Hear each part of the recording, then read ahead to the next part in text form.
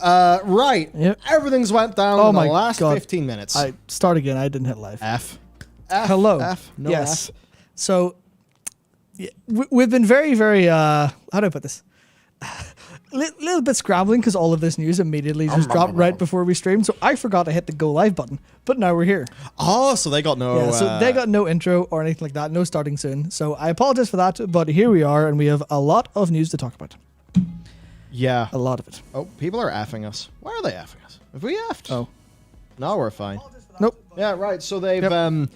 look, everyone, this is actually... This is some big business, some absolute big business. Business is going on with the world of the Warcraft. And, you know, I was actually hyped for this stream anyway because I just done Praetorium, finished A Realm Reborn, got some fun stuff to talk about there. But, yeah, you know, it's quite funny. I think the timing of our 36 things, patch 9.1.5, you know, the easy wins, it's very funny, that video, now with our new context of the news. And then on Monday, we have your video on the steps WoW needs to take, which I think, you know, if that was a slightly different video, we'd be very sad right now because it would have just been completely fucking destroyed. But I think it's actually an absolute great rally cry to the way that the game should be made going forward. And I think that in the context of this good news, I think it'll be possible for people to take the video that, you know, I recorded last night, you finished writing yesterday, that, you know, to really take that and see it as like, okay, we've got a good thing for 9.1.5. I'm sure the boys seem a bit salty, a bit serious with this video, but maybe that 9.1.5 has got some good changes. Maybe that will make people think, well, shit, maybe there is a way out of this. Yeah, I mean, that's a awful pickle that we've been in for ages. Yeah, and like the video I spent most of yesterday writing, I kind of mostly, like, it was mostly philosophical driven with some examples. And every time there was like, what philosophy what philosophy do we think the game would be particularly better in? And no word of a lie, like this ticks like 3 boxes out of however many I'd set up immediately. And it's like this, it was stuff I was like, this is going to be really, really like hard for them to, like, you know, justify doing internally, but if they do it, it'll be great. And they've kind of went and done some of it. So we're flying. Like, shall we, as the gnome himself says, get right into the news? Aye. Oh, man. Go for it. Yeah, okay, right. Shadowlands developer update is a blog post that I'm about to put on the screen that people can see. Good. Well, hey, in fact, I'm going to be an absolute madman, a hoopy dude, a crazy cookie, and I'm going to duplicate my my monitor, crazy which you know, hopefully means that terrible, you know, incriminating, horrible information and awful things get shared with the stream. Okay, it is plugged in. We got big F. We've got big F. We've got some F's in chat. Right, turns out that even YouTube's backend can't believe that the WoW devs appear to be listening. Yep. I will resolve the F momentarily. This is the first time we've had an F of this type in a long time. Yeah. So I'm actually pretty happy with it. We've been absolutely un-effed for ages, and now we're effed. It's pretty sad. Oh, dear. Yeah, this is what happens when good news happens, and I'm all hyped up on sugar-free Lucasade. And immunity. Which, you know what, after watching season 1 of Fargo, I'm pretty sure that's like a joke Dimitri makes. So that's kind of embarrassing. Anyway. Your stall potential is very, very good. Yeah. Give me one quick moment and I will... The big staller himself. I will do some. Am I stalling good or am I stalling like an engine and we're actually plummeting to the ground? Well, I mean, if you're plummeting to the ground, you know what would be very helpful? Yeah. Having a parachute. And you know what's usually attached to a parachute? Oh, he's done it, a ripcord. A ripcord. Oh, shit. Right. Fastest brain in the West. I'm not sure about fast, but it's at least a brain sometimes. So, has right, the screen capture decided it's time to work then? Yep, we have technical problems have been resolved. All right. Which means... Hello there, Mephisto's Twitter. Hello. Goodbye, Mephisto's Twitter. And hello, World of Warcraft Shadowlands developer update. Now, going to pre-warn you, there's 1 or 2 bits where I am going to, you know, I'm going to unleash, I'd say, about 1 kilogram of salt.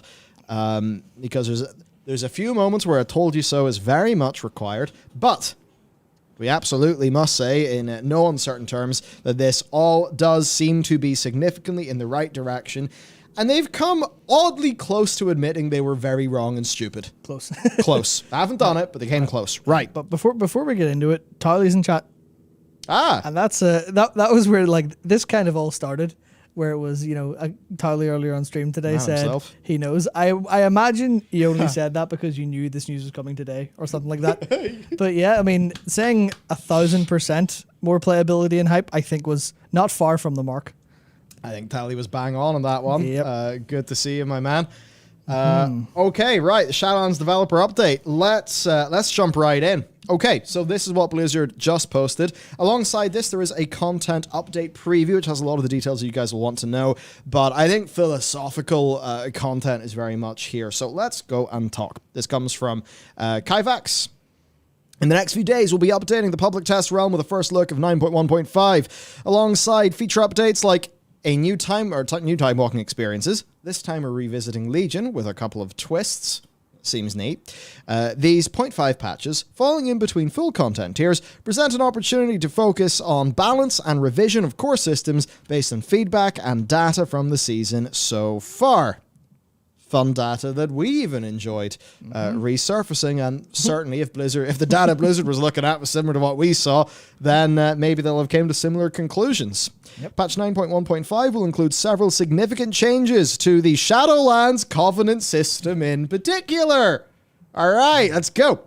Once you've reached a high renown threshold, you will thereafter be able to freely switch among any of the 4 covenants without cooldown or restriction, as well as use cosmetic rewards that you have earned from one covenant, even if you're currently a member of another covenant. Both covenant switching and the use of cosmetic rewards will also apply to alts once the renown threshold is reached on one character. And this is what we call, I believe in the biz they call this a pog. One pog. Fuck, you're such a boomer. Yeah. So, right. Okay, do you know what this means? On your main character, you can just do the 4 Covenant campaigns. I assume get a bunch of anima, dump it into all those Covenants, get the rewards you want. Just do the shit you want in your character, right? Less friction, less bullshit. Next up, Conduit energy is being removed. Conduits will be freely swappable without restriction. You know, it's a pity you guys sort of lost preach before you, actually got to announce this shit. Before you did everything he told you to do. Oh, yeah, he must be Mike the fucking Vindicated now, right? Vindicator Mike. Well, add him to the game as a big sexy Draenei. A big hammer. Okay. Or maybe big ripcord, who knows. Anyway, enough Beyblade. Let's go for the next part. When playing alternate characters, if you have already completed a given Covenant's campaign on a different character, you will be able to immediately earn the Renown and 3rd Soulbind unlock without needing to replay the full narrative arc. That is what we call some good news. I might be able to play an alt now. Yeah, you're the happy man who's done the Night Fae campaign twice, right? Yes, twice. Yeah, twice. Almost 3 times. Almost 3 times. Yep. Well, you shouldn't have done that, should you? Nope. Oh dear. Always remember, folks. If it's not a 0.5 patch, always wait for the 0.5 patch, because 8.3 teaches us that, and so does 9.1. Yep. Oh, yeah. Well, let's hope the principles are learned, but also let's continue. While we hope many players will be pleased at the increased accessibility and freedom for experimentation these changes will permit, we know that you may be wondering why we didn't make adjustments like these sooner. After all, a large portion of the community has been vocal about wanting to see changes along these lines since mid-2020 when Shadowlands was still in beta. Yes, hey Blizz, that's when you acted like a bunch of, honestly, stupid, arrogant people. Because, look, I know you're about to justify some of your decisions. You can't pull a fast one. I know, and you know, how much this shit damaged 9.0 and 9.1, so don't try to play some wee game that it's just narrative framing and timing that makes this make sense. When it comes to the limitations on Covenant switching, millions of players experience Shadowlands for the first time through the lens of their Covenant of choice, and that would not have been possible had the choice carried less weight from the outset. No, that is what we call utter fucking wank, my dudes, because players who play fantasy RPGs make their decision based on fantasy for their character. Role players ain't sitting there thinking, oh, which Covenant ability do I want? Which player power do I want? No, they're making a decision for the aesthetics and the fantasy of their character. You tying player power into that had absolute zero, zilch, nada value. It just made the game worse. Admit it.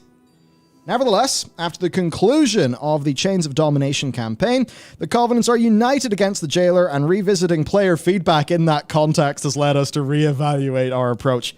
Again, I do not accept this statement. I am glad that it's happening. It absolutely is a good move for the game, but, I can't see just, a good change is happening, and then, take leave of my senses and my principles. Because, no. The Covenants were all friends at the start of the Shadowlands expansion, right? It's not like we had a great campaign of Covenant unification, really. They were all fighting the same problem. The only difference was they had more localized threats, with their own anima droughts and their own, implications of the anima drought for each Covenant. But it absolutely is not the case that you needed the narrative framing of patch 9.1 story in order to have these Covenants, have the narrative support these game mechanics. Not the case. In terms of day-to-day experience, the advantages of a rigid division between Covenants have diminished since Shadowlands launched. I think it's going to be damn hard to find people for whom there were advantages to that rigid decision, because if you just wanted to be a Night Fae, you're just going to go and be a Night Fae. The fact that it was a rigid division did not really factor in. Unless you're the sort of player who actually cares about playing World of Warcraft, the video game, in which case it was just annoying and a humongous cock-up of endgame gameplay design. Because we all know that your original design goal with Covenants was have your cake and eat it too, to the point where your design goals were basically impossible, and we all told you this in beta. So again, I absolutely applaud this change being made, but I want to be very, very, very clear that it should have been like this at launch, and that some of the justifications contained within this post are not justifications that I accept, and I actually find it hard to believe that they even believe some of these justifications, because it seems so obviously silly to me, and I have to imagine that this is maybe a pride or honor thing where they're just not willing to admit that it was a big mistake at launch, and now they're rectifying it. I think if they had done that, then at least the post would have better engaged with players' emotional experience of playing this expansion near the start. Well, here's at least one good thing. They did say revisiting player feedback. They didn't say, this was our idea the whole time. We just thought it wasn't worth it. True. At least they have said, sorry guys, you were all right. They just haven't said it in a way that feels good. They've just kind of vaguely had to really fucking sadly admit it under their breath. Yeah, I would have wanted a far more clear Yeah. statement than that. But this is good news. Don't be mistaken. This is good news. I am a bit of a prick, but it is good news. So as they say, apparently the advantages, because of course you and me, dear player of World of Warcraft, both really enjoyed the advantages of the rigid Covenant design in 9.0 and 9.1. While the downsides, brackets, feeling disadvantaged in certain types of content or having to choose between mechanical advantages and aesthetics, have only grown. I think it is the case, they are right here, that even if you were to say there were disadvantages or advantages, which obviously I do just disagree with, they are very true that the disadvantages have only grown and grown and grown, especially once the content runs out, and then you're only really left with like engaging with the systems, and the systems have issues. That balance of factors no longer justifies the original limitations of Covenant switching, so 9.1.5, we're looking to provide a way to circumvent them. Okay? The justification was never there in the first place, and if you admit it, it will go down well with players. That's just how it is. Just how it is. Just how it is. Now then, Conduit Energy, however, is a different story. Oh boy, howdy. I think it's a very similar story, but this is all what I would call true. The system simply has not played out the way we hoped it would. I find that to be one of the most hilarious statements, because, look, I know that hope is important, and Sylvanas' whole thing has been killing the old hope. I don't know. Maybe if Sylvanas had have killed hope even harder, that they would have been realistic about what they were putting in the game. Because there was just about zero universe where Conduit Energy actually made sense. And again, with Conduits, we told them that the initial consumable version of it, which is was a bunch of wank that would not be good in the game. And eventually they relented. And then they felt they had to do Conduit Energy. We consistently told them Conduit Energy was a really bad design. And we did that from the start of beta. I want to know, why was this not removed earlier? And why was there not more communication on it earlier? I think these are still important questions as much as we are getting good stuff. I mean, here's the one thing that I'm thinking reading that.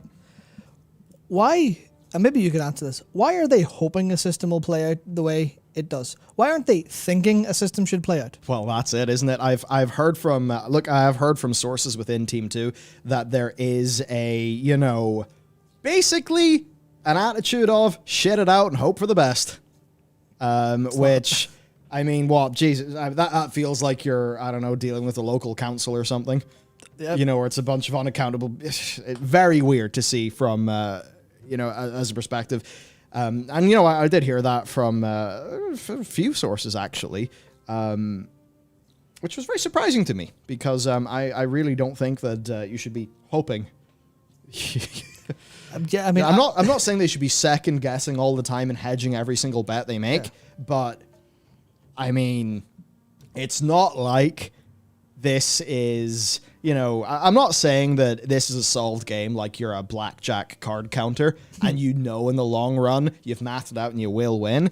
But just given that it was unanimous negative feedback from players, it should not have taken this long, because 9.1.5 is probably going to come out, let's be realistic, near enough to 1 calendar year after the Shadowlands expansion, right? And that is just the reality of the customer's experience. And the reason I want to hammer that and hammer that and hammer that is because when you're developing a game, it is a different perspective. And sometimes it seems there needs to be a reminder of the customer's experience. Yeah, I mean, that's the thing. I don't pay them a tenner a month for what they hope. I don't pay them a tenner a month for what they want to do. I pay them a tenner a month for what they deliver to me as an experience. Mm-hmm. And that's the thing that, even reading this, I'm trying to keep this in mind. I don't want you to hope. I want you to think. I want you to know. It's your job to know. Yeah. That's what you're literally paid for. To know how your systems will work. Because that's what design is doing. It's not your job to have a hissy fit about a perceived bullshit problem that doesn't exist, or, only exists logically in your head, but not really in terms of a player experience. Mm.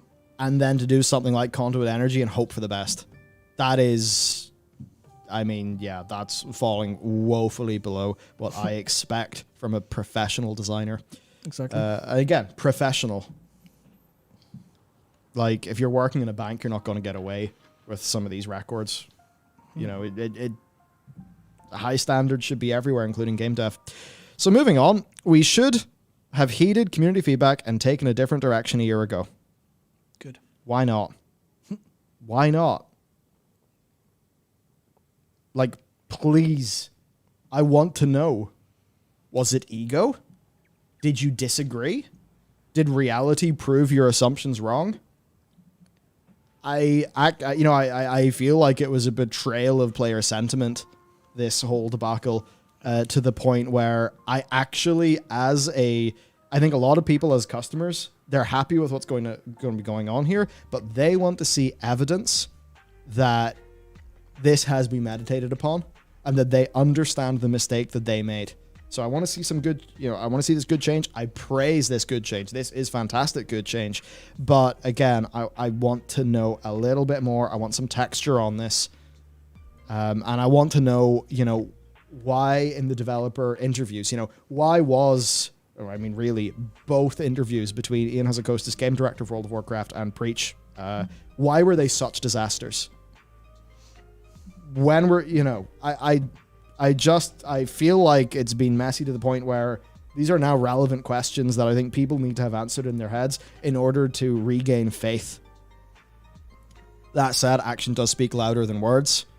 We are seeing good action, and I praise that. But again, and this is maybe not going to be as much of a thing for the the more fair weather people. I don't mean that in a derogatory way, but for those of us who have really been here day in, day out with all of this stuff, maybe we are just too close to the issue. But to continue anyway, a majority of players largely ignore the system and are unaffected by it. That's me. Absolutely, that is me. While the minority who want to engage in multiple content types competitively feel constrained by it. Overall, that adds up to a negative experience. Conduit Energy isn't really making the game better in any appreciable way, so we're removing the system entirely. Good. Good. Now, revisit your posts and utterances justifying this system. Revisit those. Think deeply. I would like it if we then got an explanation as to the inner workings out. Because in my job, if I cock up, I don't just say, oh, hey, whatever, we're changing this thing going forward. I usually will want to explain so that people understand, because that also helps to show that maybe, in a case where I've cocked up, that I've learnt and grown and that I've been I've reflected, upon the issue. Continuing on then, as for the Covenant campaign skip for alts and the ability to freely swap Covenants and alts, the change is one outgrowth of many ongoing discussions in the development team focused on feedback that at times players feel the WoW content they enjoy most is locked behind experiences that aren't nearly as appealing to them. Some of that feedback revolves around different playstyles and content types, but a consistent theme is that experiences that were fun first time through start to lose their luster on repeat playthrough on alts, especially when required for power progression. So just as the Threads of Fate system exists to allow players to skip the level up zone narrative in subsequent playthroughs, please iterate in Threads of Fate, by the way, we want to give max level players a similar option to avoid having to replay a Covenant campaign they've already done. Bam! Good shit. Good. And if this philosophy is carried forward into the future, real good. And let me say, I'm not going to say, Blizzard, that you just go and radically change the game to have, all the jobs in one class like Final Fantasy XIV, but at least investigate the legacy system of Star Wars The Old Republic, because that is basically a way where they have account-wide progression, but still, your character is a character with a class with its own story. Perhaps some sort of legacy system would be a great way to codify some of these excellent philosophical changes going forward in a way where we don't have to revisit this discussion because it's already handled, because we've worked out the way we do it.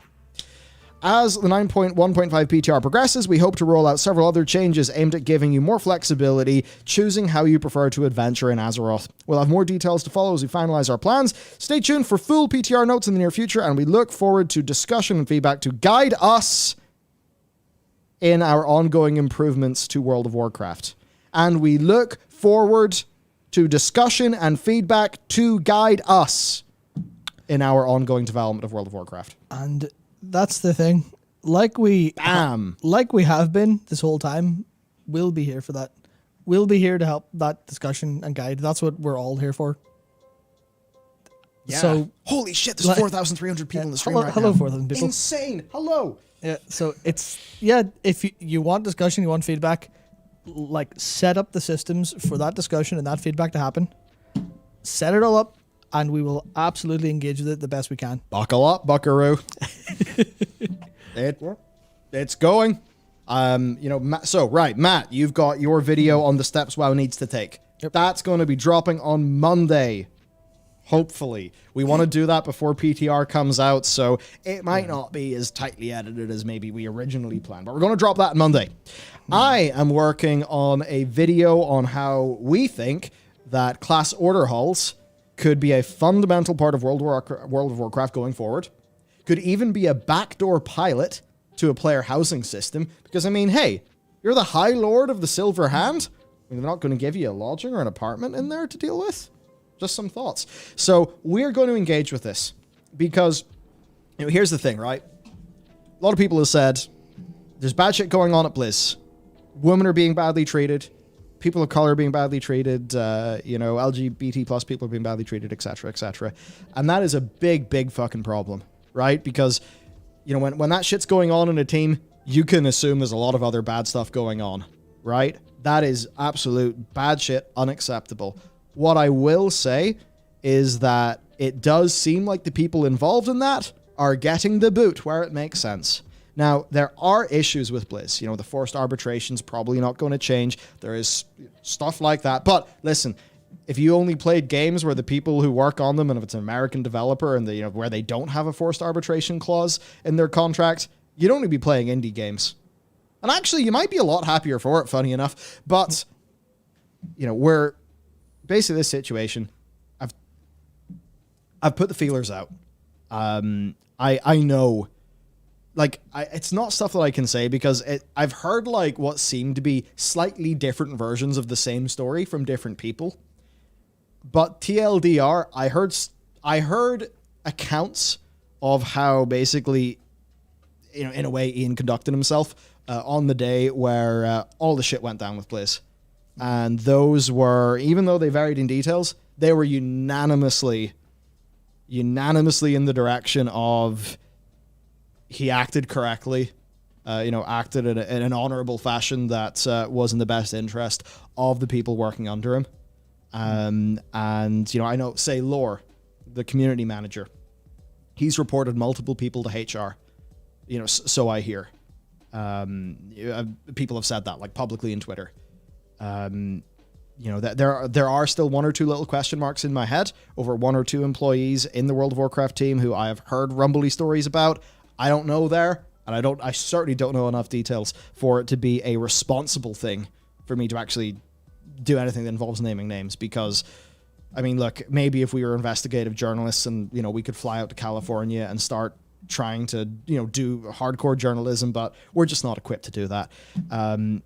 But suffice to say, this is a situation where Ybarra and O'Neill, the two co-leads, I've heard good things about them. With the World of Warcraft team, which is the one I'm mainly concerned about, I have generally heard they're taking it real fucking serious. That is good stuff. Now, there are institutional issues within the company, Activision-Blizzard, stuff like that. Yeah. But if it's this situation where the team's taking that shit seriously, then, we need to stay on top of that and ensure that, those good changes are happening and support the staff who are trying to make the good shit happen. And if that is the case, and we can be content that those internal issues are being fixed up and that there is not really that there is not more of an ethical issue playing WoW than there is, buying a package from Amazon or, buying a Nestle product because big corps are big corps. What are you going to do? Live off the land? Then, 100% it's time to engage. If they are saying we look forward to discussion and feedback to guide us in our ongoing improvements to World of Warcraft, if they say that and they mean that, then we are going to fucking run with that because we don't want to abandon this shit. We want this all to be good. So that's the crack. That's how it is. That is how it is. So, right, Shadowlands developer update. This is the blue post that they've done overall. Before we go into the 9.1.5 content update preview, is there any further comment you've got? No. I think you covered most all of it there. It's just the idea of this isn't a solution. This isn't a fix. This isn't, everything's all happy and nice now. This is literally the very first step. It is a good first step. It is just they need to take the second step and they need to take it quickly. Mm-hmm. And honestly, even there's something we'll get to later, which is they posted a developer update schedule on Twitter, which is literally just big. Literally just a list of things. And it looks to me like I was talking to you about Rogue Legacy 2, and they have a roadmap which is here's all the stuff coming in this patch. They just did that here for this. They posted on Twitter. It's it says Legion Time Walk with Mythic Plus, improved Covenant swapping, conduit energy removal, and a whole bunch of shit we'll get into. But that's they're communicating. they're communicating to us about what's going on. Yeah. If they could improve that a little bit more, then as far as, Activision-Blizzard stuff aside, World of Warcraft as a product, regardless of how people are engaging with it, will improve. Damn straight. That's what I think. I think outside of people who have been burned to the point of spite, I think the vast majority of people want that to happen. I can't massively blame some of those people, to be honest. Me neither. Given that they had a lot of feedback in Legion, because we can't just pretend that Legion was perfect. They had a lot of feedback in Legion. They had a lot of feedback in PFA. They had a lot of feedback in Shadowlands. They then, over that span of time, by purchasing product and maintaining sub, put a lot of money into a situation where they were not respected. Yep. I mean, just remember parts of BFA and the strange doubling down on shit around 8.0 and some of those. There's a few of those posts Lore had to make where I just thought, fuck, man, I know you know your names in this, and I can't believe that you think this is good stuff. I'm fairly sure you don't, but it's your job to make the post, and now it's attached to your name. Oh, Jesus, you poor bastard. You're going to get a lot of shit on Twitter for this, but, I mean, yeah, it seems like that might be changing a bit. So, that's the Shadowlands developer update. Now it is time for the 9.1.5 content update. So let's get into this. Yep. This is good stuff. an initial look, and it's mostly, good and true and all of those things. All right. Covenant updates. Players who reach max renown for their Covenant will be able to freely switch among any of the 4 Covenants without cooldown or restriction. That's pretty cool. Do you know what would be real big humongo business? What? If you could just hit the talent thing in your keyboard, and you Me. could go from whatever you are Divine Toll carrying into event there for Ashen Hollow. bang. Wouldn't that be cool? That would be incredible. Well, there is it's weird. I can actually see there being some, they didn't build the game that way. No, they didn't. So I can understand why that would maybe take, if they want to do it, it would take significantly longer. And I really, I couldn't be fucking bothered switching Covenant between pulls. But I mean, first time we raid in 9.1.5, I will absolutely be running Ashen Hollow to see how it feels. Have I versus got it? Divine Toll. Could a solution there be something where you can summon an NPC? Because if you think about the likes of the Great Vault, there's no technical reason why you can't activate the Great Vault, but your character's in Narnia, right? I think surely. So. Because remember there was the command to open the UI, and then they added the actual UI opening. Yeah. So precisely. So, is there a way where you can just give us something where we spawn a little NPC, that NPC appears beside your character, and you can use that to basically swap a Covenant, so you don't have to hearth, to a Covenant hall, do a thing, switch, come back. So that's maybe a thought. But anyway, before we go any further, I want to say one thing. Players who reach max renown for their Covenant, come on now. I mean, I don't want to sound like I'm nitpicking at this point, but I will nitpick until the cows come home, until they learn their fucking lesson. But 80 renown's a lot of renown. Yeah, it's like the renown catch-up is fast, but you get it one at a time, and 80 steps is a lot of steps. Yeah. I mean, also, this is 9.1.5, so it'll be a significant while away yet. But we are still 8 weeks away from max renown. Oh wow! Which means if the patch is before 8 weeks, then this shit won't be available at launch. This won't be good for people who want to log in and swap a Covenant with no restrictions who haven't played. So I can understand the want to have it max renown, but it should probably be 60 instead of 80, because that implies we've done the Korthia campaign at least. Fair. Because and rough if we're going to take them at their word, that's good feedback, and there's a chance that could be implemented into the game. So, maybe. As they continue here, cosmetic rewards, including pets and mounts that have been earned from that Covenant, will thereafter be available regardless of your membership in a different one. Covenant switching and the use of cosmetic rewards will also apply to any alternate characters once renown threshold has been reached on one character. Big. Good. Big and good. Conduit energy is being removed, and conduits will be freely swappable without any restrictions. I mean, based on their original logic, the game's basically dead now that this change has been made. Okay, I'm being a bit of a dick. Moving on. Completing a Covenant campaign on one character will allow alternate characters the ability to skip that same Covenant's campaign, earning the renown and a third soulbind unlock immediately. without needing to replay the full narrative arc. That is great. But you've already heard that from the segment we just did. So let's get into some of the newer stuff then. New character customizations. A variety of new character customizations are being introduced for the Nightborn and Lightforged Draenei, along with additional updates to ear size options for Void Elves, new travel forms for Druids, and new soul shapes for the Night Fae. Sound stuff, and there is a visual preview here. I mean, that's not Nightborn, that's Lightforged Draenei. Looking pretty good. Did they get the Draenei sidebreed? I do not know. Scroll right. Scroll right. I don't see it. Fuck. Game's dead. We're getting there. We're getting there. This is good stuff. This is what we want to see. And then again, for the Nightborns out there, there's a little sampling of some of the new character customization effects that you guys are going to be getting. And that's great, because the poor Nightborns are busted.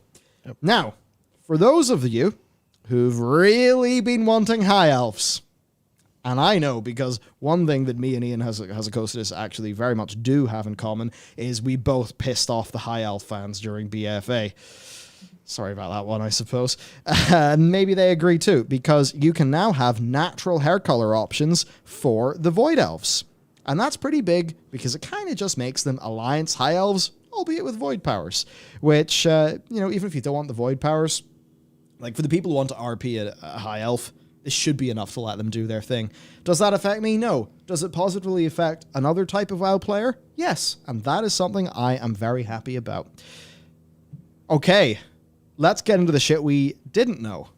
Now, I'll tell you what, this is interesting, and I wonder for Mr. Dratnos and Mr. Tettles, they actually suggested per season adding 1 or 2 Mythic Plus dungeons, time walking ones, into the M Plus pool to keep it varied. So an interesting idea. Not happening, but here's what is happening. Introducing Legion Time Walking. Delve back into Legion dungeons with Legion Time Walking and take on the challenges within, including access to Legion Mythic Plus dungeons. This event will run for 2 weeks, the first time it runs within the game, and will resume a regular 1-week schedule for subsequent bonus events. So that's where I'm going to say, hey, Blizz, you lot, and this is covered in Matt's upcoming video, but you lot have been making this game for a long time. And as a part of that, you have a lot of content inside game. Now, I'm not necessarily saying always have time walking all of the time, but I will certainly advocate for more time walking more regularly. So I don't know how that's possible. I personally would be okay if a time walking week could overlap with another bonus event week. I mean, there's a lot of people, they see it's Pet Battle Week. That ain't their thing. There's nothing there. Why not also do time walking along with Pet Battles and along with the World Quests, so that some of the instanced content players who maybe aren't so much into the Pet Battles and doing the World Quests, so that they have maybe a bit of spice to do. Just an idea. If you're doing stuff like this, I mean, accessibility to that is a good thing. Mawscape. Players who have completed the introduction in the Maw on one character will be able to speak to High Lord Darian Morgraine in the capital cities to skip it on their alternate characters on their account. And as much as it is a crispy serving of XP, it's pretty dreary. So that is a great move. Next up, another one we've covered before, Island Expeditions queue solo or with a party. Players who want to take on Island Expeditions are now able to queue for them solo or enter with a party on normal, heroic, and mythic difficulties. There are a bounty of awards just waiting to be plundered. Yes, absolutely. For a bunch of people, right? They innocently just wanted to go get some mogs, go get some mounts. And it was a bit of a pain in the ass because you had to do it with a group and queue up, do all of that. Now you can just do it solo. Now, if you're doing a gigapool in the island, you go to use some of your AoE abilities, and you realize the AoE cap's a thing. Ooh. So, it's the weird thing where there's a bit of me that just wants to say, remove the AoE cap in legacy content. And then there's the other bit of me that says, very inconsistent game mechanics makes for a confusing player experience. So, I don't know, man, but the situation there with the AoE cap is certainly not ideal for a gameplay type like this, but it is good that this is happening, so thumbs up there. Talent and ability improvements. In 9.1.5, we are working on additional updates to a variety of class talents and class abilities, including conduits, rune carving, and covenant class ability tuning. So, good. We'll have to see how, of course, that is when it actually comes out. Allied race unlocks. Allied races such as the Kalterans, Mechanomes, and Dark Iron Dwarves, which had a dungeon requirement to unlock them, will no longer need to complete the associated quest in order to gain access to those races. Players will be able to skip ahead. Next, additional travel points in the Maw. Players will be able to take advantage of additional fast travel options from Venari's Refuge to Perdition Hold and Desmatron. Oh, great. Don't have to do that friggin' run with all of Hellia's chunky fellows, biting at your heels. So that's great. So we can unlock access to those, get around them all a bit easier. Good shit.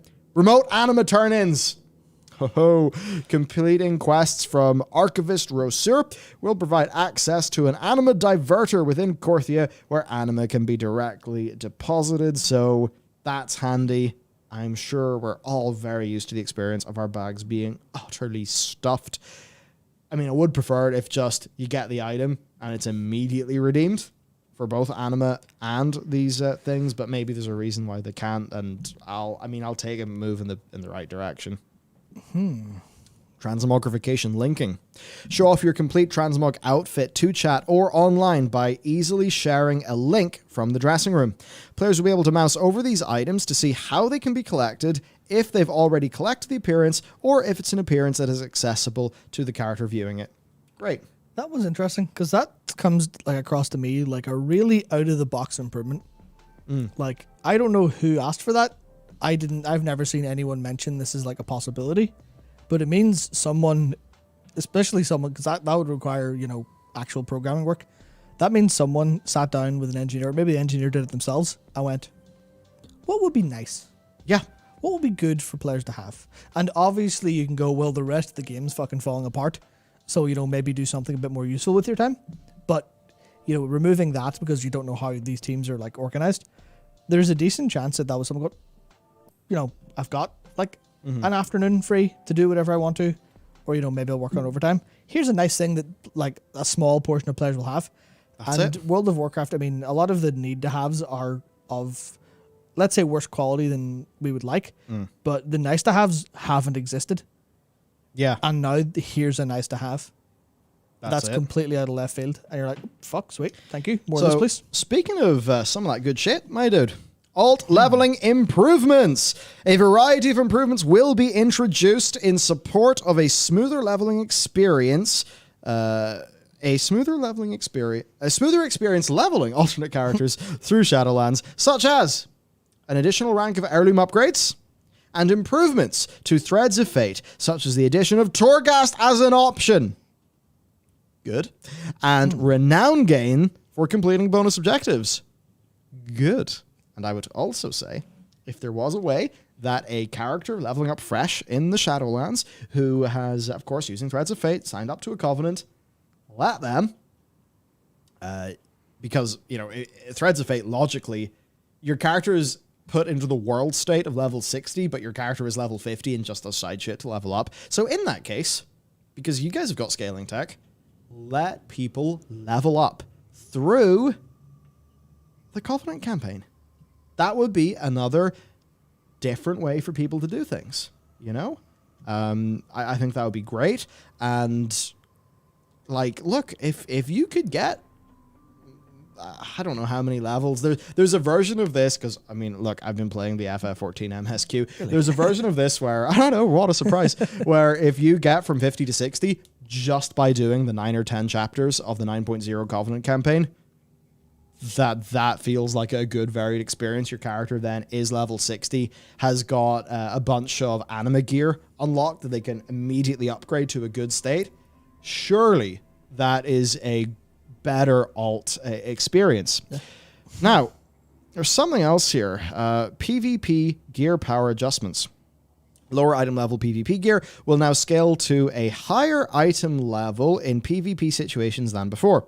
This should reduce the power level gap so the new characters can feel they're able to compete in battlegrounds and arenas more readily. This change will not affect high item level PvP gear.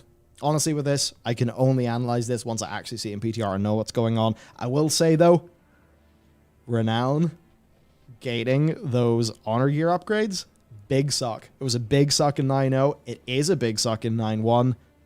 Remove. Rune carving recipes. Drop rates for rune carving recipes will be increased to 100% in any dungeon difficulty. Again, good. Determinism in my fucking video game, please. None of this random bullshit. Like, randomness is fine, but randomness can't be layered. What's the game? What's the game? Is the game... It's like... Imagine if you're playing with toys as a child. Yeah. But instead of getting a Lego set and playing with your Lego set, 90% of your time playing is like spent getting bits of Lego. Because, you know, imagine you've lost all your Lego pieces and you've got to scavenge them from around your room. And, you know, oh, why are my Lego blocks, in the basement in a disused filing cabinet? You know, you're spending all of your time, not all your time, but, you know, you're spending so much time acquiring your legendary recipes, leveling up your legendaries, crafting your legendaries. That's not the gameplay. The gameplay is cool legendary effects on your character to have fun with, so that then that bolsters and supports the content you want to do, such as M+, raiding, etc. And whenever Blizzard juiced up the acquisition rates of Legion Legos, and for those people who stuck around through Legion and then just had all of the Legos by 7.3, they had a lot of fun with that. Yeah. So that's a good change. Also, here's the thing about the random stuff, right? And here's something that obviously they have people who know mathematics, because they have that's what a lot of the system designers do, because there's a lot of complex shit going on with World of Warcraft. Anyone who has vaguely studied any probability from like a primary school level will know that if you chain probabilities, if you roll a dice twice, you've just added extreme outliers. If you roll a dice 15 times, the probability of the desired outcome is can be so unbelievably low that you have this uncontrollable spread of probability from even layering a little bit of randomness. Like, just imagine how that feels for players on the worst side of it, and ask, is that ever worth the higher side of it? And I think the answer is no. Keep probability, keep randomness constrained, and then it will be a nicer time for everyone else, and also give people things to work towards that they'll fucking get. Because I don't know, you don't go to a restaurant, hand over your money, and say, give me a box. Will the box have food in it or not? I don't know. But that's the thing. Money and time are, they're separable in ways, obviously, with video games, but it's the same concept. You don't want to go do something and not get a fucking reward. No one wants to do that. Yeah. And it doesn't matter if you can get 2 rewards, because, maybe the restaurant analogy falls apart because you don't want to get a box with 2 meals in it, but you know what I mean? Well, yeah, I would rather get some VP and JP than, even if in absolute terms my gearing was faster, in the casino.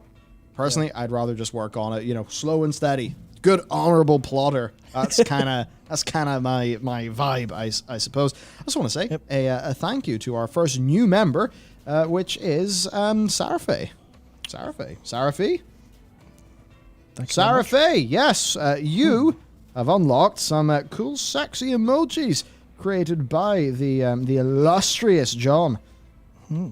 Look at that shit. Look at that shit. Matt with his glasses. Incredible. So we got the final thing then, which is Battle for Azeroth Legacy Loot Rules. Legacy Loot Rules will be enabled for players at level 60 in all Battle for Azeroth raids and dungeons, causing encounters to drop the number of items they would randomly drop for a 5-player dungeon party or 20-player raid. And this is really good. Because, this would be so good if Battle for Azeroth had class sets. Yeah. As it stands, it's only a regular good. But fair enough. This is more stuff, because a lot of people dropped off BFA. This is just more ways for people to play the game. What if a little 3-person or 4-person group of us goes, one night does Eternal Palace. Because I didn't do Eternal Palace. You didn't do Eternal Palace? You didn't. No. Yeah. Good. Better way to engage with the game. Yeah, and here's another layer of thought. Imagine if, you wouldn't have to do this, of course, but imagine there was an option to level sync down. Oh. Doesn't have to be perfect, just has to be vaguely closer to reasonably difficult. Just imagine that option was there, because level syncs in the game, right? It's there. You know how to sync levels. The balance isn't perfect, but you have the ability to sync levels. Why not just give it a fucking whirl? Give it a try. Even if you want to try it on PTR, set up a raid test night for this with level sync enabled. Even if you get only a couple of groups, you know, you've got data, you've got an opinion of whether or not it's worth shipping, and then you've just massively improved how much game you have immediately, because now your 17 years of old content isn't in the dust. Mm-hmm. It's just small little things like that, because level syncs the game. It sucks, but it's there. Yeah. Why not give it a spin? You wouldn't have been playing that Final Fantasy 14, would you? Actually, no. I haven't been fucking time to play it this week. Oh, sad. Oh, I'll talk about mine later. So, okay. Another quick little thing. Mm-hmm. Now, this is actual bloody insanity. So here it is. World of Warcraft at Warcraft, and instead of some fun memes and chuckles and banters and transmogs, we have them communicating vague plans. Fuck me. What is going on in this crazy upside down world where the WoW team are actually talking with us? Look at this. So, World of Warcraft developer update, fall 2021, modern, patch 9.15, and quick little list. Classic, Overlords of Outland. And of course, for the TBC people, because we haven't mentioned it thus far, Arena Season 2, Guild Bank Group Browser, new rewards, new Arena Bulletin Board, Tier 5 class sets, new reps, new daily quests, Tempest Keep, the Eye Raid, and of course, Serpent Shrine Cavern. And by the way, be sure to watch the complete history of World of Warcraft, The Burning Crusade, a set of two, full episode of television, long documentaries that we did a few months ago. Just if you're interested in that. But I just want to say, this is great. This is great. And I want to talk a little bit about developer communication.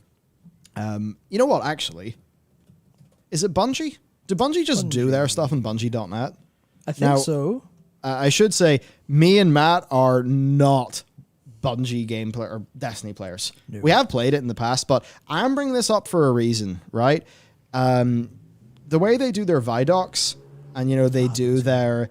some of their, this week at Bungie's, like, they have pretty big, like, look at this post, man. Big posts. And certainly Bungie have made missteps in their time. Lots of them. But, I mean, look, this week at Bungie, this week at Bungie, this week at Bungie. And, you do get the this week in Warcraft. They do some little Twitter posts and things. But, they're just saying, oh, hey, this week it's this, event and this event and that event. But if you actually, look into some of these, this week at Bungie, we're talking weapons. And apparently, this is the last this week at Bungie of the season, because Destiny is a seasonal game. And, they do a full big, like, loads of notes, lots of talking, lots of insight.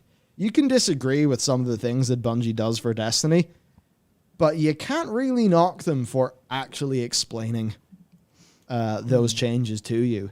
And, you then look at Destiny 2 and some of the, I think it's Vidocs that they call them, yep. That they do, and it's just pretty intense stuff. It's a lot of communication. And I just say, look, Blizz, with World of Warcraft, I mean, hey, you're Blizzard Entertainment. You are not a multi-dollar company, as much as some of us will laugh that you guys feel a bit budget sometimes. You can afford staff. I mean, sometimes they just get fired in big unceremonious waves, meaning that people like, say, Caden, who are great for community outreach and things like that, are now doing great work for one of your competitors. So, whoops, your loss. But you can afford the staff. You can afford the staff. Why aren't you doing stuff like this? I don't know. Maybe they're not set up. I certainly know, like, I've had chats with Laura before. He seems like a good guy. He really does care. He did, in fact, come from the community. He was a fellow YouTuber back in the earliest days of me doing things, and he'd been doing, stuff for a lot longer. He gets it. He does get it, right? And so I think that there are smart people, there are good people in that community management team that know what needs to be done. I just feel like they haven't been granted the resources, and there has been a bit too much corporate red tape. And of course, Bungie are an independent studio, right? They're not owned by anyone. I mean, I think NetEase did have a very big investment in them, but, Bungie gets to do what Bungie wants to do. There's not all the layers of bullshit, it seems anyway. If World of Warcraft was able... I mean, could you guys imagine? It doesn't even need to be this week at Bungie. Imagine it was just this month at Warcraft, and you'd have, little posts on some topics from the developers explaining, okay, we shipped this, we got this feedback, here's what we want to do, thinking about a future patch in response to that. Just stuff like that would be great. And, more posts like this Twitter post where, as much as people do meme and clown in the roadmaps, because it was very much seen as, oh yeah, you launched Fallout 76, it was a bit of a clown fiesta, and then you gave us a roadmap, or you launched Anthem, it was a clown fiesta, you gave us a roadmap. Now Jim Sterling is saying roadmap in the same intonation as AAA, and everyone laughs at roadmaps forever. And I'd say that in a live game, like something like World of Warcraft, a roadmap is actually a great thing if it's done well. And it's fine if the roadmap changes in the future. It just needs to be communicated well. But at least if there's the communication, that just, to the players, it makes them really feel like the developers have got their finger on the pulse, and that's good. And it's funny, a lot of people were sending me messages of like, hey, why hasn't Grugthok, Ian's character, logged in many, many, many days? Because Ian hasn't logged into WoW in ages. Here, I think it might be because he's been busy. Maybe. Big blog posts coming out, developer updates, things like that. Stuff's going on. So that's that. And I imagine this is by no means the end of the changes for patch 9.1.5. Definitely not, because a game designer on World of Warcraft, Jackie Wiley, has retweeted the update from the Warcraft dev team and said, and it's just the beginning. Jackie Wiley. So Here we go. It's the Twitter of Jackie Wiley. And, good. It's not one of the... There's one or two Blizz-related people who have got me blocked. And it would be really awkward if I went here and I was blocked. So Jackie here says, and that's just the beginning. Yep. And, there's multiple things there. Of course, the blue heart. It's good to see that. That's just the, the little symbol of the ongoing movement to clean up Blizzard. So... it's good that it's, it's not just the game, it's the other things at Blizzard that are also being cleaned up and fixed. Again, we're going to take the word of staff in this one, and not the word of, Big Bobby K himself. But yeah, and this is just the beginning. So perhaps we can expect further things, and that is why, whenever, if I just go to our channel page, like whenever we did videos like this one, this is supposed to be 36 easy wins for 9.1.5. If some of those are easy wins, maybe they can be made. Maybe there is enough time. So this was our list of 36 easy wins. Do you have a list? Do you have a list of easy wins? If so, tell them. Tell them, because it seems like we're catching them at a period here where they are a lot more willing to listen, where they perhaps have been forced to swallow a lot of pride. Because as much as, I will admit, not all of this post, some of this post I do feel is a bit mental gymnasticsy. And maybe feels like they're not willing to just admit that they cocked it up at the start. Or like they're trying to salvage a win from a cock up, as much as, whatever, it does seem like they are a lot more willing to listen right now. And if they are, then it is the time to help them. Because the one thing where I think we can be guaranteed that players of WoW and developers of WoW are in alignment is that they want World of Warcraft to be good. Now, we're going to have different ideas on what we want and how it's better, but if it's at a time where we have, where there are negative numbers that the dev team are seeing for engagement in their game, and there are, we talked about them in our video. Scott Johnson is not a liar. I think Scott Johnson is a honorable man. And he said that he had heard from Blizzard that the drop-off on the numbers, this is in a quote he supplied to the BBC, that those were worse than they'd expected or kind of seen before. So the numbers are backing up the change needs to happen, and it seems that there is alignment in goals. And that just means it's time to go ham. I think that's it. I'm out of juice. I'm not out of juice, actually. Or have we said? Yeah, I mean, it's the time for them to actually show what they can do, show what they mean. Because this is like, I feel like this is their last chance for a lot of people, and these are a lot of hefty moves and a lot of hefty promises, and this is like the last chance people will listen before it'll just be a boy who cried wolf situation. That's what I think anyway. I think it'll be, Blizzard make this, they make changes. If there's more to come, if 9.2 comes with a lot of changes, if it comes with, maybe tier sets, class sets. Yeah. Maybe, there's no extra systems included that add borrowed power. Maybe there's a couple of nice little UI changes, a couple of more easy wins done. Then people will start to believe it. And it's a case of there's no easy out. Like, there are easy wins to take, but they're small wins. There's no easy out. They actually have to sit down and do the work. Yeah. Because it's been like, this hasn't been, oh, Shadowlands bad, everyone's away. This has been, the start of Legion hurt people systems-wise. A lot of BFA hurt people consistently. This isn't, this isn't the case where they're about to steer off track and they're like reverting course.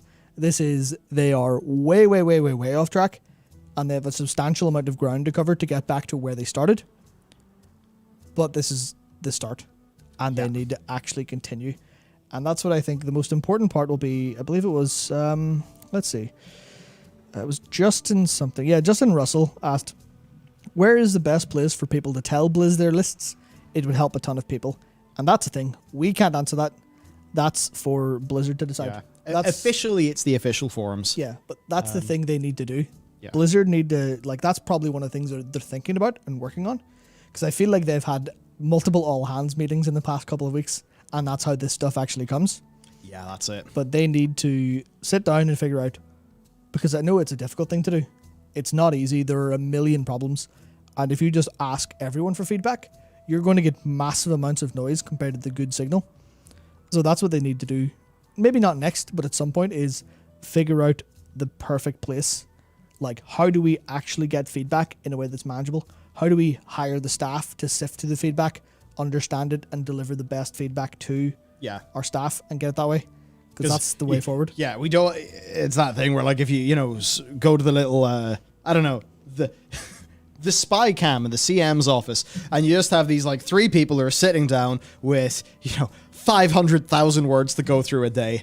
That's probably not useful. So yeah, I think some way of them telling us how we can help them. And I know a lot of people are going to say it's your job to help yourself and make the game good because you are professional game developers. But this also is a live game.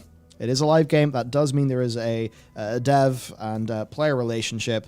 And yeah, just a little bit more there would be useful. I imagine they have things that can track upvotes and just so on and so forth in the official forums. So I imagine if something gets enough upvotes, maybe there's a flag on it, or I don't know what their internal tools are.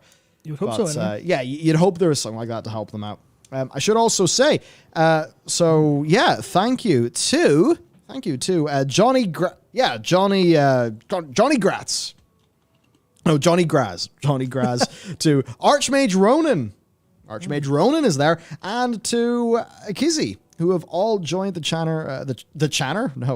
channel as members, and therefore do get some of John's very fun. And I was going to say by default very sexy emotes, and then I realized most of the emotes are you and me, so maybe that's a bit too the grown horns. Turns out John had the absolute genius thing that if you just slice my arms into two different emotes, you can do all sorts of creative concoctions whenever it comes to emoting time. So thanks for joining. You guys are helping out a great deal. Okay, so if I go to our stream notes per Dakor, because all this stuff happened 10 minutes before the stream went live, I do want to say we bit of credit to your man Towie. who he teased us. He teased us real good on his stream today, and boy howdy, it does seem like some of that is in fact being delivered on. And that is real good stuff. And I do appreciate Towley's willingness to hear a few things from his Blizzard contacts and share them with the rest of us. I do appreciate that a great deal. Maybe we go super in and we're like, oh, it's actually Special Agent 00 Towley who, Blizzard are leaking things to on purpose. Who knows? But no, thanks Towley for giving us the heads up in this one. That was that's all cool. And certainly Towley, he did a video critiquing Shadowlands a good bit ago that I think was very much on the money. Also, Alexis Cote, thank you for joining as a member as well. Good job, Drifter. That is a nice combo of emotes. Okay, so let's just go through the stream notes we had, see if there is anything that's particularly something that we can talk about new, because Dakor, while we were talking, he kind of did the whole breakdown of these, and I feel kind of bad. The man did some real good work. Dakor is a real champion when it comes to the research docs. So he's been helping out a lot on the stuff that we've been doing. Okay, well, he does have, an Island Expedition vendor recap. So if you want to have a bit of a gander at some of the rewards that you'll be able to grind out, there's for the Seafarer's doubloons, a bunch of those salvage boxes, right?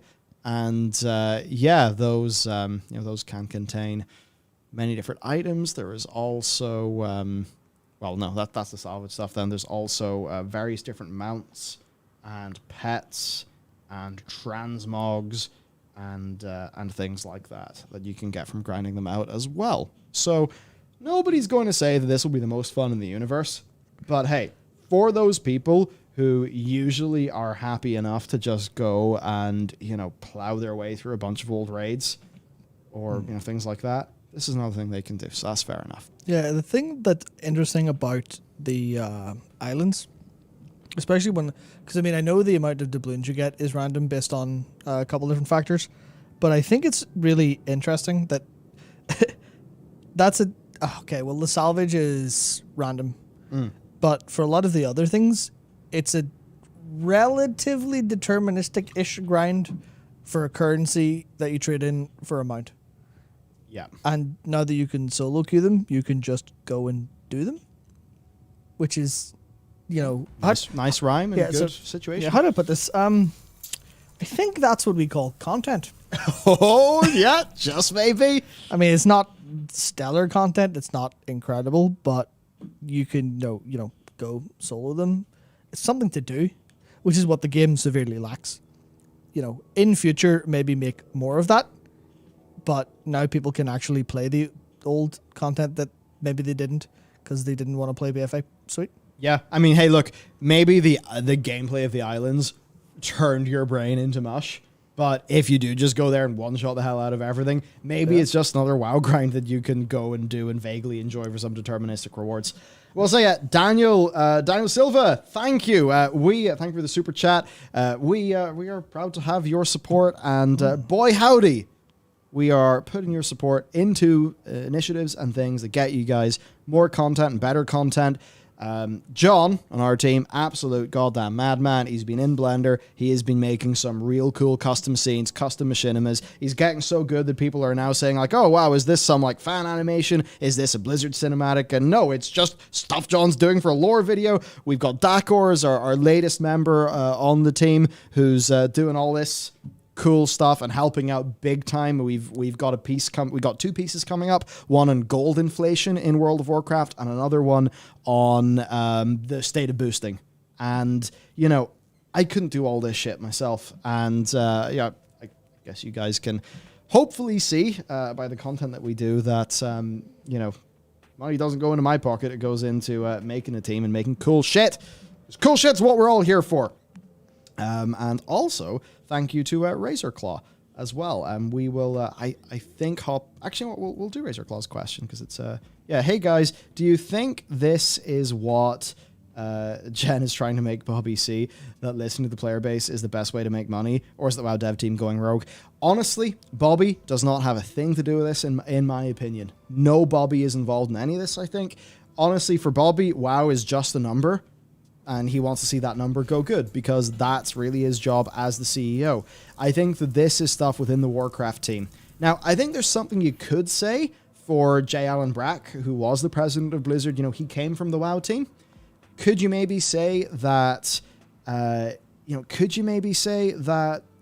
Jab kind of protected the WoW team, made excuses for the WoW team whenever they were not listening to their players and things like that? Maybe you could. It's kind of impossible to say either way. But for the most part, I think that this is the WoW dev team seeing numbers they can't ignore, and that's that.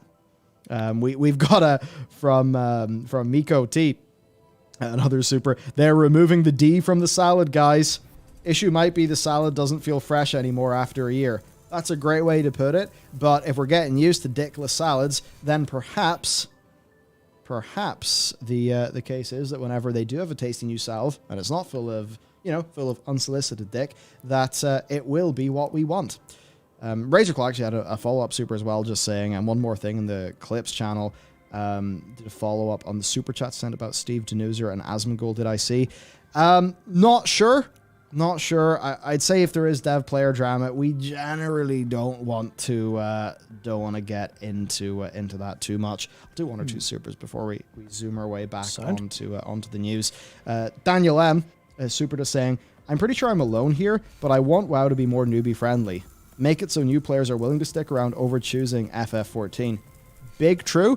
And actually, I have to wonder if they have something coming, because is it Simca? At Keyboard Turn, anyway. Yeah, found by Keyboard Turn on Twitter.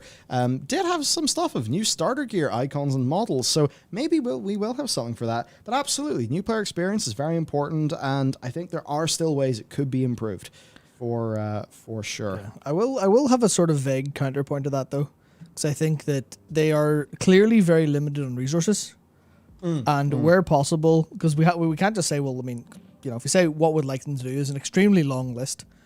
But I think good feedback includes what they should target, what they should focus on. And that should very much be the players that are the most, basically the players that got pissed off and left. I think you want to pull players back by making the game as good as possible, because there's no point bringing new players in if your game's not going to keep them.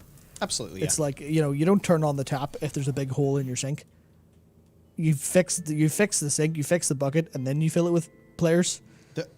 The only counterpoint I could say to that, it's your man from Veritasium, the science education YouTube channel, did a video basically where he talked about type 1 and type 2 clickbait. And he basically said, look, this is how it is in YouTube. You look at Mr. Beast and how he does some of his stuff, and you just see that it works. And he was saying, like, my mission is to create science education content. So I need to do the things to make that content do well, so it earns enough money so that I can do more ambitious projects to do more science education. There is perhaps something to be said for simultaneously bringing back the new people, but also making the funnel of the game better so that more new players are able to come in. That means the World of Warcraft grows. That means that they can justify having a larger team. That means that, the larger team can make more content for the endgame players. If they've got the resources to do both at the same time, absolutely, by all means. Yeah. By all means. Habu always got a recommendation for me saying that I should absolutely do the Rising event on FF14 before it ends, that it's a great contrast between the dev teams of both games. Totally. I mean, I'm level 52 right now, but I absolutely, I will give that a shot. We've got Voxel saying your video in Sony Japan was spot on. AAA games won't last forever. Bring back niche games. Will there ever be a chance they return to those games? We're not 100% sure right now, as was the sort of conclusion of that video. Yeah. I think Ross Prapper the Rapper 3 is maybe something you would like to see. Maybe not a Parappa these days, but it's like, where's the Ape Escape remake that everyone's, not everyone's wanted, that is, and I guess that's the fucking point. It's not that everyone wants an Ape Escape remake, it's that a couple of people want an Ape Escape remake. So if you do it on a small enough budget and in a way that people are happy, then that's a small amount of people happy. And then you go make a Gravity Rush 3 or Gravity Rush 2 remaster, because they remastered the first game but not the second, I think because the sales weren't all that good. And then, go and do whatever else fits that market. Do that for all your markets, and then you're covered. Instead of this, we'll make one big game that'll cover everyone. Yeah. So that's the kind of point. And one thing on the Rising, actually, the event, we have a little bit about that in our stream notes later on. So we'll get to that eventually. Right, so I'll do a few more, a quick few more, and then we will hop over to the news and then do a nice little hangout, because I do think, all things considered, if there was a stream to, have a nice wee chill, I think it probably is this one, considering we've got big enough news. Okay, so we got a super from the Quartering, who said, respect your hard work, seriously. Thanks, yeah, we're... yeah, thank you. We're grinding out our video making rep. Kind of the way we want to do it is a bit of a gaming line as tech tips. Yeah. Where it's like, for me, I like building the thing.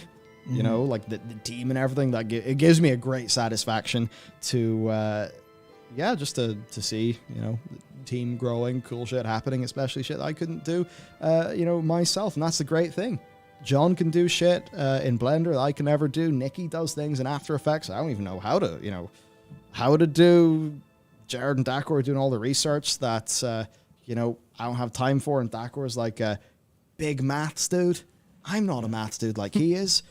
Jared's got all of his background in the philosophy and stuff he can bring to bear. I mean, you should have seen his first day of work. He was coming in, here's my copy of Crime and Punishment, and here's how it relates to World of Warcraft. I'm like, shit, whoa, let's go.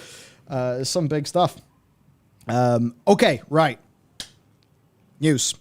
Thank you for the supers. I know there are a few more. We're going to put a pause on those. We're going to finish the rest of our show, and then we're going to have a wee hangout. Absolutely. Okay. TBC Classic Phase 2, September 15th, and Classic Fresh potentially coming. So, yes, Overlords of Outland going live soon, starting September 15th. Shall be time to kick the shit out of Kael'thas and Lady Vash. Just funny timing, because they are also characters in modern World of Warcraft. Well timed, Blizzard. And then, as Dakor, fastest gun in the West, says... I forgot to mention legendary recycling, you goon. Okay, well, you know what, Big Bad? You slaughter in there, and I will also mention Classic Fresh. We're also working on something for WoW Classic players who have told us they'd like a chance at a fresh start. We'll be sharing more of our plans soon. Nice to see a bit more official comment on this from Blizzard. I think that's definitely good. A lot of people want to see that again, and certainly, I think people want to see it with some changes in some cases. Which could be quite interesting. We talked a little bit about some of Asmongold's opinions and what he would like. For me, all I can say is OSRS. OSRS, I think, is a great template for resurrecting an older version of the game and actually continuing it on as a line of business. And I think that's actually really quite big, because, if we want World of Warcraft to be good and big and not feel like a budget game sometimes, then a part of that is going to be Blizzard successfully developing the Warcraft franchise. This is actually something, Matt, you brought up where... Oh, what franchise was it? It was your big idea about supporting a franchise well. I think it was just with Final Fantasy and how many additional FF games and experiences there are versus the Warcraft IP. Yeah, it was. It was the idea that the Final Fantasy franchise has... I mean, it's substantially bigger than World of Warcraft. In terms of, it's got dozens of games released. It's supported across a whole load of different things. World of Warcraft X Louis Vuitton. Yeah, but World of Warcraft is a bigger franchise by money. A Thrall handbag. Yeah. Yeah. There's so many less games, and that's just the idea of they kind of made a choice that was different. But if you go over to FF, there's dozens of different experiences, and they all compound upon each other. Whereas in World of Warcraft, you don't have that stuff going on. You just have the World of Warcraft, which gets obsolete as time goes on, versus having a vast array of different experiences, which suit different people. Because I'll know people who wouldn't be super into Dissidia, because that's arcade fighting game, but they'll love Theatrhythm because it's a rhythm game, and it's not a particularly hardcore one either. It's just, oh, I like the music, I'll enjoy that. But there's in terms of franchise support, World of Warcraft does basically none of that. Yeah, because like there is a future reality. Now, Yeah. I'm not saying that those weird Unreal Engine looking Resident Evil Netflix shows are good. I'm not saying that. Of course not. But there is a world where there is a Warcraft 4 where World of Warcraft is playing the game, not the expansion, and where World of Warcraft has a Netflix show. Because, hey, it works for Witcher, and Warcraft is a bigger IP than Witcher, probably still. Probably just because it's an MMO and you make so much goddamn money from an MMO. Yeah. But you get my point. And if WoW Classic, fresh start, that takes inspiration from old school RuneScape, tries to get a few more sandbox elements in, and tries to make it so that this is a version of World of Warcraft that's very different to modern and is infinitely playable with no end date in sight, then that's another business line of World of Warcraft growing. That's World of Warcraft growing as a franchise. Can that perhaps mean more resources coming in? Makes more sense for future development. That's the sort of stuff we want to see. Because World of Warcraft really has been ran into the ground over the last 4 years. For sure. And I think it is time to juice it with an absolutely inordinate amount of money and time and resources to make the good shit happen. And that means more than just modular experiences. Because I think most of this chat, even if we're not going to default ourselves to haven't you got phones memes, we're probably going to be better served by not a mobile game, being real. Now, I'm very blind. Guaranteed. Legendary item recycling. Was in fact there. I just thought that was a repost. I did not notice that there's one or two things that are slightly different between this Twitter image and their big post. Yeah. So, yeah, Legion Time Walking Mythic Plus, improved COV swapping, conduit energy removal, legendary item recycling. Hey, that was something on my list. So, yes, I'm officially happy. Because, yeah, in a world where you're selling WoW tokens, and you then have a big economy problem with the cost of legendaries, you're very much open to people saying that you are letting this economic problem happen because you're making money from it. Now, hopefully the legendary item recycling does actually help on the economic side of things. But at least for the Soul Ash, etc., that would be a good thing. Is there anything else I've missed there? Legacy Raid tuning? I assume that's just an abbreviation of what we already... Yeah, it's just the way they said tuning. Yeah, it implies they're going to do something with it to make it more usable. There are tuning differences between how Legion soloing was pre and post Stat Squish. Yeah. I believe they are still different. It was very different and way worse when Shadowlands first came out, but it's it's a lot better now, but that's good. Also, reporting improvements. Look, reporting improvements are great, but I think a lot of us want to have a little bit more faith that those reports are actually going to be listened to and actioned upon. That's something. Yeah, it's the kind of thing where I think reporting improvements are interesting. You'll have, okay, if you can report someone for, advertising services that are like RMT or whatever else, or you can just report and, instant block and stuff.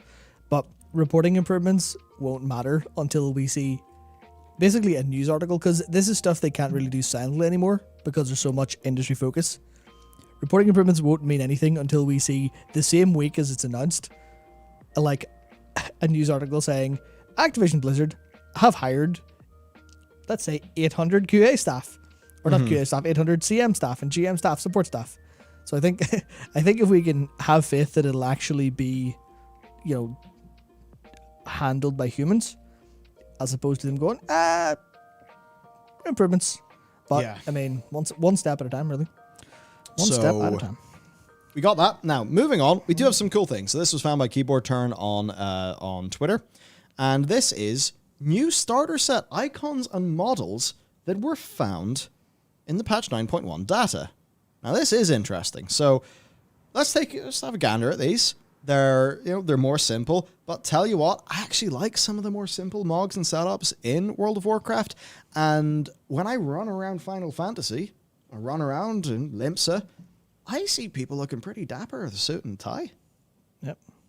And that's more simple. That's not, fantasy gear that is made out of hard edges, horns, and belt buckles. And a lot of people really like it. So more of that coming in World of Warcraft. I think that certainly would be a good thing. So there's a quick little look at some of the cloth sets. I'll be a little bit quicker, looking at leather here. We got those. This is a nice little sort of mock-up of them for male. There you go. There's a trousered version and a version with a dress. And then for plate, we got that. which, hey, you know, it's not a new game, but it is a nice little thing. I mean, now, these were found in the patch 9.1 files. Here's some icons for them. Now, notably absent is helm and shoulder slots. We don't really know what's going on here. There's no 3D elements to this, as Dakor pointed out. So this could be work in progress stuff that is included in the patch 9.1 build. But, you know, obviously it was never intended to actually ship with patch 9.1 because it does seem to be a bit unfinished. No idea where that's going to be going, but certainly something good. Yeah, I mean, that's one of the things that I think they need to kind of start thinking about from a armor design standpoint. They spend so much time designing sets that they don't design pieces, if you get what I mean. Ah, okay. And I mean, I'm looking at those. I see there's a significant amount of the colors there that don't really match what I'm thinking of in my head. Maybe there's a lot of transmog pieces that, you know, kind of aren't the color I'm thinking of, but a lot of those don't work easy. But that's the thing. If you can get like just nice gloves, just a nice trouser piece, just something like, you know, trousers that will go under like a long flowing chest piece that match the color, or like a secondary color for it, so you can actually play fashion. You know, the true end game of a surprising amount of live games is FF, you know, Warframe. Yeah, glamour. You know, glamour in FF, fashion frame, stuff like that. If you can design the pieces and let people be creative with what they throw together, then you've just, you know, you add a nice pair of gloves, a nice pair of shoes, maybe a nice hat, and you've just created 20,000 more combinations for people to look for. That's the big thing. Do you want your This is why I am a little bit against Heritage Armor. Now, I'm not in principle because it's cool, but it's additive. It's just one set. What about multiplicative? Because if you give people, like, let's just say you gave people good elements with a little bit of tinting and that ability to mix and match that you just talked about, that's multiplicative. You know, you're not just giving people one set that, you know, might match with a few existing things. If you have a little bit of tint control, you know, some of those additional things that would really help it be fashion craft. So I guess fashion craft, that works. It does. That's multiplicative, and there are so many more player options there if you do stuff in a fundamentally multiplicative way. So that's pretty cool. Moving on then, rep-specific legendary powers only need rep to purchase. They don't need rep to use. This means that if you obtain those legendary powers from the Chronicle of Lost Memories item, which is available for 2,000 catalog research from Archivist Rosseur, or for 35 grateful offerings from your Covenant Quartermaster, then you can use them without any rep requirements. So, yeah, there you go. That's handy enough. Don't know if there's too much else to say. Yeah, I mean, that's the thing that I'm just like, well, that's, you know, that's just them patching a bad experience. Yeah. But it's still, they've bothered to patch the bad experience, which is more than we could say for that same bad experience, which has existed for so long. Yeah. So we're like, well, you know, too late, but also thanks. Yeah, that's a lot of this. But hey, the changes got to start somewhere, I suppose. Definitely. So we got that. Then we've got this. This really popped up on Twitter. It's a new login warning message for UK and EU players. Yeah, it says World of Warcraft is an online game that includes interactions with other players. Please be cautious and don't share personal info with people you don't know. As well, please be mindful of our community interaction policies and report any harassment, abusive behavior, or chat, or other conduct intended to undermine or disrupt the game experience using our in-game reporting options. We'll review chat records and take appropriate action. I guess the thing is, that's like, oh, fair and good, but people don't really believe them. Because it seems like that stuff hasn't been as good as it should be. So maybe they're staffing up those teams. Maybe they've got another outsourcing house involved with this.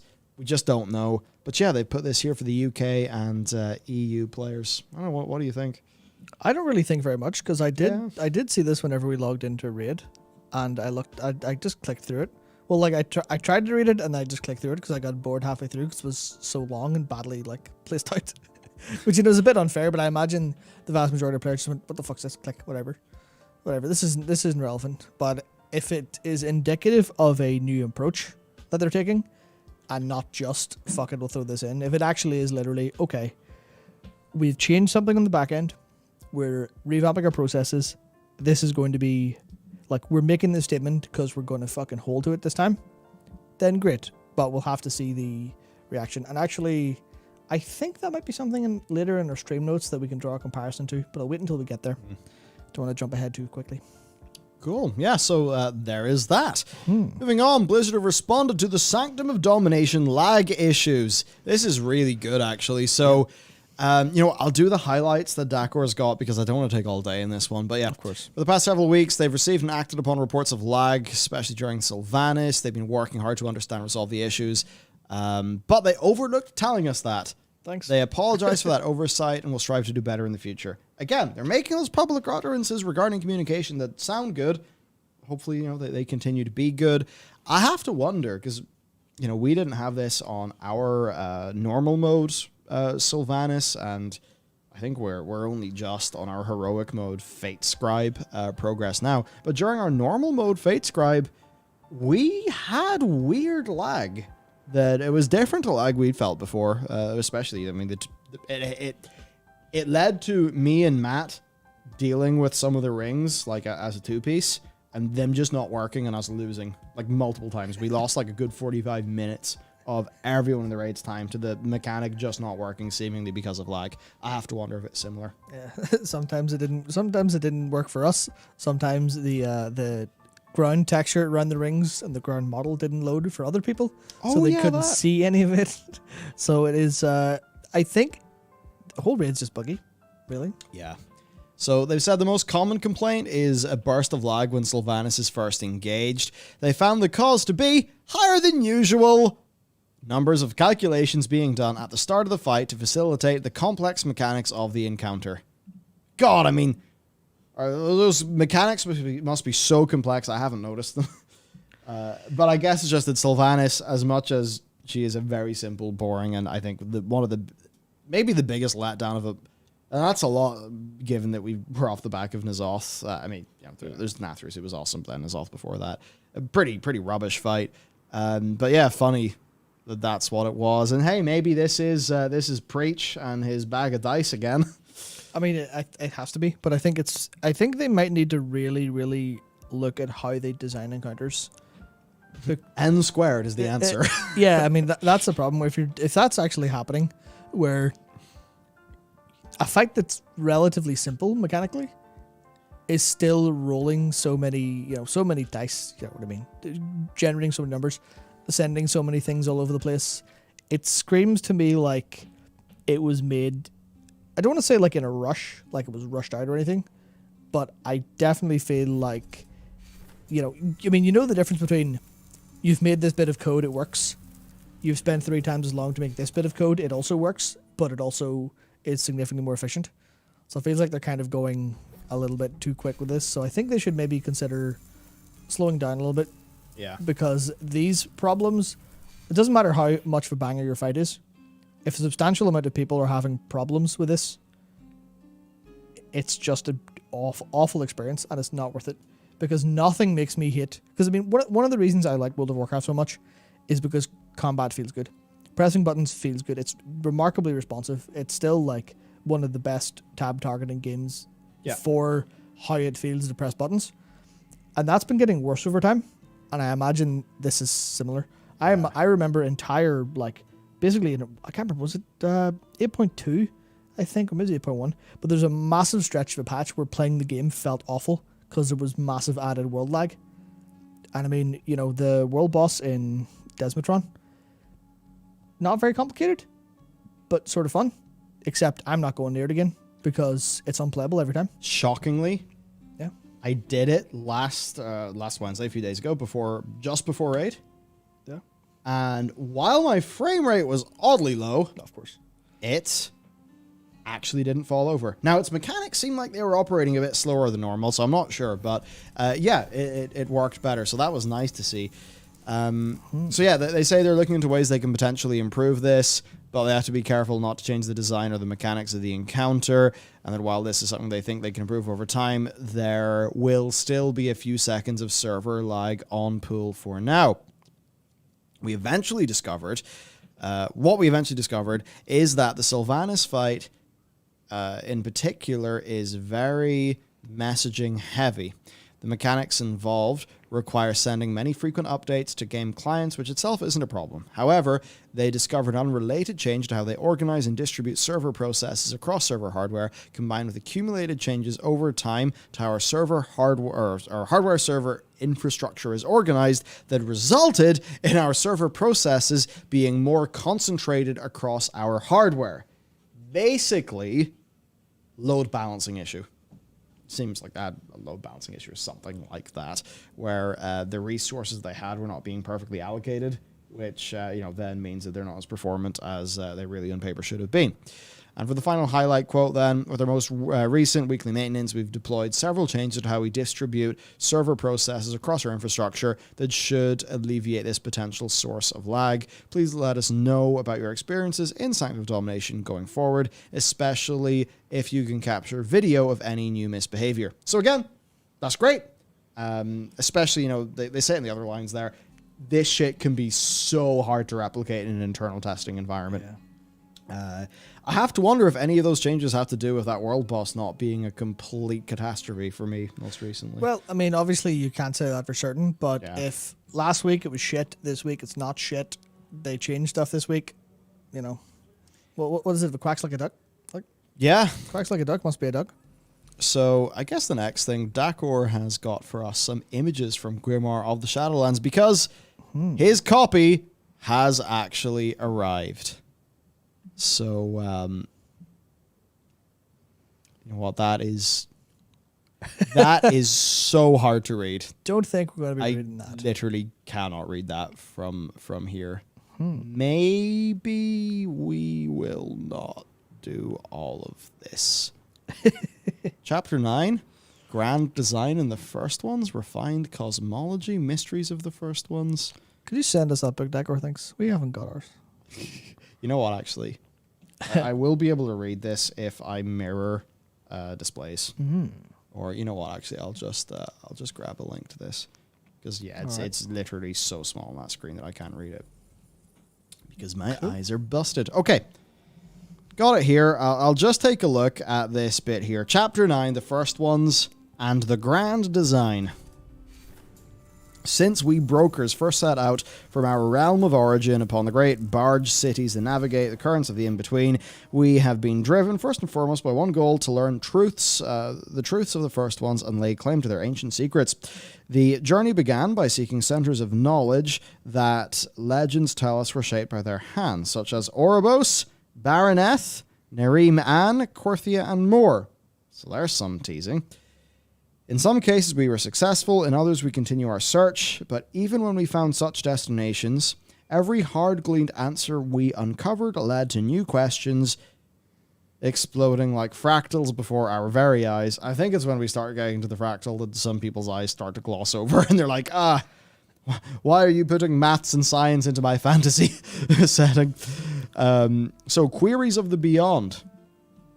If I go to our next one here, wait, no. Where are we? He's lost. He's lost his box. There we go. Queries of the Beyond. Whatever exquisitely rare traces the first ones left behind are only fragments of a much larger puzzle. One that seems almost sentient, like a lock that shifts its tumblers when in danger of being opened. That is perhaps as sound an explanation as any when it comes to researching why their mysteries always stay so tantalizingly out of reach. While few tangible facts are known about these shapers of the cosmos, one truth is paramount. Whoever is first to harness the power of these mystical beings shall become the most influential broker of all cartels forevermore. Or the Chuckler himself, Zoval with his 5 sigils, could get such power. To this day, Overseer, I maintain my stance that it was a mistake to allow Cartel Al, that's Al-Farim, the guy who has the broker report in Tazavesh, to outbid us on leading the expedition to seek the Sepulchre. That's the Sepulchre of Knowledge, where important MacGuffin secret power. That's where Steve Denuser's mystery box lies. That's it. Yes, Steve is actually in the Sepulchre himself. frantically trying to work out what the next patch, what the Chuckler himself is actually going to get. We of the Ta are far more measured in our approach, and I am confident we would have already achieved success instead of tumbling into mishap like Al. I do not wish to turn this tome into an airing of grievances, so having stated my concerns, I will speak no more on the subject and instead focus on the path forward. The archives of Oribos, as well as the Singing Stones of Narim An, confirmed that it was the first ones who were the progenitors not only of the Shadowlands, but the very fabric of all realities. A great cycle between life and death, as well as the lesser pendulums that swing between life and death. Oh shit, we've got the fractals and the pendulums and this. Anyway, so those lesser pendulums are order and disorder. So again, different perspectives on the cosmology were all conceived and put in place by the first ones, along with the pantheons that, embody their influences. And hung in the midst of these fundamental powers is a vast plain of mortal worlds ripe with souls born to serve the cycle, a magnificent pattern of grand design, flawless and endlessly intricate, that basically just means all of the people that you know and love are fertilizer. Yep. It's just a bit of the lore I don't like. I mean, it's grimdark in a way where I think 40k could pull it off and it would be fun and consistent. But I feel like when it's like, oh, Mankirk's wife. Oh, no, Mankirk's wife is just soul fuel.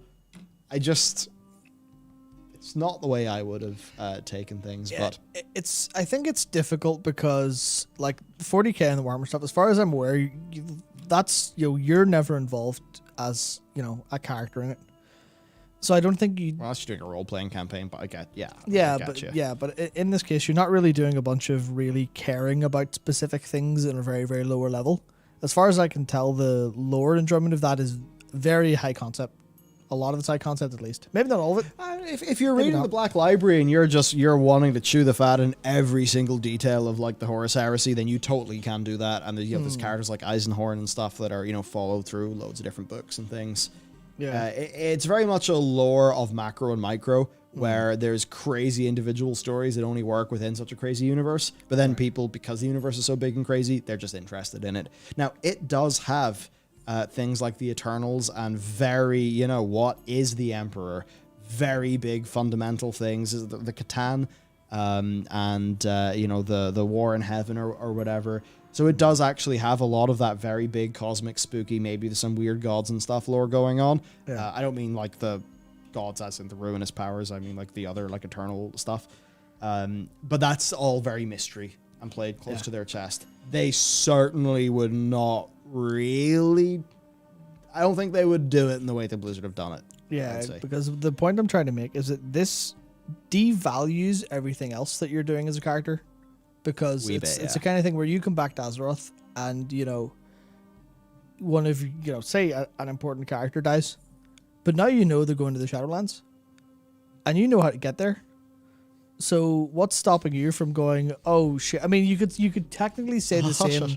Yeah, you could technically say the same of necromancy, but that was always frowned upon because it had side effects.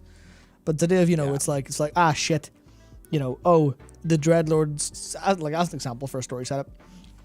Oh, Khadgar knows the key piece of information we need to solve this problem. Ah, fuck, the Dreadlord just killed him.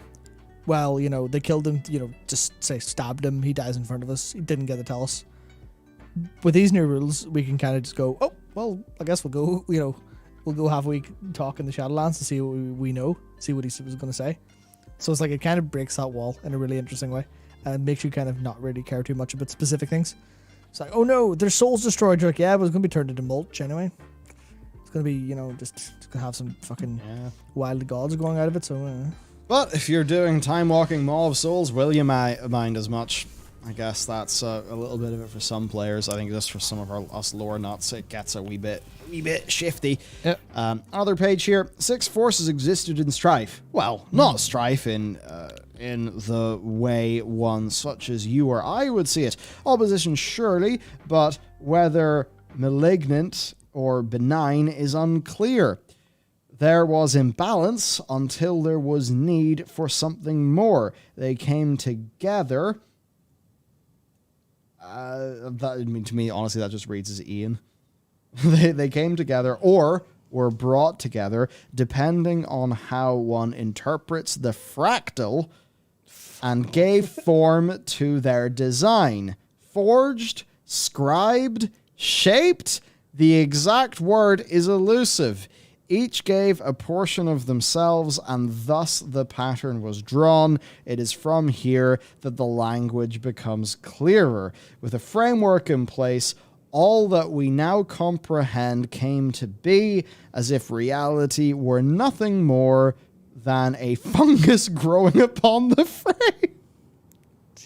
I don't want to know that I'm in a fungus. Yep. That this is just one big cosmic fungus. I watched season 1 of Star Trek Discovery. I've had enough of cosmic fungi. Okay, that was a bit of a moment. I definitely enough of this, boys. Come on. 6 forces now in balance, and from their interactions arose others. A simple structure growing infinitely more complex. It's like, what does this mean for me dealing with the Defias Brotherhood and some bandits and, regular stuff? And then, of course, we get into the refined cosmology we've talked about before in stream, and the same with this Mysteries of the First Ones. So just a few more pages of Dakor. He's actually scanned the entire book for us. Yeah. Thankfully. This is the thing, it's that I kind of want to defend it slightly, which is uncharacteristic of me. But I think this stuff is like kind of cool background dressing. Yeah, sure. The problem is that I don't fucking trust them to not, they've written this. They're going to make it part of the lore. As we can see with, obviously this part of the lore has been fucking written, but they're going to make it part of the story the game's telling us. Because as we've seen with all of the other books that set up stuff, it's all for a reason, it seems. And everything we've been taught before, this cosmic direction is cool and all, but this would be so much better if it were for lower people to study. But we know they're going to pull it in. We know regular players are going to need to care about it or vaguely understand it to have the full context for what's going on. Whereas that's not necessarily the case if they stuck to a simpler story. And this was literally just cool stuff we could talk about. But the fact that they're kind of bringing everything in to the main, the main game and the main story means that people have to understand Zoval. People have to care about this. Yeah. But if Zoval were simpler to understand and his motives were more clear, then we would just go, oh, yeah, we understand like the hidden secrets of the world, but no one in game gives a shit. It's just us running around with our big brains, but like, ha ha ha, we know stuff that maybe Khadgar only knows. Yeah, and I think like if this was just this could have just been explored in a slightly sort of a slightly different way and could have been more successful, I suppose. Yeah, hey, Dojo cool. Breaker, thank you for joining. You know what? Cheers. I am going to give you a Pepsi Max. There you go. One of the cool new emotes you've got is a Pepsi Max. Yum, yum, yum. Don't have any. Actually, we do. We have got 6 7-Up freeze. 2 Pepsi Max. And 2 Pepsi Maxes in the fridge. So, okay, that's some of the lore covered. Now then, bad news, everyone. The shredders are full of evidence. Yep, now time to dunk like fuck on Blizzard. Now time for the big dunk. All right. I'd even... Well, at least some of this player feedback... Maybe the player feedback shredder actually did get clogged, and they've now... We worked it out. Yeah. The player feedback shredder got clogged, but the sexual harassment evidence shredder is... It turns out, right, this is just like a cheap $20 shredder from Amazon, but the sexual harassment evidence shredder, that's like the fucking blend tech total shredder. No. Right? Sexual harassment dust. Don't breathe this. Yeah, no, I've actually got it. I've got it right. So, Dakor, our resident professional political cartoonist, he's actually gotten it wrong. Oh. So what happened was they don't have 2 shredders. They've had 1 shredder the whole time. Oh. And it used to be for the player feedback. But they need it for all the sexual harassment evidence. And not just the sexual harassment evidence, because the lawsuit's been extended to cover temp worker stuff like pay and fair employment stuff. So they've had to steal that shredder from the player feedback shredding team. And now the team shred all of the evidence, which means that's why we're getting 9.1.5 the way it is. They stopped shredding the player feedback, and Ian found it and went, and he went, "These are all really fucking good ideas. What? Where did these come from?" So I think that's what happened. Yeah, that's it. It just turns out it was just one bad email filter. And every single time Lore has emailed a player feedback report to the development team, it accidentally got filtered into the shredding department. So, okay, I don't think it's literally that some bad news happened and then it was time to destroy all the evidence. Yeah. But there are legal data retention policies and things, right, that you've got to do. I think it's basically retaining data for like 2 years or something. I think it's like anything relating to employment actions or terminated employees needs to be kept for 2 years for the purposes of them investigating when it comes up, but they were deleting emails after 30 days. Yeah, that is essentially that. The California State Department have said, I don't mean the State Department, I mean this is a department of the state, said that Blizzard have been actively and directly interfering with their ongoing anti-discrimination investigation using NDAs as a way of requiring employees to speak to Blizz, Activision-Blizzard first, before contacting the department, in addition to reports of human resources destroying evidence related to the investigation. I didn't know that was legal. Turns out it's civilly not a legal thing that you can do, but hey, it's civil. It's not legal. So we'll eat that fine instead of the far larger fine. And it could be, a big chunky fine, because if you look at Riot Games, they were going to give out 10 mil to basically the sort of case ended up being that it seemed that the sort of treatment and cultural issues were to the sort of degree where basically all the women in the company were entitled to, to be members of, I guess, the class that would get a payout as a part of that class action or like settlement, whatever. So the California department was like, 10 million for 1,000 people. How about up to 400 million in back pay? Nope. No, thank you. So in that case, you could maybe think, well, shit, the usage fee for this shredder is a lot lower. Who knows? The suit claims that they directly interfere with their ability to investigate, prosecute, and remedy workplace discrimination and harassment violations on behalf of employees. And also, this is a big thing, there was a wording update that went from employees to workers. And that's big because workers includes contracted people. So it actually vastly increases the scope of what falls under their investigation. The DFEH claims that Activision-Blizzard failed to maintain proper records, destroying them a mere 30 days after involved personnel left the company, which falls significantly short of the 2 years of referral records required by government code section yada yada yada, or the 3 years of wage and employment records required by the Californian Labor Code. There you go. Look, if you're doing business in California, you've got to play by these rules. If you don't play by those rules, you're going to look like a bit of a dickhead, and you can't really cry about it because you broke the rules. And I suppose in the American context, then, the idea is that if you disagree with those rules, go to a different state. But no, they're doing business in California. This is how it is with California, and that's that. And, you could say they could move over to another state where things would be a lot more opened up. And there are a lot of people moving away from the big cities and to the more rural areas. I hear that's a thing going on in the US, which, fair enough. You're probably going to be happier that way than a big city hellscape. Definitely. But certainly for access to talent, I mean, look, I think about what the cost of living is like in California, and it seems totally crazy bonkers down to me. But it does seem like that's where the talent is, and there must be some reason why people continually headquarter there. So, that's that. Here's the thing, right?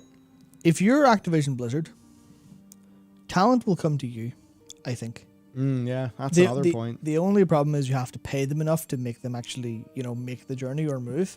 But I mean, it was even... what was it? It was... Because I was thinking about the 38th Studio story. Yeah. Because they recently had the last paycheck squad.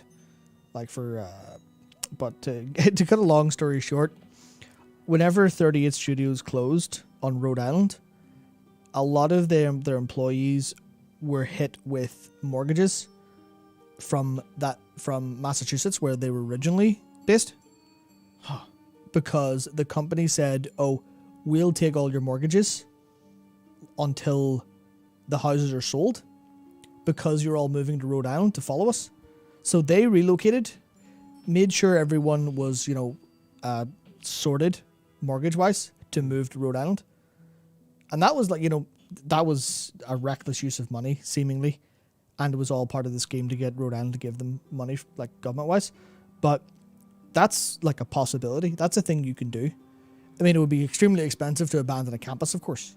Yeah. But it is a thing they could eventually do is, okay, we're going to set up another headquarters in a cheaper place for, maybe one sub-team. Does anyone want to move? We'll, I imagine not many of them own houses in California anyway. So the problem, Yeah. so the problem of, we'll same pay, lower cost, we'll maybe pay for your flights out or something. Or we'll set up some legal body to kind of help you move. That's the things that they can do. Because, there's how many companies set up and start talent hubs?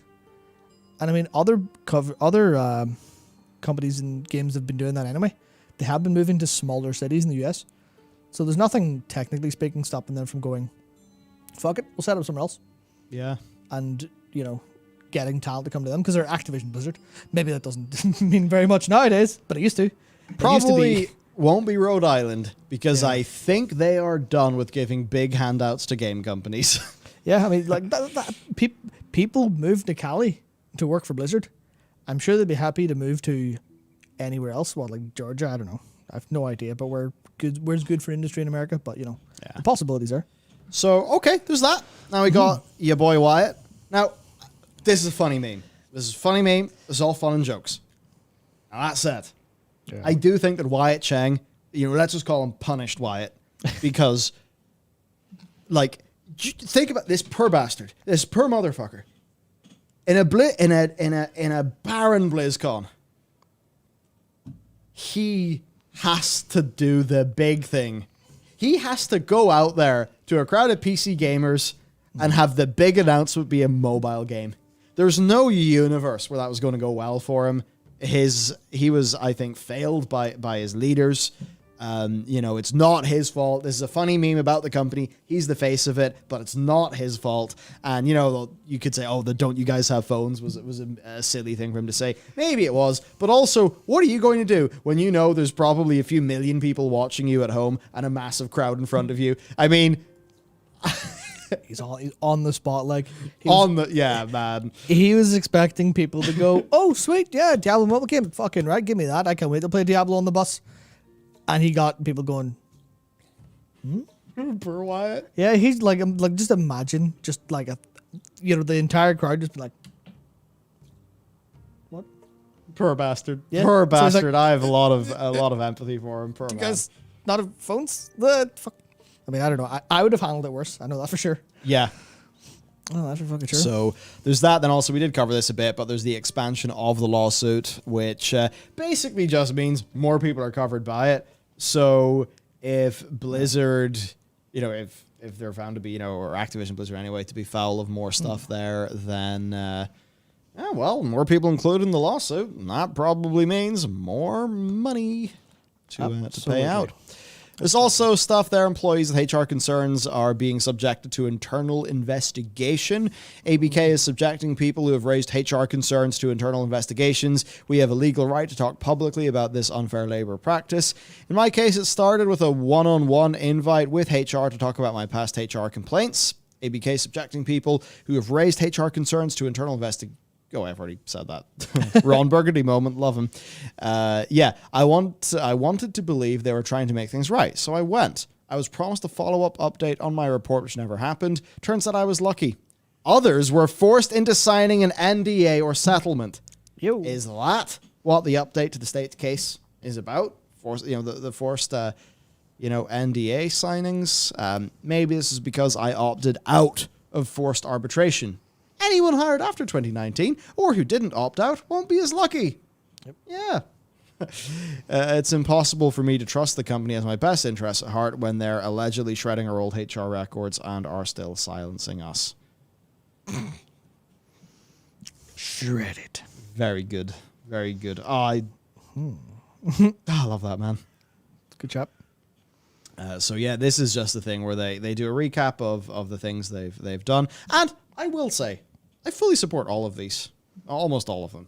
I mean, it is all good shit, right? Like high-level personnel changes, greater transparency. You know, that is all good. That is all good. But the forced arbitration, things like that, there are things that staff want that have not been met, and basically they are just like, no, we disagree about the shredding evidence.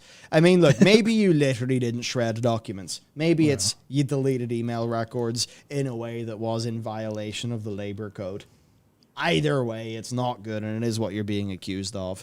Now, they basically have to refute that accusation, or else they can't just say, yeah, sorry, we did. Whoops, sorry about that. Whoops. Yeah. So that's basically that. Look, we've covered this in the news channel, so I don't want to belabor it too much on the stream today. So there you go.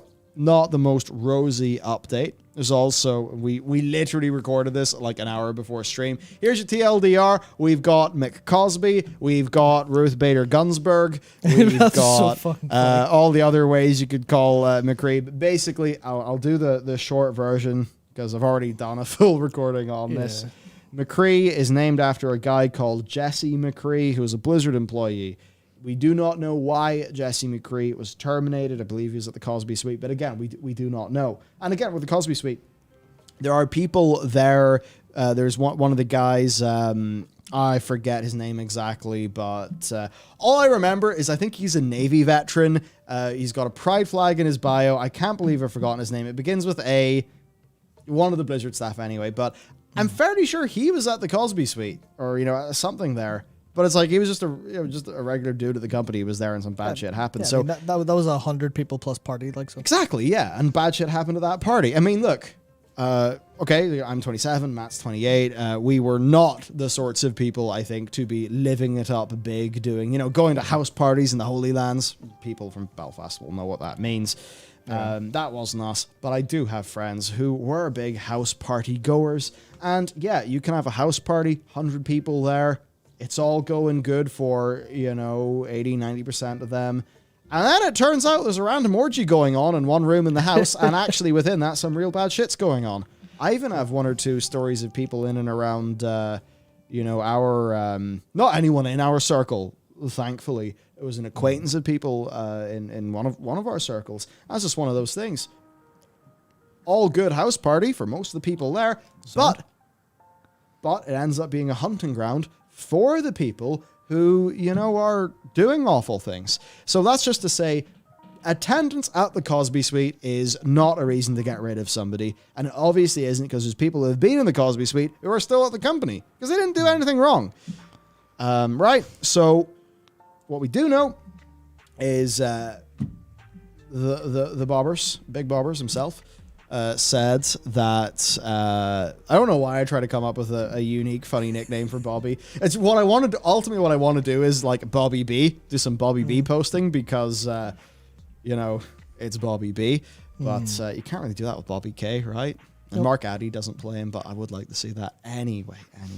He did say that basically people who have engaged in the bad shit or were in management positions or like aided and abetted, that they're going to get the axe too. So maybe we can assume that Jesse McCree was not just at the Cosby Suite, but actually did some further not okay things. The other Cosby Suite guy, of course, is Corey Stockton, longtime World of Warcraft guy. Who is on, last time we heard anyway, he was, on leave, pending investigation. Yep. We haven't heard what's went on there. So, yeah, anyway, right, that's the deal with Jesse McCree. Now, it turned out they had a bit of content planned that involved the McCree character as narrative content. Yeah. And what they have done is they have delayed that content till later this year for Overwatch, and they've put a free-for-all map coming out in September instead. They're renaming the character of McCree. We do not know what they're currently doing. Should also note via the Washington Post that similar changes may be coming to World of Warcraft, which contains several characters and one city named after multiple former devs. Multiple former devs. That's, of course, the city of Macari in Argus of patch 7.3 of World of Warcraft. There's also... Now, that name, Macari, comes from... Is it Jacinda Macari or just... Jasara. That was it. Just Jasara of Macari. Jasara of Macari, said something about, Argus. On Argus, Macari was the most sacred of our cities. Yeah. Was said in TBC, and then they went, all right, guess it's true. Whoops. Guess this whole place is called Macari now. Yeah. But it was the quest designer who was working on the Macari quests instructed the voice actors to pronounce it Macari as opposed to like Macari or something, because she wanted it to be separate from Jesse McCree for whatever reason. Yeah. God knows why. I mean, who knows if she knew something or if there was rumblings. We literally don't know. Yep. What I will say is, like, look, this will never happen because we are not the sorts of creators who would get an NPC in World of Warcraft. If I was to get an NPC, I would say thank you. I appreciate the thought. But I really don't think people should think about me when they log into a virtual world and want to get immersed. No. I think that applies to, from my own personal perspective, to other community members who are in the game. I would put an exception in for, memorials, for the likes of Wreckful. I think that's a good thing to do. But just a reference to someone you know, I think that, like, takes you out of the universe. Or whenever, sometimes you just see a thing in a game and you know it's a reference and it's taking out a wee bit. I don't like that. It shouldn't be a thing for, community people. It shouldn't be a thing for Blizzard staff, because I think in-game should be in-game. It should be, logically consistent, and it shouldn't be reminding me of what happens whenever I log off the computer, frankly. So, I think creatively this is all a dead end and not the way to do things anyway. But specifically then, it does open a company up to this form of risk. Yeah. Now, there are differences there. Like, look, were there these rumblings about Mr. Jesse McCree going on at the company where people knew things and didn't properly, it wasn't handled? Because if that is the case, then, Swifty gets allegations that I believe are widely not believed. Yep. And Swifty's NPCs removed from the game instantly. And is not back. Yeah. But they know stuff's a bit rumbly with one of their staff, and they just let it persist. I mean, that, I think, is... you can obviously see how that happens, but it ain't good. So, there's some of that. And, look, this is another thing people talking about, this is just a token thing, it's a load of bullshit. Look, this is something properly... just go watch our news channel whenever we get the video up. But imagine a leadership perspective, and it turns out that Jesse McCree was, I'm not making a factual claim that he did this, but as the what if, because look, he's been terminated from the company, so there's something fishy going on. But let's just say, he'd given a few unsolicited shoulder rubs, maybe groped a few boobs at an office party. Things that would make women working at the company, and men working at the company as well, because you don't want to be in a place where that's happening, feel bad. But, especially for the women, because they'd be the target. Well, let's just say some of those women are the artists, the animators, the riggers, the modelers, who are going to be working on the character of McCree. Do you think those people are going to be doing their best work when they're working on a character who, is named after a guy who's doing a whole bunch of, rumbly stuff?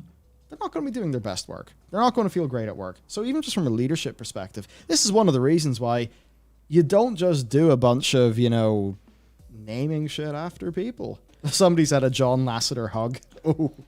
I mean, like, it doesn't even matter if he specifically did something himself. It's the idea of, like, to be fair, he was lead game designer in Diablo 4. Yeah. But if you're a game designer and you experience a problem from someone else in the company, and then you go to him because he's your lead, you go, hey, Jesse, I've had some trouble with this employee. Could you go do something about it? And he either goes, yeah, I will, and doesn't, or goes, nah, it's my mate, don't worry about it. Then that'll make you feel bad enough. Yeah. So it's like, that's wrongdoing anyway. May not have been as severe, was still a part of the policy that, would have, if that was the case, would have been fired as a result of it. So you can kind of see how it makes sense either way. It's hard for a large company. Like, James Christie has just said here, why are men standing around and watching these women get abused? Yeah, look, it's the type of thing in our organization, if that happened, and everyone knows this, but if that happened, and I know I can speak for Thomas as my co-founder at the games, on the game side. Like, if that happens, instant termination, like, will be investigated. Okay, maybe it's instantly put on leave while we work out the facts. But if you're doing shit like that, you're gone. That's it. No questions.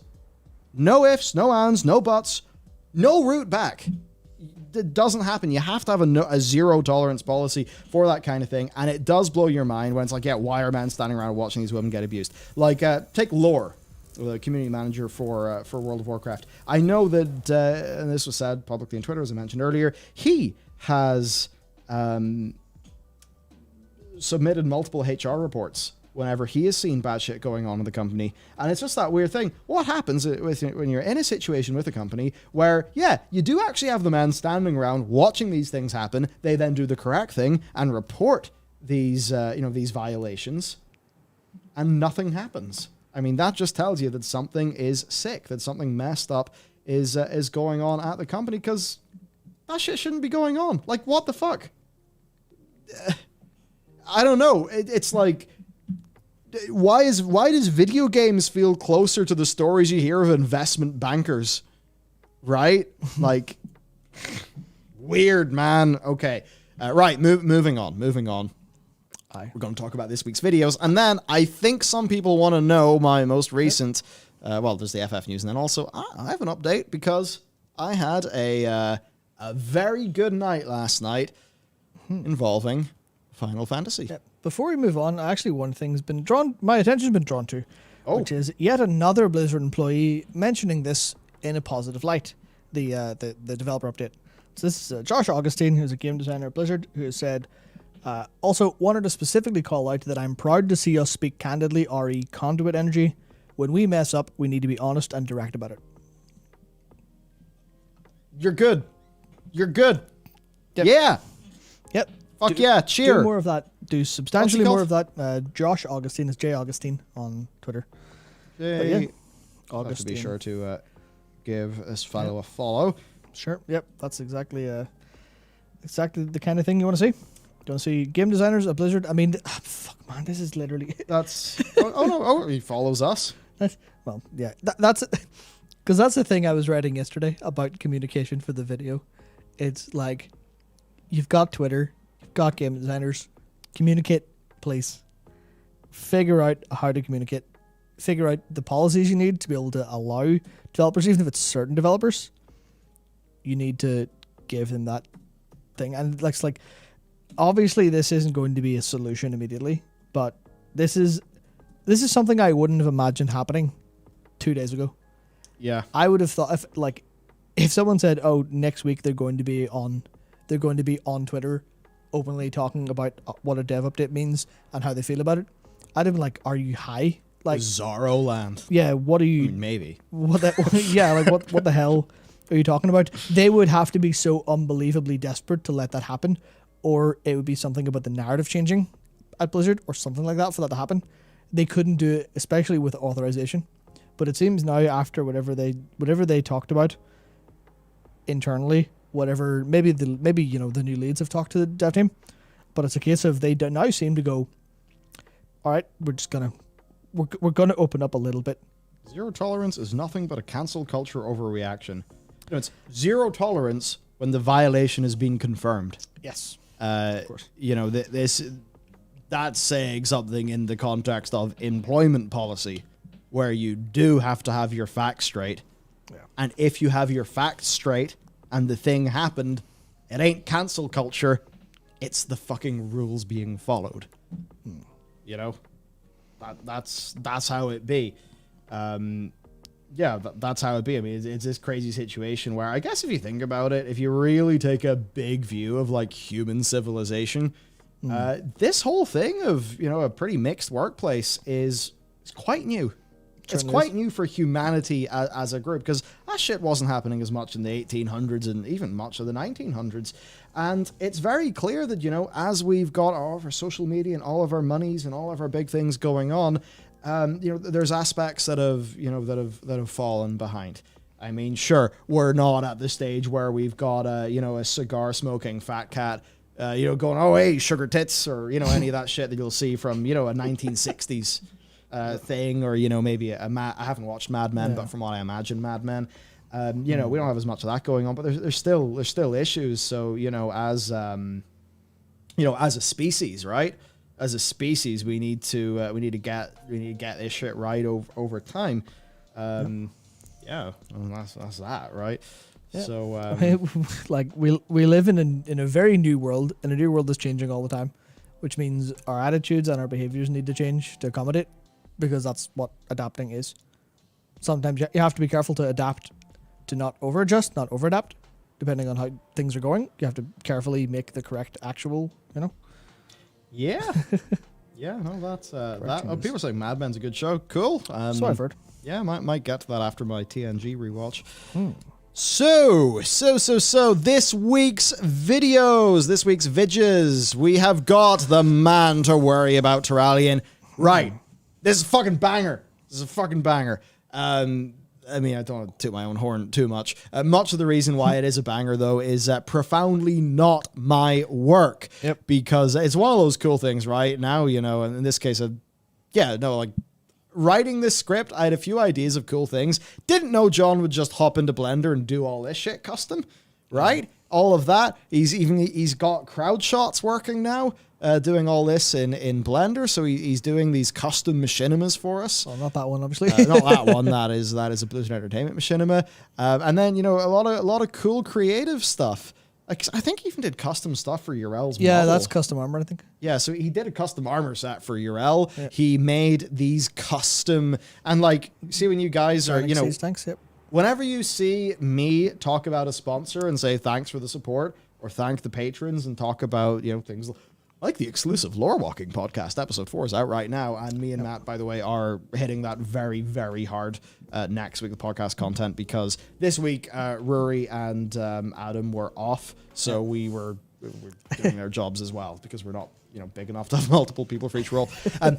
Point being, anyway, we could have just done this shit, me talking, or an image, or some random B-roll, but now that we've been able to grow the team and make our production better, John can make some cool Army of the Light battle tanks for you. Yeah, he can make a custom Army of the Light. This is sort of inspired by the scene in The Force Awakens with General Hux, and the banners behind him that are perhaps inspired by a certain real life group.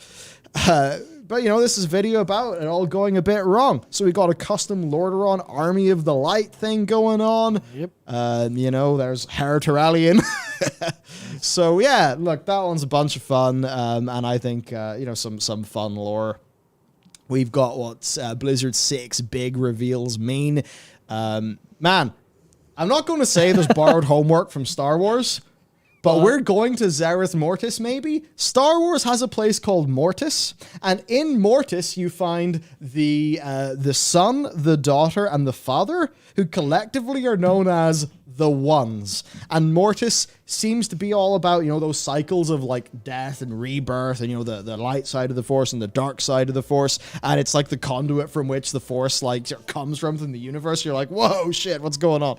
So we got that video. We've got the video we did on the big wins. So hopefully a whole bunch of some of these are actually in patch 9.1.5. Hopefully a few more of them make it in as well. Over in the news channel, we've got, oh man. So one of the perks, the perk of Rory being off. The downside is I had a bunch more work to do. The perk was I did get to go into thumbnail land again. So I got to put Bobby there he is with his shredder. So this is, if you want a full dive into the shredder, there's that. If you want to see anime Bobby, and the perhaps Charm Offensive and the weird things they've done, like removing the Activision logo from the new Call of Duty game, and a bunch of very odd things. Are those hearts in his eyes? Yeah, those are just like little anime eyes that I found on Twitter. It was like, or not Twitter, it was like the first Google image search, but I thought it would be fun. We got EA making their pledge for patents, which actually, Cool. good shit.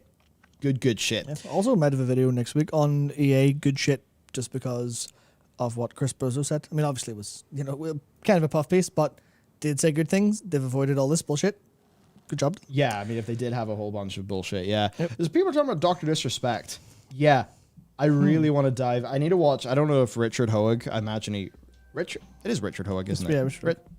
What's I remember the Hoeg? Hoeg. Is it Hoeg. Gotcha, yeah. I'm not. He's a great guy, and Yeah. I watch a fair bit. But I need to watch if he's done anything on that because Dr. Disrespect is suing Twitch. It seems like he knows now why he was fired. Sneaky Fox says, "Is this pre-recorded?" Question answered. Yes, it is, which is really interesting. No, Sneaky Fox is a plant, and this is all like, we're nowhere near that smart. Yep. We've got, hey, you want a bit of Senran Kagura in the down low? Do you want some life and hometown? That's a great thing. But no, we were talking a little bit about Sony and what's been going on there. Which, is interesting. I mean, like the Senran Kagura series, there's certainly multiple perspectives on that series. I think Valve enough to have a discourse on that. Funny enough, we, of course, it's probably fine to say names and stuff, but I don't want him to get dragged into anything. But one of our mentors, one of our official mentors on the side of our game dev company at the time was a producer at Marvelous who, it was very funny because, I mean, you know him. Yeah. Doesn't exactly strike me as an anime man. Certainly wasn't, I don't think. In my head, he's closer to like a sort of a James May. Yep. He's like a James May with a little bit of some of the other Top Gear people mixed. He's great. I miss him. He's working with Slytherin on Stargate, so I'm very hyped for that. But yeah, it's funny. We have a connection. Our company technically has a minor connection to the Senran Kagura series, but this is just about a lot of the fans of Japanese games from the Sony side that are like those Japanese home market games, some people feeling just not particularly well taken care of. Yeah. And that shift of PlayStation Japan to PlayStation USA. PlayStation USA are ruling the roost now. Yeah, the shit that made the PS1, early days of the PS2, and the early days of the PS3 such an absolute joy for just weird shit because no big names had made games yet. So you were just getting into the game store like, what the fuck is this? Yeah. Fuck it, it's 20 quid, or I'll rent it for a couple days, see what it's like, and then you've got an entirely newfound appreciation for some completely insane shit you never even thought of before, and that's just now gone. Yeah. No folklore, no folklore on PS3, no Parappa on PS1, no Ape Escape, nothing like that. It's all sad. all bad. Sad. Yep. Now, also speaking of sad, it's weird. Halo Infinite had its public tests basically seem to have revealed that it's a fucking banger of a video game. Like the actual combat and design, the fun of playing is there. However, there's no Forge at launch. There's campaign co-op not being at launch. It seems like there are some issues, so we dive into that a little bit. We've got Epic basically. I mean, there was somebody on our Discord who really went in us in this one, and I read his criticism. I did try to take him to heart, but I do just find myself coming back to they did a real fucking lazy hack job where they basically just ripped off Among Us, including unique elements of their game. And nobody is saying that Epic should get sued for that. People are just saying that like Epic are, trying to act like the poor oppressed company in regards to Apple, and then you see them just wholesale rip off Among Us. You're like, for fuck's sake, lads, come on. I think the term we use for that is a bad form. Bad form indeed. Bad form. So, my FF journey or FF news? I think we should probably cover the news pretty quickly. What has happened? Because today is the 8th anniversary of Final Fantasy 14 2.0 A Realm Reborn. Wow. Yep. All right. That's a good day for me to be talking about having finished FF 2.0. The 27th of August 2013. So, yeah, right. Tales from Twilight. To commemorate the 8th anniversary of FF14, we proudly present a new collection of side stories with tales from Twilight. Take a glimpse at pivotal moments in the life of our game's most beloved characters. Begin with our first installment, The Burden of Duty. This is the stories you were talking about to me earlier in the office. Look at this. Final Fantasy XIV also has a transmedia narrative. Shit game, awful game, terrible franchise, etc. But no, they have a couple of these for I can't remember. By the way, if this gets clipped and people think you're a bit sarcastic. Just to say, we're being sarcastic because transmedia narrative stuff has been done very wrong by Blizzard Entertainment. Yeah. As an example, do you want to understand all of the aspects of the recent story regarding Sylvanas Windrunner? Well, good for you. You can pre-order World of Warcraft Sylvanas, a novel coming out February 2022.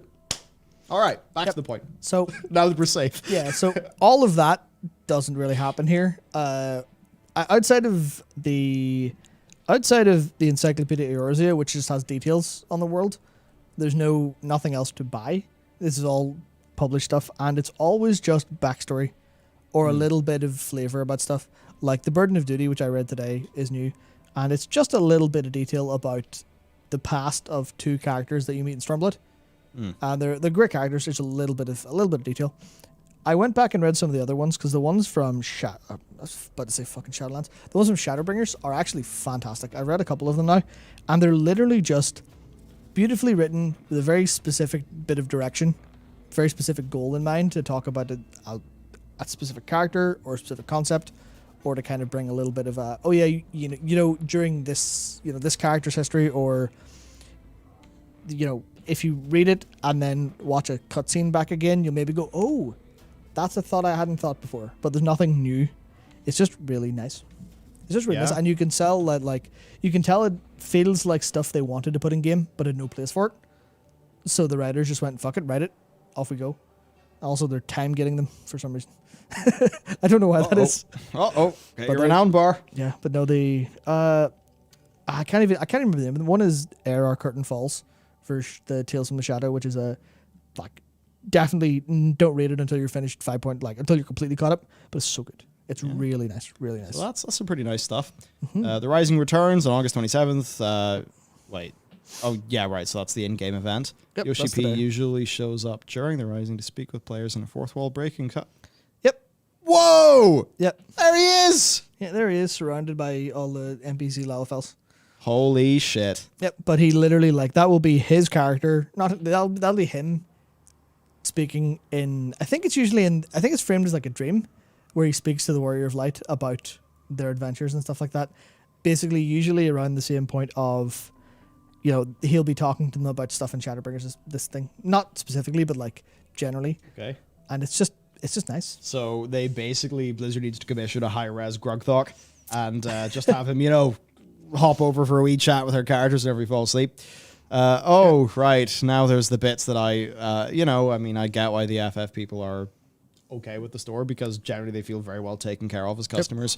New optional items and Adventurous Celebrations store where, there is a sale. New optional items. We've got optional items. Minion, I got a painting for your wall. You've got Fantasia sale. You've got sale on mounts and stuff. It's not your man's outfit, but... Yeah, Alphino's outfit.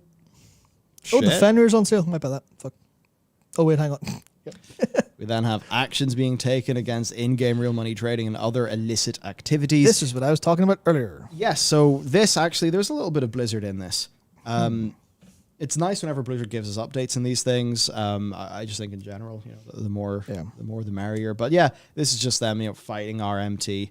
And that sort of thing, with 4,700 accounts terminated, 12 temporary suspensions. So fucking hell, you really... Yeah, damn, only... Yes, we've got 12, jail sentences and 4.5 or over 4,500 executions. Cool. Good. So, good shit. Yep. Get out of here, bad stuff. Yeah, and then we have got the bad news. FF14 has had bad news. They're not their fault. They do seem to be doing their damnedest to fix this problem. But greetings. This is your producer and director, Naoki Yoshida. I'd like to say huge thanks. Basically thanking people for the support. On the other hand, the number of simultaneous logins has continued to hit the upper limit, especially in the NA and EU data centers and worlds. And so they're giving an update. Basically, login cap has been increased once they can confirm stability post-maintenance. In late September, they're planning to replace some equipment with higher performance machines in order to further increase the login cap. They've observed considerable levels of congestion on European data centers over the past few weeks, especially during weekends. Though the login queues have been quite long, please rest assured they're working properly, and they apologize for the inconvenience, but ask people to wait their turn to log in. Classifying all Aether data center worlds as congested. That's pretty big. So that means no new character creation. Data center's been turned off. No one's allowed in. Aether's closed. In the meantime, we kindly request you consider creating a character on a world within the Primal or Crystal data centers. Yeah, once again, we sincerely apologize for the inconvenience this will cause to our players in the North American data centers. It's really hard. And as we covered earlier, they are legit. They just cannot get the hardware fast enough. Yep. They cannot get the engineers deployed to install the hardware fast enough. The silicon shortage is basically reaming them. He says, to address the congestion situation, our infrastructure and development teams are working closely to plan large-scale solutions such as expanding our data centers and adding new worlds. As previously mentioned, there's an ongoing global shortage and increased demand for semiconductors, and quite frankly, we are struggling to source the required equipment. Additionally, the recent resurgence of COVID-19 in Japan has raised major concerns regarding their ability to travel overseas for on-site implementation, and these setbacks have made it difficult for them to cut down on the time required to implement these changes. Considering the current situation, they will likely require more time in implementing our large-scale solutions. The circumstances surrounding our infrastructure are far from ideal, but I promise that we will continue to persevere in implementing any solutions we can. Thank you for understanding and continued support. And when you see, I know it's like a bit of a nicer promo image, but in a way, but the one of like Yoshida just lying on the floor with a Red Bull. And you do get a sense that, there's definitely things to be said about, aspects of Japanese work culture that, it can be pretty rough if you're just clocking in all hours of the day and then feel like you have to go and drink with your boss and then, get one of those manga cafes that you sleep in that's near the office because it's too much time to go back to the train station and then go home and then commute again. It's tricky stuff, but goddamn, you gotta respect them. And I think the core takeaway here seems to be that Final Fantasy XIV has, there are no numbers to support this, but that they seem to be having so many issues here. It's as if they've reached the next level of scale. Yeah, well, like it's truly been big. Yeah, Lucky Bancho's not done a census in a while, but the last census in July, I think, was 1.2 million active characters above 60, which doesn't include any free trials. That's pre-Asmon as well. That was pre-Asmon. And he might have something to do with the Aether data center. Do you think so? I saw him get shit for that. It's not his fault. He's just enjoying playing a game, and a lot of people joined up with him. He's a trendsetter, That's it, yeah. I guess the most we can say is, I believe they have said, wish we had World of Warcraft budget. Yeah, you said that before, yep. Square Enix, I think, have got every reason to give that team all the resources they could possibly need. So I suppose very, very suck if you just want to play the game and you have a multiple hour login queue. It's hard for me to speak to that issue because I've never had a login queue more than 5 minutes on Zodiac Lite EU. Yeah, I think the worst. That said, a bunch of my logins have been at 1:30 in the morning. Yeah, whenever it's prime time, it gets to be a couple of minutes. But it's you're looking at maybe 10, maybe 15. But I think Europe either has substantially less players, or their server situation is significantly better. So I imagine server availability in Europe is probably better overall than NA stuff. At least I think so. Because I guess infrastructure there is usually a little bit better. Because I know, Riot. Some of it's due to data center locations, but I know Riot had a very, very good series of posts about how they set up. The League of Legends was using not so much bandwidth, but it was so important to using so much traffic that they actually had to work with ISPs and countries and stuff to actually get infrastructure to work. They set up their own places that they owned entirely to redirect data through so people could get lower ping. on American servers. So I feel like the American server problem is substantially worse than the European one. Ah, man. Yeah, it's funny. Yeah, I mean, good luck to them. Seems like a hard problem. Yeah. Perhaps maybe first few patches of Endwalker we'll see a greatly different situation here. NA will be rough, I think. But actually, there's another thing I want to say about just because people have been reminded here in chat that they were streaming earlier doing I think it was the Mana data center, the Japanese data center stress test, and it was, oh man, they were explaining, it was in Japanese, and I haven't seen a translation yet because obviously I've been fucking doing this, but they explained a lot of why their servers are having problems or how like their server load is actually managed and balanced. It seemed that way from what I was watching and trying to listen to while I was working earlier, but they were going through all of this stuff there. Like literally, here's a presentation with, we had an artist draw a little picture. We have this like layout of how our server, like how things are sent across. And it's really fucking, it's really interesting that they were doing that. So it was. So they're communicating very openly is what I mean to say. Yeah. To a level of detail that feels structured in a different way, but similar to how Blizzard were talking about the Sanctum of Domination lag earlier. Yeah, and from both companies, it's what we want to see. Yep. And, it's like to Blizzard, there's no shame in there's no shame in looking at Yoshi P and seeing the amount of value that the overall just situation of that man brings the company and brings the players. It's like a sort of a super ghost crawler situation, like a mega ghost crawler. Basically, yeah. In a way, there's a big value in that. Now, there's pros and there's cons there. Of course. Where like if we were to enter Dark Timeline Yoshida, like someone's had, it could be very bad and damaging for the company. So that's why you only, a position like that's only given to the people you can really trust super good. But there's lessons to be learned for sure. Definitely. Yeah.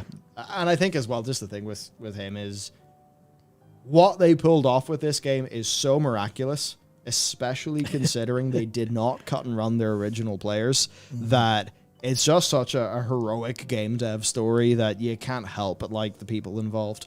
I think like that no-clip documentary that Danny O'Dwyer and team did. I mean, yeah, it's a good watch. Yep. So yeah, wow, okay. What is the crack? What's going on? Okay, Praetorium. Talk about your journey finishing Final Fantasy. I wish I could share my messenger messages to you as I was doing Praetorium, but you know what? Maybe not do that. But also, I had the same thought earlier. It's like, man, I'd love to just show them. Yeah, some good shit. It's that thing where, the ultimate weapon is like defeated the first time about half an hour into Praetorium, and I'm like, oh, yeah, and then it all happens, and I text Matt, Shid and Cumb, we explode. So guess what part of Praetorium that was? Okay, so the first thing about Praetorium that I do have to say is this situation, right? So I am doing current Praetorium. Now that means if I forget to pick up the the little key code thing, and it all goes a bit wrong and I get lost, I get zooped forward to the rest of the team. There's the shortcuts. If a boss fight's encountered, a little dialogue box pops up that lets you teleport to that. So there's 1 or 2 points I did get behind my team because it was 2 Sprouts, 6 Vets, I believe, in our run. I do have footage of this. It was captured in the PS4 or 5, so I don't actually know how to get it out of the PS5. I'm sure there's a way. So yeah. I was doing this current version of Praetorium. In the current version of Praetorium, right, you can't skip the cutscenes. And that means that it's optimized for me.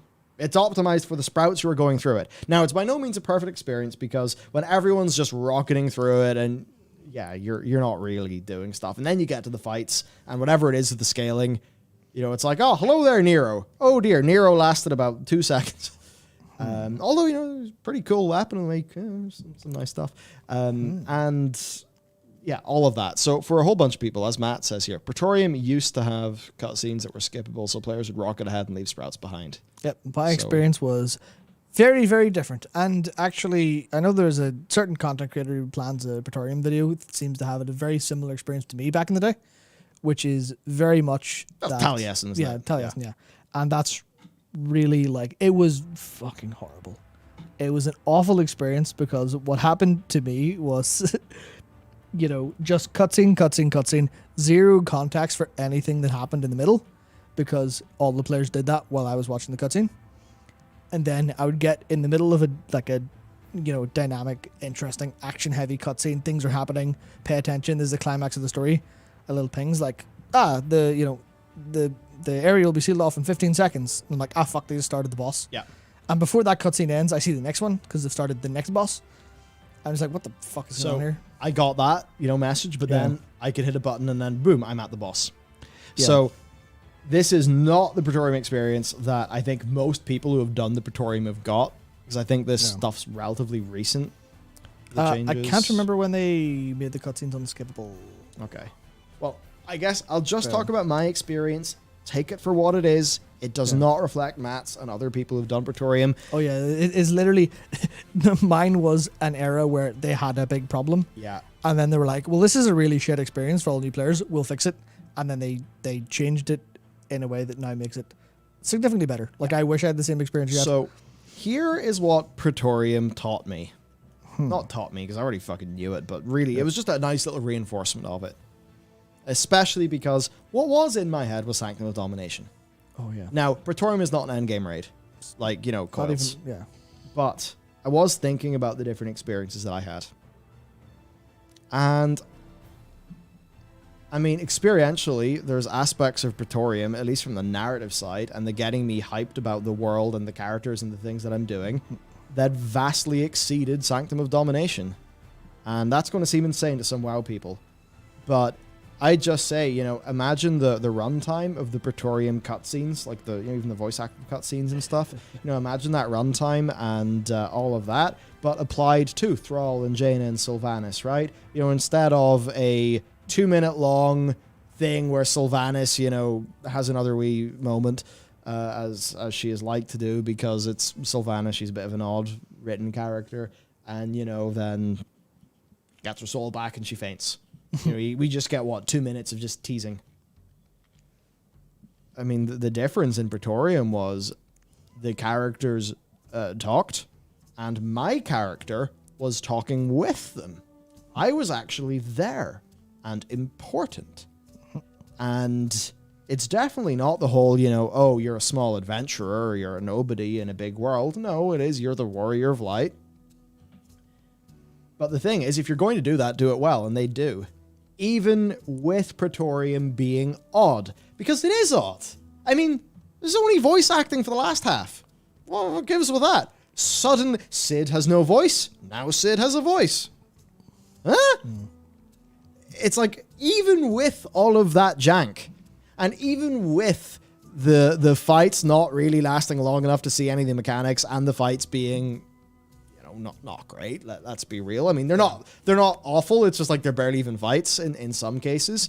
Even with all of those very obvious criticisms that you can absolutely make about Praetorium, and I think be dead right on them, the overall thing worked, because it actually turns out that even with that jank and all of that other stuff, it's games are more than just mechanics. Yeah. We've got to that point where games are experiences. It's not just a set of mechanics like you're playing Pong or something. No, it's like, for me, it had characters that, sure, they're going to be a lot more fleshed out over time from what I understand, because this is the Final Fantasy team at a point where they are rebuilding a game while also patching 1.0 and trying to have a culmination of 1.0 that is respecting the investment of the 1.0 players. So even with all of those challenges and stuff, it's like, yeah, the camera goes on Gaius. Gaius talks. There are conversations. He even talks with me personally, my character, and it works. I feel connected to the world in a way where in World of Warcraft, I feel like a disconnected gameplay object. And look, I like the WoW gameplay. I love Painsmith. give you a pound for every time somebody in this stream has said Painsmith is cool, because I think that's been most of the WoW discourse in the last few months has just been Painsmith's a great fight, isn't it, guys? yeah, Painsmith's great. It's as if we're clinging on to Painsmith as like, it's our last bastion of hope. We can have Painsmiths in this game.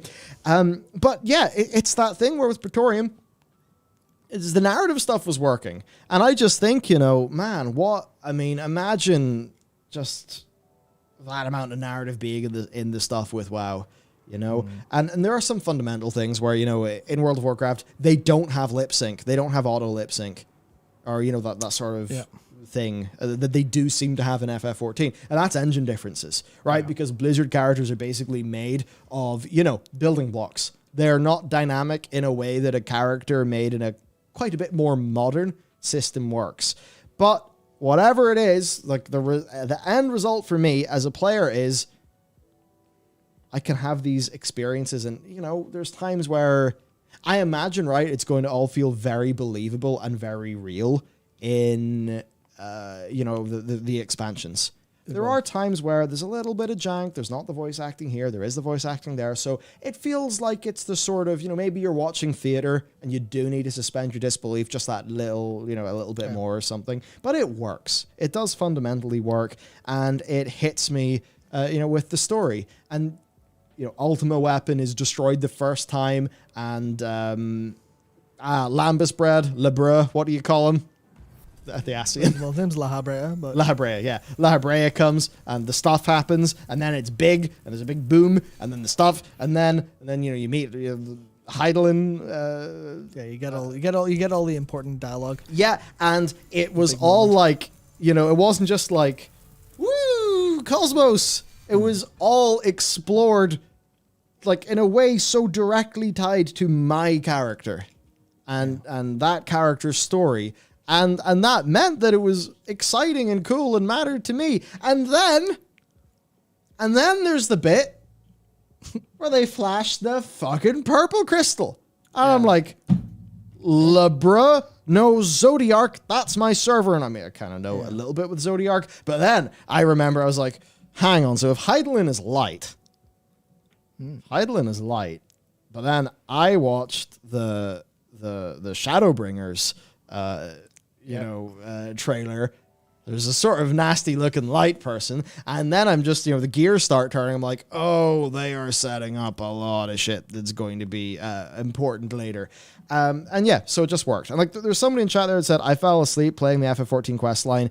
Yeah, so, okay, this little segment is me talking about Praetorium. I'll zoom out and I'll talk about an ARR experience in a little bit, because I had pros and cons during ARR. Absolutely. As the FF14 community absolutely told me I would. Yep. But for doing Praetorium, not that bad. The modern changes they've made, they certainly are a bit weird. Like, you can very easily, forget the key, or not the key card, but, the bit before you get in the little mech. Yeah, the ID thing. The ID thing, yeah. But, I like that. And then I liked how, spectacle-wise, right? This is a thing, spectacle-wise. It's quite funny. The end fight against Sylvanas, and it's a bit tricky because Sylvanas is, just a person, right? Yep. But, the mechanics of Sylvanas aren't that cool. I think we can pretty much all agree that Sylvanas was a very lame fight that just wasn't cool enough for the character. And it's like, I even compare that to just like, Ultima Weapons fully powered up. It's really big. It's just really big. There's been a big explosion. There's big things going on. Also, Gaius is golden for some reason. Yeah, it's just big. And it's got an element of theater and spectacle, where it turns out the gameplay mechanics are extremely important in a video game. Absolutely. And one of the best things about WoW, in many cases, is its gameplay mechanics.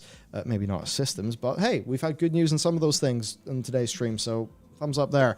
But there was spectacle and theater that were done very well. And I guess another thing where it feels like in World of Warcraft, quest text and that stuff is done by the quest designers, but in FF, it's like it's done by writers. Well, and that's just legit, just people with different job descriptions and different backgrounds and stuff. But I mean, I think it's good for the writing. Different specialities, like. by design. And then after words are hard. And after this, we're going to hop into supers. After that, like there's more, as it turns out. I got a nice little epilogue, and it's all good. Yeah. Yeah, you get characters talking about the state of the world after you've hit the narrative climax. Yeah, instead of, and this is what I was joking about with Matt, you know, that thing in say, Battle for Azeroth, where we get like a 2-hour quest line, and then it's like, all right, I wish I could do Nikki's comedic Magni impression. That'd be so good. The wounds, champion, the wounds. Yeah, and it's just like, I do a quick little 2-hour story. I go into Nyalotha, I fucking Dragon Ball Z, in Azoth. We get a shot-for-shot remake of The Fall of Mordor.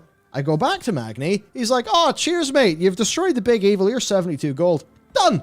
Yeah. Zilch. No epilogue. No further exploration of the state of the world and the characters. Didn't have time. Didn't have the resources. Sorry. In FF, doesn't matter. I got that, and it made it feel like my character was more in the world, and this group I'm in, I mean, come on. Compare the Scions of the Seventh Dawn to the Champions of Azeroth. Wait, the Champions of Azeroth, was that not... Oh, Magni's faction in BFA. Oh, that's right. I forgot he had a faction. I thought it was just him. Yeah, you maybe forgot that.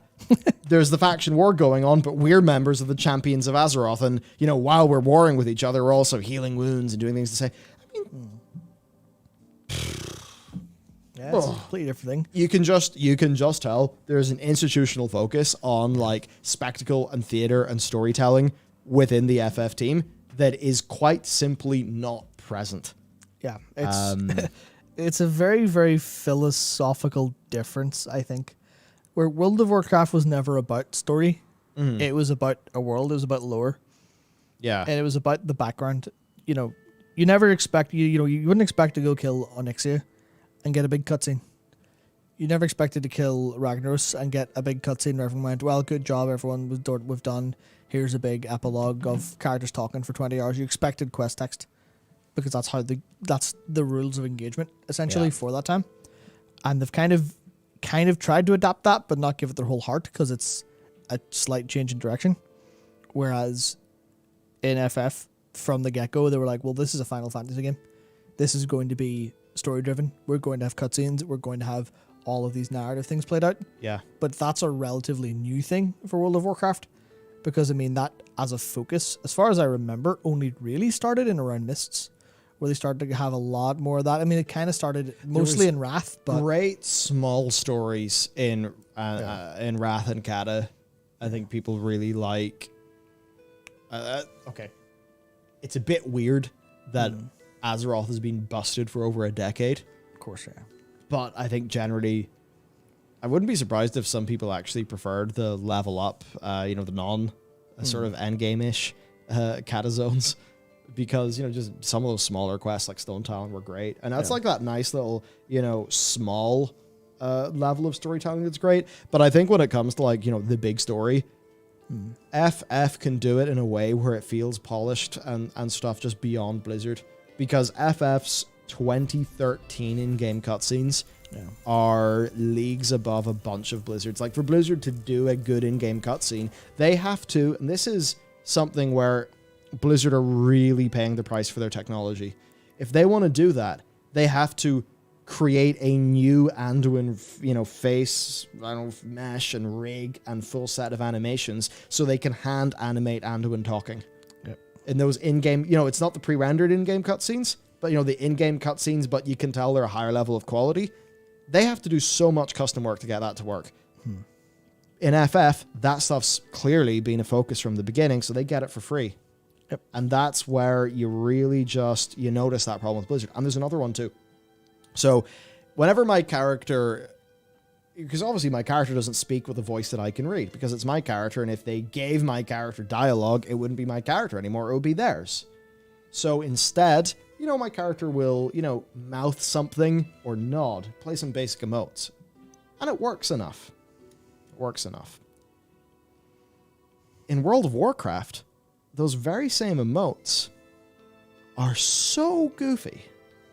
Like, you've seen the WoW emotes, right? they're so goofy. I mean, a thumbs up is not just like, oh yeah, thumbs up. It's like some full goofy cartoon thing.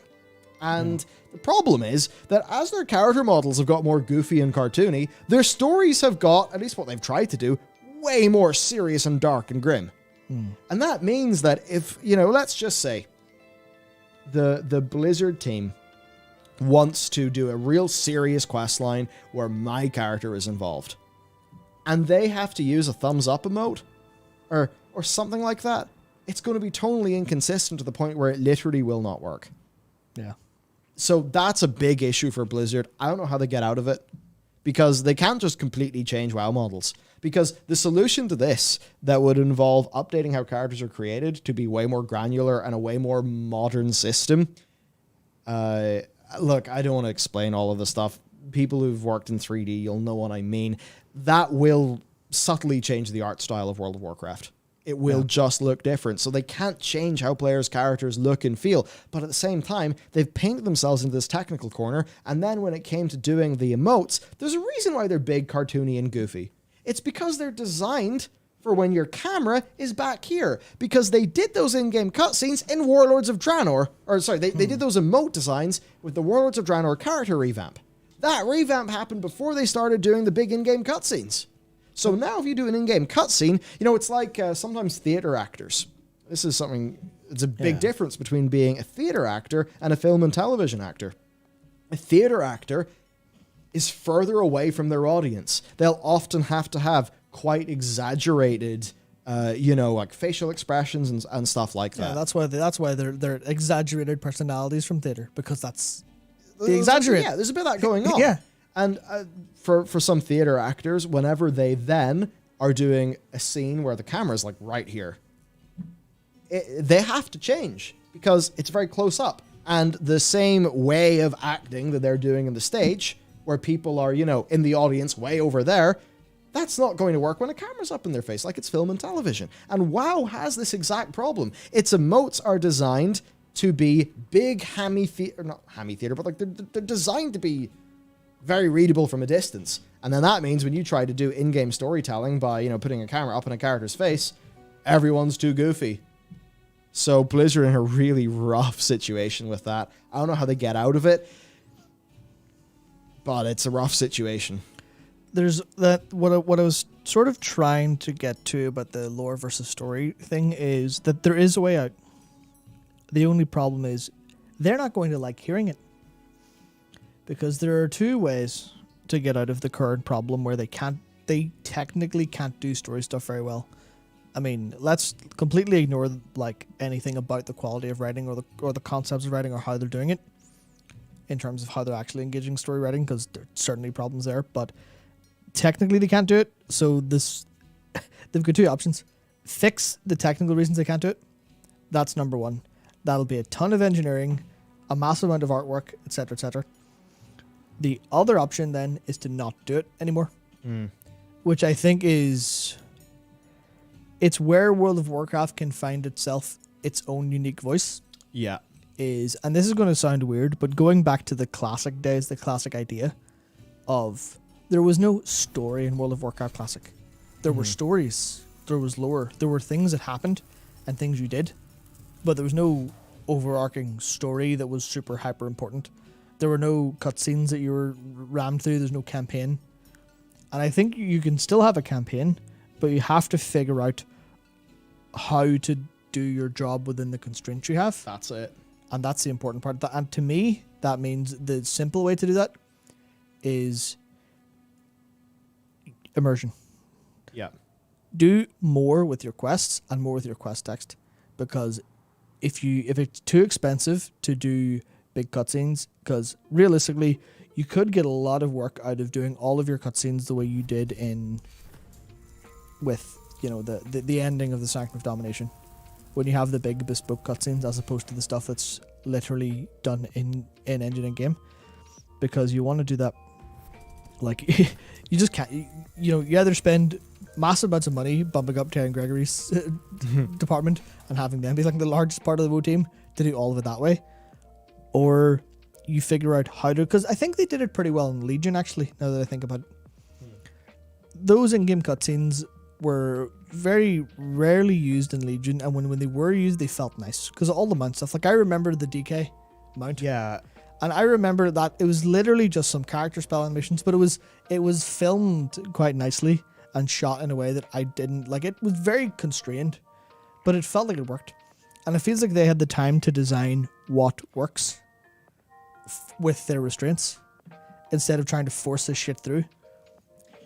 And I think that's the important part. A good point and very important. And when I think about that, it's like, what comes into my head, and it is way more in the way of voiced dialogue. Yep. And then changing their entire approach with quests. So one of the things that works great in FF is whenever you're going through a quest, it's not just opened, click NPC, pops up, click accept, woo. It's a quick conversation. And the fact it's a conversation means the NPC is talking to my character instead of me viewing a wall of text in a quest frame. And you click through like you're going through dialogue in a narrative game. So they need to do that. They then need to, if it makes sense, perhaps get the writers a bit more involved in that so that our characters are a bit more consistent. They need to, have way more callbacks and just for things to, in FF, right, you accomplish things in your character, and there's times you go talk to an NPC from the past. Like I've been doing a tiny bit of the post ARR content. I go back to Wineport where, I was getting the wine so I could throw the party in the Costa del Sol, which is one of the boring, filters in the ARR questing. Yep. And those NPCs are like, oh, hey, it's you. All these things you've done. And that just felt really satisfying. They need to do more things like that, because what that's doing is you, the player right now, get a nice little connection tied to what you did in the past. I mean, imagine if FF14 did soulbinds. Now, I'm not saying it would be beautiful. Yeah, I'm not saying that FF14 should just steal the Covenant system. Definitely not. But in FF14, I do have an impression that if my character had literally soulbinded to somebody, that I would maybe get some narrative content and I get to learn who they are as a person. Now, you might get to do some of that with Pelagos and Clea. I'm a Night Fae. I mean, who the fuck have I bound my soul with? I don't really know. Naya, yeah. Yeah, Naya, but who's she?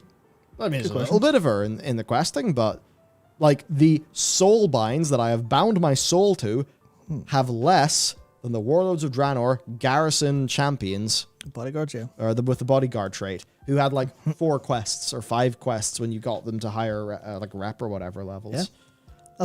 That's the problem, because you've got, you've got I can't remember how many bodyguards there were. There are definitely quite a few, but there are 12 soulbinds overall. So you've got to do that for 12 different things, and then you're wasting content because not everyone's going to see all of it. So you've got all these development problems.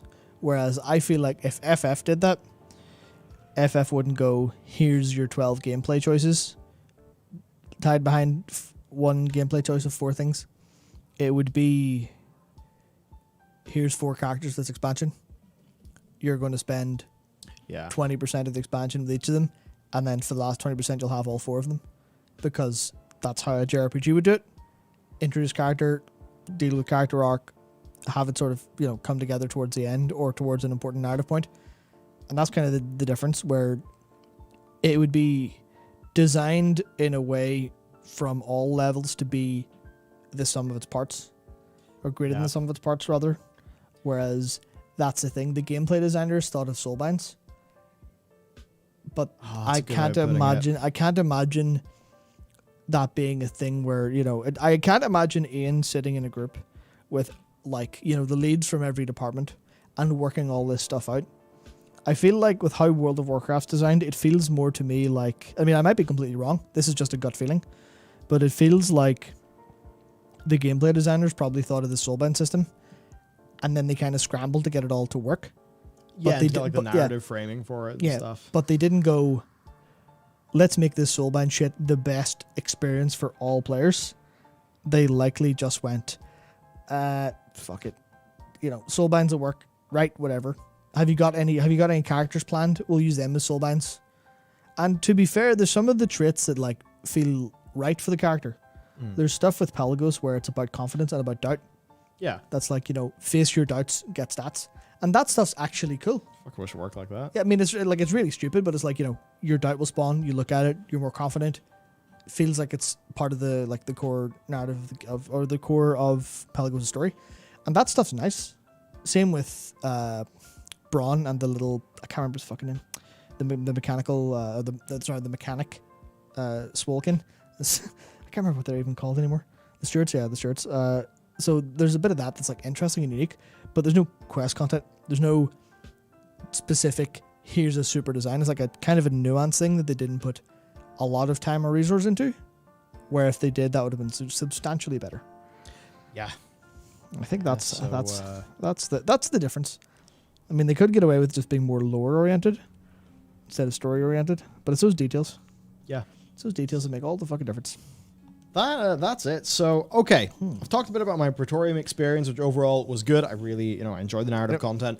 And now, I want to talk about my impressions of Final Fantasy XIV, A Realm Reborn 2.0. And in this, there is good, there is bad, of course. There is stuff that's in between. Overall, the resultant effect that it's had on me, which is likely the most important bit, is that even though there were a few bits where the pacing is... teleport to this zone, talk to NPC, do thing, go, and where the narrative isn't massive, right? Yeah. And those are all the things that the FF14 players warned me about. People talking about the filters, right?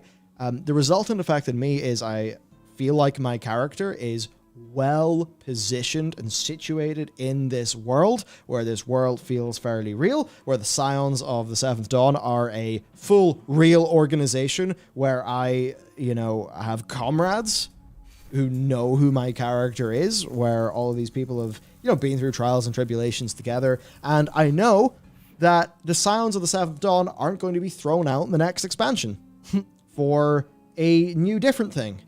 So, I feel like I'm invested in a world and story that's going to grow with that core cast of characters. And that's even with me never having really heard what they actually sound like because of the voice actor change.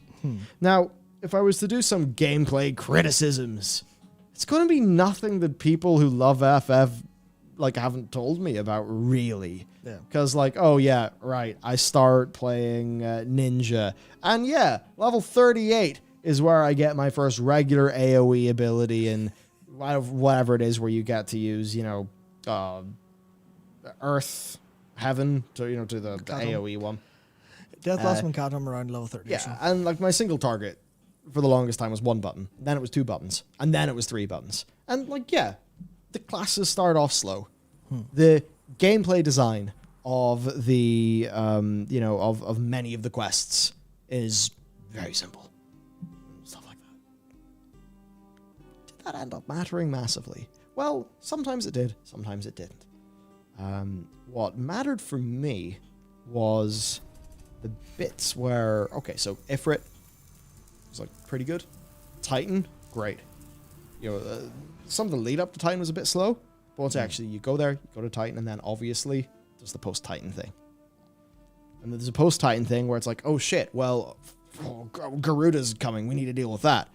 Now, that bit before Garuda, for me, was the biggest slog. The initial part of Korthus was just pre-Garuda, for me, that was the filter. I guess what they say, I passed the filter. And Garuda was fun. And it's the post-Garuda cutscene where stuff really starts to get going. And you're like, oh, okay, shit, I can sort. And then, Operation Archon, which is the proper end of the game. Even though the gameplay of Castrum is not the greatest, and the gameplay of Praetorium, other than the final, or when you're fighting Ultima, when it's all, red and fiery, basically ain't there, right? But even with those problems, I can see the pieces going together in a way where they're more than the sum of their parts. I can see this group of, this group that I'm a part of grow and build. And, you think to the opening cutscene of A Realm Reborn, where you see all of the, because I forget, there's Louis Swan, the thingy of knowledge, and then the the group that would basically become the Scions with all of our characters. You go to that and you're like, oh yeah, shit, I can see all of this tracking. I can see all of it tracking forward. And you just get invested in the world. And it's in a way where the gameplay is like not the bit that matters. Now, from what I understand, the change as we go forward in time is the gameplay matters more and more and more. And you start doing those single player duties or whatever. Duties, yeah, the single player duties that like are really good. And there's one or two points, especially as we got a little bit later on, before Operation Archon, but when we're in the zone that eventually the Scions relocate to. Mordana. Is it Mordana? Yeah, Mordana and Revenant Stole. Yeah. Where, a few of those, I like no-brained it and died. And I was like, whoa! I mentioned this last stream. And those are the bits where like, I was starting to pay attention to the gameplay. I was like, oh wow, what the hell? I am not used to level up content in an MMO resulting in my death. That's weird. Yep. So it's that thing where you do have to push through some rough bits when, you're preparing the feast for that group of people in the Costa del Sol. And, for me, I was just in one of those, I move forward and do the things right, sort of zoomed through it. And I did actually pay attention to the story that was going on, by the way, don't worry. But that was a dip. And it certainly has its dips and its low points. But I think the bits that matter, they mostly land. Now, I do think that there is a way where you could massively condense that story. Yeah. And, where I think right now the story isn't as much the sum of its parts. As an example, for a new player, they'll watch the opening cinematic for ARR, and they won't recognize that loads of those characters are the Scions that they're going to meet. And like at the end of that trailer, you see, the pair of them walking around the forest of Gridania, and then that's like one of the first things my character, as a fresh bard, bumps into. Everyone's going to notice that. So it's possible to not get, it's easy, in fact, to not get that ideal experience, especially for the people who are used to just zooming through and skipping cutscenes and stuff. But if you actually, doing that, like, if you actually pay attention, you do see those stories to layer up more. And by the time you reach the end, I mean, just the bit where, Garuda, I'll just do this. With Ultima Weapon, you're like, oh, and then, as you get more of the moments with Heidelin, yeah. You get more of the moments with Heidelin, you're like, oh, I'm important. There's stuff going on here. It grows on you and grows on you and grows on you. And by the end, you're in this weird situation where you're like, oh, wait, shit, yeah, I actually like these characters. I spent a bunch of time. We went through a bunch of shit together. And I think what's worked very well for it is, it seems like because it just sticks with that cast of characters through. I'm sure there are way more new characters that come in the new expansions and stuff, but because it seems like it sticks with with this group, it's like you feel that it's worthy of investment because you kind of know that they're going to go the distance with it. So the more and more I played, the more and more I got that sense. And what actually gave me that sense early, and I think it maybe is not like this for some other players, but I took a break at level 30 from Bard, and actually work got really, really busy, and I got a tiny amount of ninja level or rogue leveling, but it was actually the rogue quest, because the rogue quest, it's simple, but for what it is, it's really well written. Yeah. The characters are just fun, and I love the colloquial dialogue. It just makes it feel rich, and it just gives you a texture to Limsa that's really there. Yeah, you know where your daddles are. Yeah. And it was just that. I was like, oh, this is the sorts of stories, especially knowing that the person who wrote that. Yep. Oh, sorry. Hey, all right. I mean, knowing that she would then go on to lead stuff. Yeah. And that just kind of gave me this confidence in the experience. And while I wouldn't say I enjoyed Ninja as much, I did enjoy it. It was fun. It had a satisfying conclusion at what I thought was at the end. Whenever have you done your 50 job quest? Yes, I've got full purple set of ninja gear. Yeah. And there's more ninja quests, as it turns out, afterwards. Oh, of course, they go the whole way up to. They go regularly the whole way up to 70, and then there's 180. Yeah. So that's cool. And even that was fun. Like Kasuru, is he called? Cassaro? Oh, the Cassaro? yeah, he's in the red, Cassaro. and like he was really fun and theatrical. Yep. But then it got into the serious shit with what actually went down in the hometown of the Shinobi, and you're like, oh, okay, just nice little stories. They're not the most complex, and there certainly are some story criticisms to have. As an example, the Guardian Empire characters. There's Nero. How do you pronounce her name again? Livia Sanzunius? There you go. Livia? Yeah. Livia with the white armor, which but I really like the Guardian armor and designs. Actually, just the creature designs are so much fun. I love the flowy shape language that they've got. But anyway, you know, if we had have had a bit more time with Livia earlier on, where we could see that she just really has the hots for guys, you know, then we would have got that story instead of her just telling us. Of course, you're well motivated to want to take her out. Let's just leave it at that. And, you know, it's sort of similar with Nero and Sid. But you can tell that it's just them, I mean, yeah, making ARR in barely any time while also maintaining, you know, 1.0. And it's in a way where while they don't get to where they're going narratively perfectly in the most, you know, well, because the pacing is a bit iffy. I think most people would agree. They get the broad strokes right. They get the bits that matter right, and that is why by the time the credits roll, I'm very sold and very in.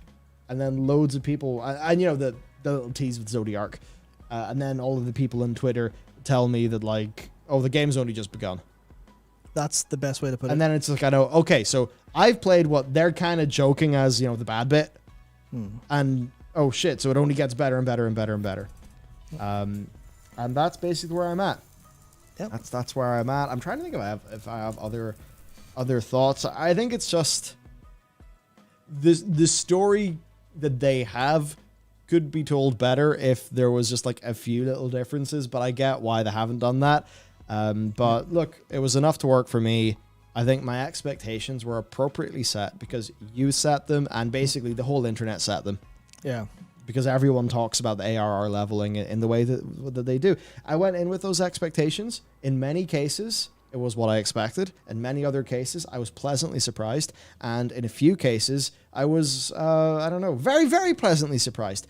Overall, ended up being in a position where I'm in. That's that. Yep. And I'm in a way where I just know I can take this game or leave it whenever I want. Because you know, right now the bit I'm in for is, you know, the narrative.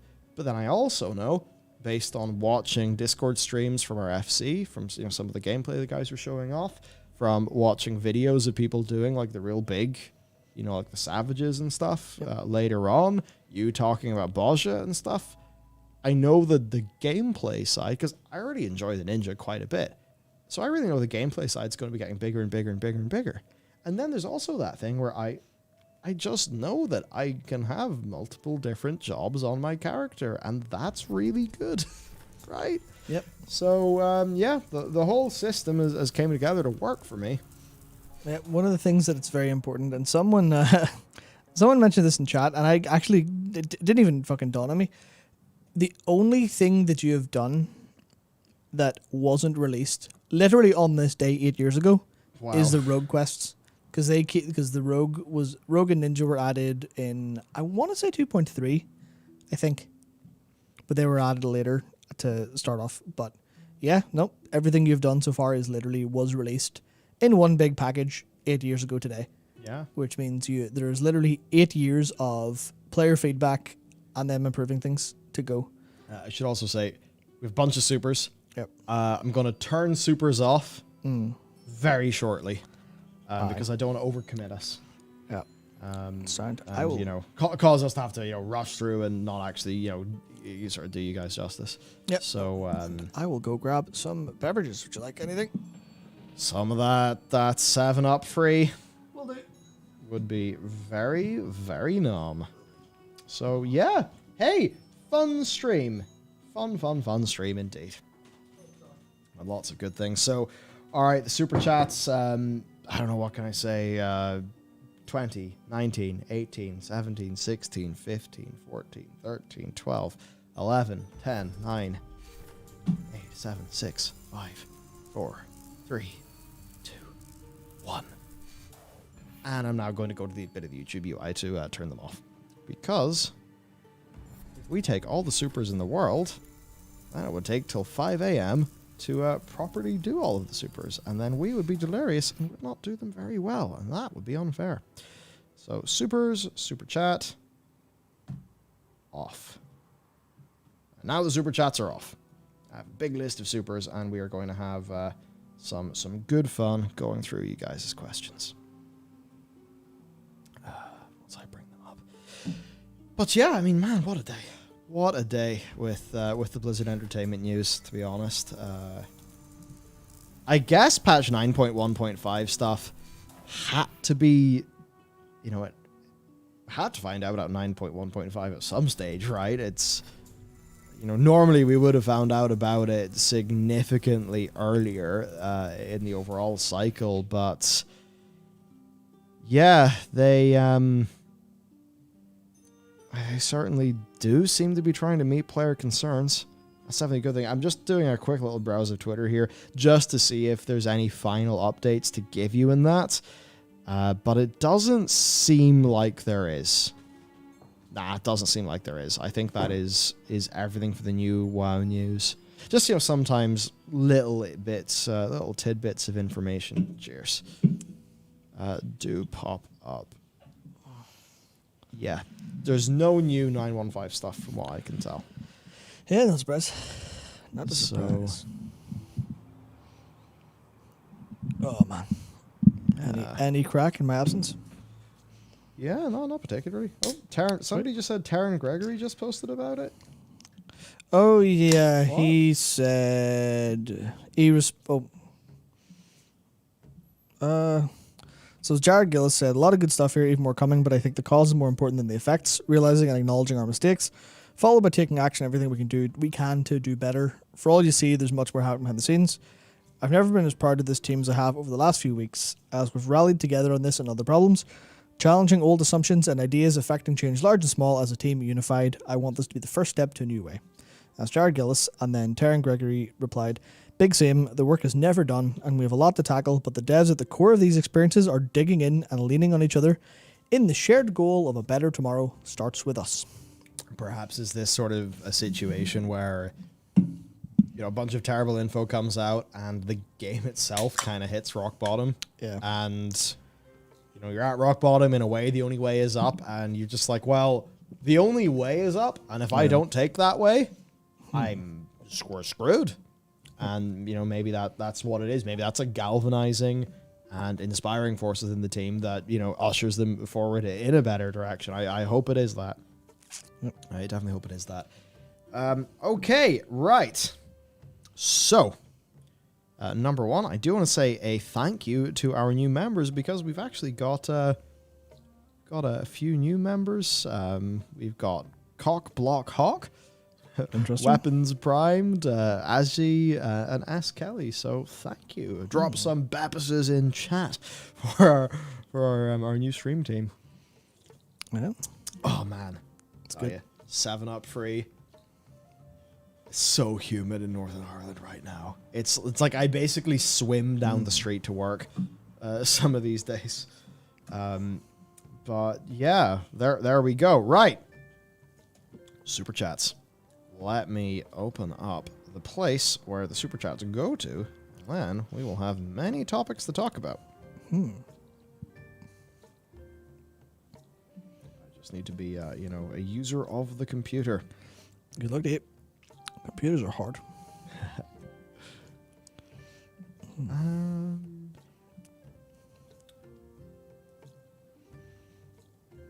Okay, so first up, we've got a two-parter from Eugene. Cheers, Eugene. Whether Zareth Mortis is another Ulnar, i.e. ripping off Mortis from Star Wars, or not, maybe it is also Azeroth. We've heard time flows differently in Shadowlands, but we've got nothing major relating to it.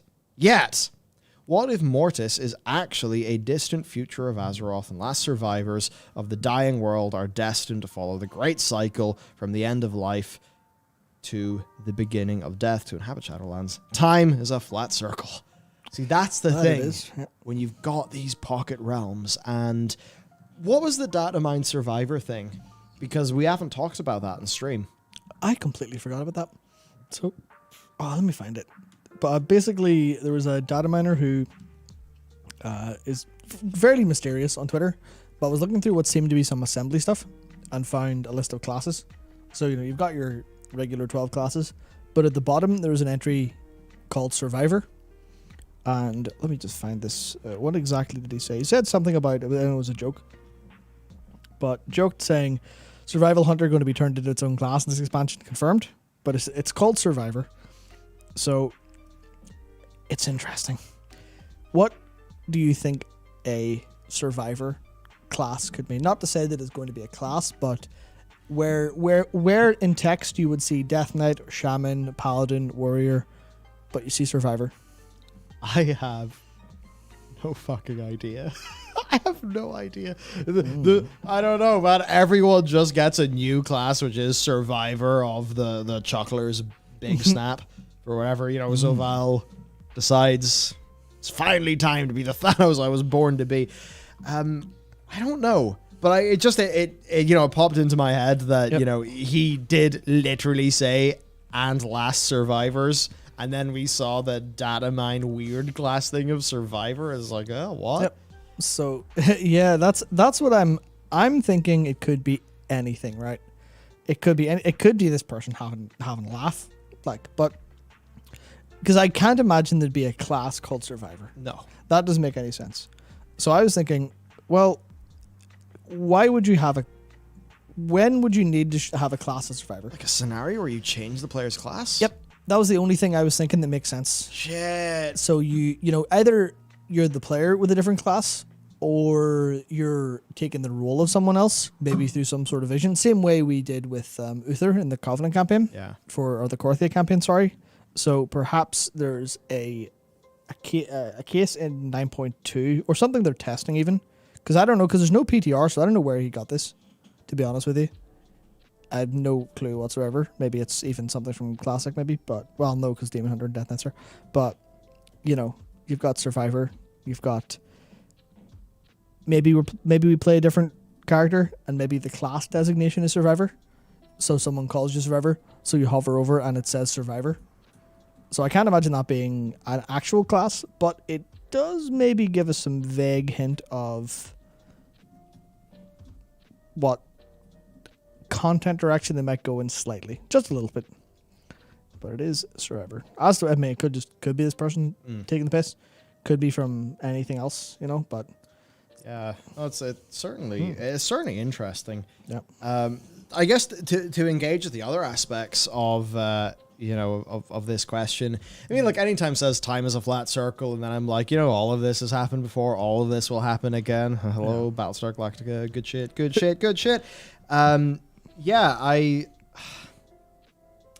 It's like, what is Azeroth? Because it's clearly something, and it's like, are there, weird First One secret dimension? Like, is there a First One secret dimension that is powered by Azeroth? I wouldn't be bloody surprised. Yeah. Given the soul energy and stuff, it does seem to fuel things in the Warcraft universe. So, Mortis being a distant future of Azeroth, it's something Zareth. Some people have noticed that Zareth and Azeroth are like a little bit similar. And you do wonder. I mean, the idea, right, that, Zoval does his thing, and then the next patch we go to Zareth Mortis. And maybe at the end of that patch, we actually find out, or, we have a few bizarre little, like, oh, what's that? What's this? What's going on? I kind of recognize that bit of geometry. Yeah. And then it turns out, oh, shit. This is like far future, some weird Azeroth thing. There are actually ways they could tie that in a quite a novel fashion, actually, of course, into the likes of Azeroth. So yeah, that could be interesting, and it does raise questions of this great cycle, because they very much in the broker cosmology have, life and death being the most important cosmic forces. Yeah, so life and death are the most important cosmic forces. The other ones are basically secondary to that. And all of it is centered around the Great Cycle. And at the very center of the Great Cycle is Azeroth. So if Azeroth is the key to everything, and, Zoval's getting the sigil so we can go to the Sepulchre, but we also know he's coming for the soul of our world, and he probably had something to do with Argus based on the Everliving, or based on Mal'Gannis's speech in this patch. Yeah, it would not be surprising if Argus was important to death. Maybe Azeroth is important to life. Maybe Zereth Mortis is like a death part of Azeroth. If Azeroth is some sort of crazy Omni-Titan, which wouldn't be surprising. Or maybe if Azeroth isn't even a Titan, it's something else. That wouldn't be surprising at all to me, because Azeroth is the center of the Great Cycle, right? But the problem is, it's all so loopy. I mean, just earlier we talked about how the entire of existence is like fungus sat in a frame. So there's just that degree of the mystery box. It's not a mystery box. No. It's a bunch of mystery Legos. Just that they don't. It's a box of mystery boxes, but the mystery boxes, unlike Legos, don't clearly fit together yet. And that makes it so hard. So I'll say that Zereth Mortis having a deep connection to Azeroth, I would not at all be surprised if that's the case, given that Zoval, I come from the soul of your world, or whatever, is like an early, line from this expansion. So absolutely, I think there could be something to that. And there's also the big question of, why did Azeroth consume the element of spirit when it was early? I wonder. I very much wonder. Wonder indeed. We got from... I think Blizzard wonder too. Yeah. I actually think they have an extremely elaborate thing worked out, and they're just struggling to get it out to players in a way where the players are engaging with it. I think that's where the lore content comes in, but then it's like, what happens when you kind of go so loopy that even the lore content people get a bit... Yeah. I mean, you go over to r/Warcraft lore at the minute. Yeah. They're... no happy, like... Yeah, they're having issues. Okay, so we've got a super from Veltus Knight, who said, congratulations, the credits you saw are the Guinness World Record. Yep, they are. What? Oh, they're those the longest in a game. It's around 90 minutes. Yep. Of course, I skipped the credits, but they even have a thing where the whole alphabet's there. And you can actually, go for each letter of the alphabet, and it gives you that bit of the credits. Yep, and it's the longest credits because it included the character name of every person who played 1.0. I'm not sure if it's everyone who played or everyone who finished 1.0 content. That's but cool. It was a big, they basically took and thank you for playing to the next fucking level by going, here is every single player who stuck with us through the dark times. You're immortalized in these credits because... we care about you. And you're grandfathered into a discounted sub fee. Yep, forever. Is great because it's like them acknowledging those players in a way that actually impacts their bottom line, and they didn't need to, but they did, and it feels good. Yep. Which, yeah. Did you... I actually don't remember. I don't remember if you needed to buy 2.0 or if you bought 1.0. I can't remember. I'm pretty sure I didn't. I can't remember. I'll verify that before I say something fucking stupid. Oh, gotcha. Okay. Ominous thinks, hey there, do you think Blizzard will clean up all the bots around in WoW? I don't know. Because bots are an arms race. That said, whenever you logged into World of Warcraft, see what's obviously a bot. Yeah. Which, I actually haven't seen much of in Shadowlands, but maybe that speaks to me raid logging more than anything else. But I remember seeing a few of them pretty obviously in Nazjatar. Nazjatar. It's Nazjatar. That's how you pronounce that. It's not Nazjatar. What are you doing? What was that? That was so weird. But I remember seeing them there. I don't know how they're not caught. Because whenever Blizzard posts about their anti-bot efforts, they have often big numbers. Yep. Lots of bans. Well, that's maybe a thought for whatever investigations we do into the economy or into botting or into boosting or anything, because, I mean, bots are there for the economy element of the game. The bots aren't having fun, which means it's all inherently tied together. Very true. And so it is. What's very interesting to me is that the level 58 boost in TBC apparently is having a big impact on botting, because that just means you can get a bot-ready character to farm primals and stuff. Yep. Like that, real quick. Whereas you couldn't do that in Classic. Yep. And it just does make you wonder. Blizzard are probably furious that all this stuff's going on, but I wonder if they feel powerless. Because, look, I haven't played Classic TBC, unfortunately, much at all. Actually, no, literally not at all. For a second, I was like, wait, did I? No, I didn't log in and make a character. But people tell me. We get lots of messages and stuff, and I've seen pillars of that community talk about issues with bots, and it seems pretty bad. Yeah. No, I watched. I think it was a Will E video. Yeah, it was. Yeah. And it was like, here's the problem botting, and he literally, like, I think it was like a Thursday morning, 10 a.m. or something, was just going around. Was it a couple areas in Zangarmarsh and HFP, going, yeah, like, look, all of these characters are boosted. All of them are level 58 boosted characters. They're not wearing reasonable gear. They're farming these mobs. You can see that there's no way regular players can get any of this stuff. This market's controlled by bots. It was I think one example he gave was Tibu's Blazing Longsword on his server was selling for 8 gold or something, when that still to this day sells for thousands on live, like, just because of botting problems. Well, I think it still does, but the problems were so much worse there. The problems of botting are just you just have bots massively devaluing this item. Tibu's Blazing Longsword. Tibu, how much? I think there's 2 values, right? So one value it was 8 gold on the auction house, and then later he scanned it again. It was like 16 gold or something like that there. Whoa. Yep. What? Yep. Oh, okay, that's weird. I mean, I can understand why value-wise, like in a world where Transmog doesn't exist, Tibu's wouldn't be at, but still, what the... Oh, yeah. wow. I mean, there it is there it is on, well, that's January, which is the first one Ouroboros Exchange gave me, but it's up there for 243k. Yeah, the bots can farm TBs from pickpocket boxes. That's what it was. They're in BRD, I think. Pickpocketing and opening the boxes and getting it. So, fun stuff. But it's remarkably cheap. But just because the bots are devaluing it, because it's, free labor, just generating stuff. It's bad stuff. Bad times. 80. Well, buy was 283. I love that. I can't remember. I can check the video. I think sure, that would make sense. Although I don't want to take away too far from what we're talking about. Yeah.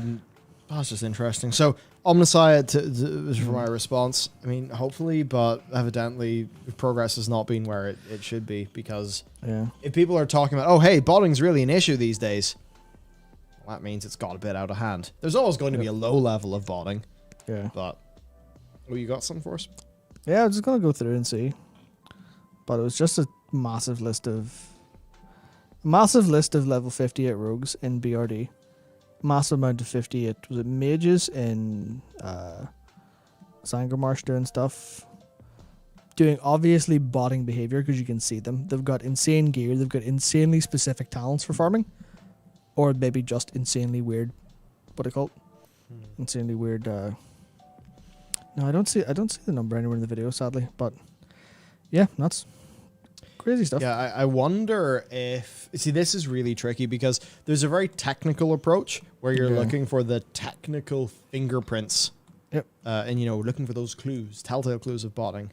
But another way to do that is a more big data approach on the numbers you very solidly have, which, as you said, like looking at talent builds and just seeing, extremely high percentage of botters are using this, using things like this. But I suppose that could be useful for a while, and the botters would change their talent builds to, avoid detection and stuff. But I just wonder, if there's, using the likes of Warden, which is the security stuff that is installed on your computer if you play World of Warcraft. Yeah.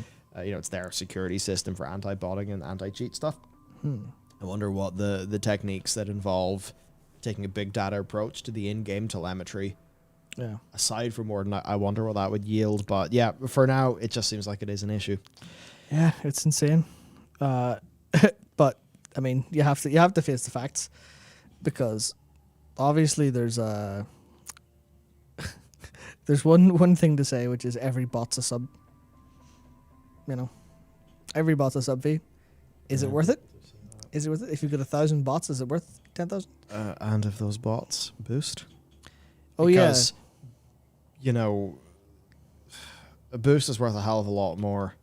Like, I remember, you know, in was it Shadowlands Alpha or was it BFA Alpha? But no, it was Shadowlands because we're Chromie time. Me and you, we were power leveling characters to 50 in no time. Yep, zoom. Like 6 hours. And, you know, while we would look at Mephisto be faster than us and be like, but it's Mephisto, we can't beat him. Yeah. Very different for TBC leveling, and yeah, you can see how it's like not only are these bots paying subs, these bots are also buying boosts. I mean, shit. Pretty nice little business to have run for a few months. I mean, like the bots are giving them more money than I am. Like, that's it. Mm-hmm. Okay, yeah, so that's definitely Fun. something to think about. And we do have from Ace of Hearts, who said, shortly after the release of Cataclysm, there was a spike in-game gold inflation correlated directly with the number of Worgen players on a server.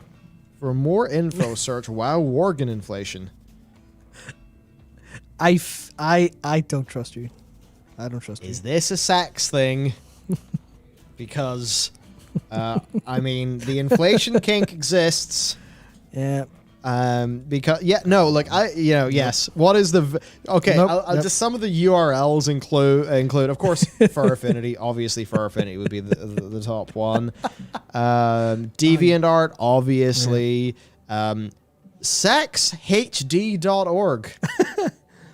Don't get us demonetized or banned here now. Calm down. That's it. You know what? Good job. I'm going to say. Can't fool us, but that was really good bait. Yeah, that was good bait. I appreciate it. Yeah, I'm actually really annoyed because I was like, whoa, what the fuck is this inflation? I was like, before I had finished reading it, I was like, I wonder, was there an interesting source of gold that was from Gilneas or something? I must really take a look into it. Never mind. I'm not going to fucking look into it now, am I? Nope, that involves a pipe, an orifice, and an air compressor. Jesus Christ. Air? I don't know.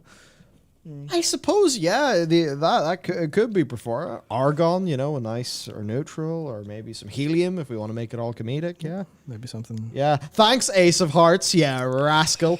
Yep. Okay, so we have got Archmage Ronan who said, "Have you tried any professions in FF14? I recently tried fishing and spent 3 weeks only fishing, trying to catch all 1,181 fish in the game. Unfortunately, it's a very simple answer: no." I really want to because people talk it up big to me, but Matt, have you got a bit more crafting experience in the FF?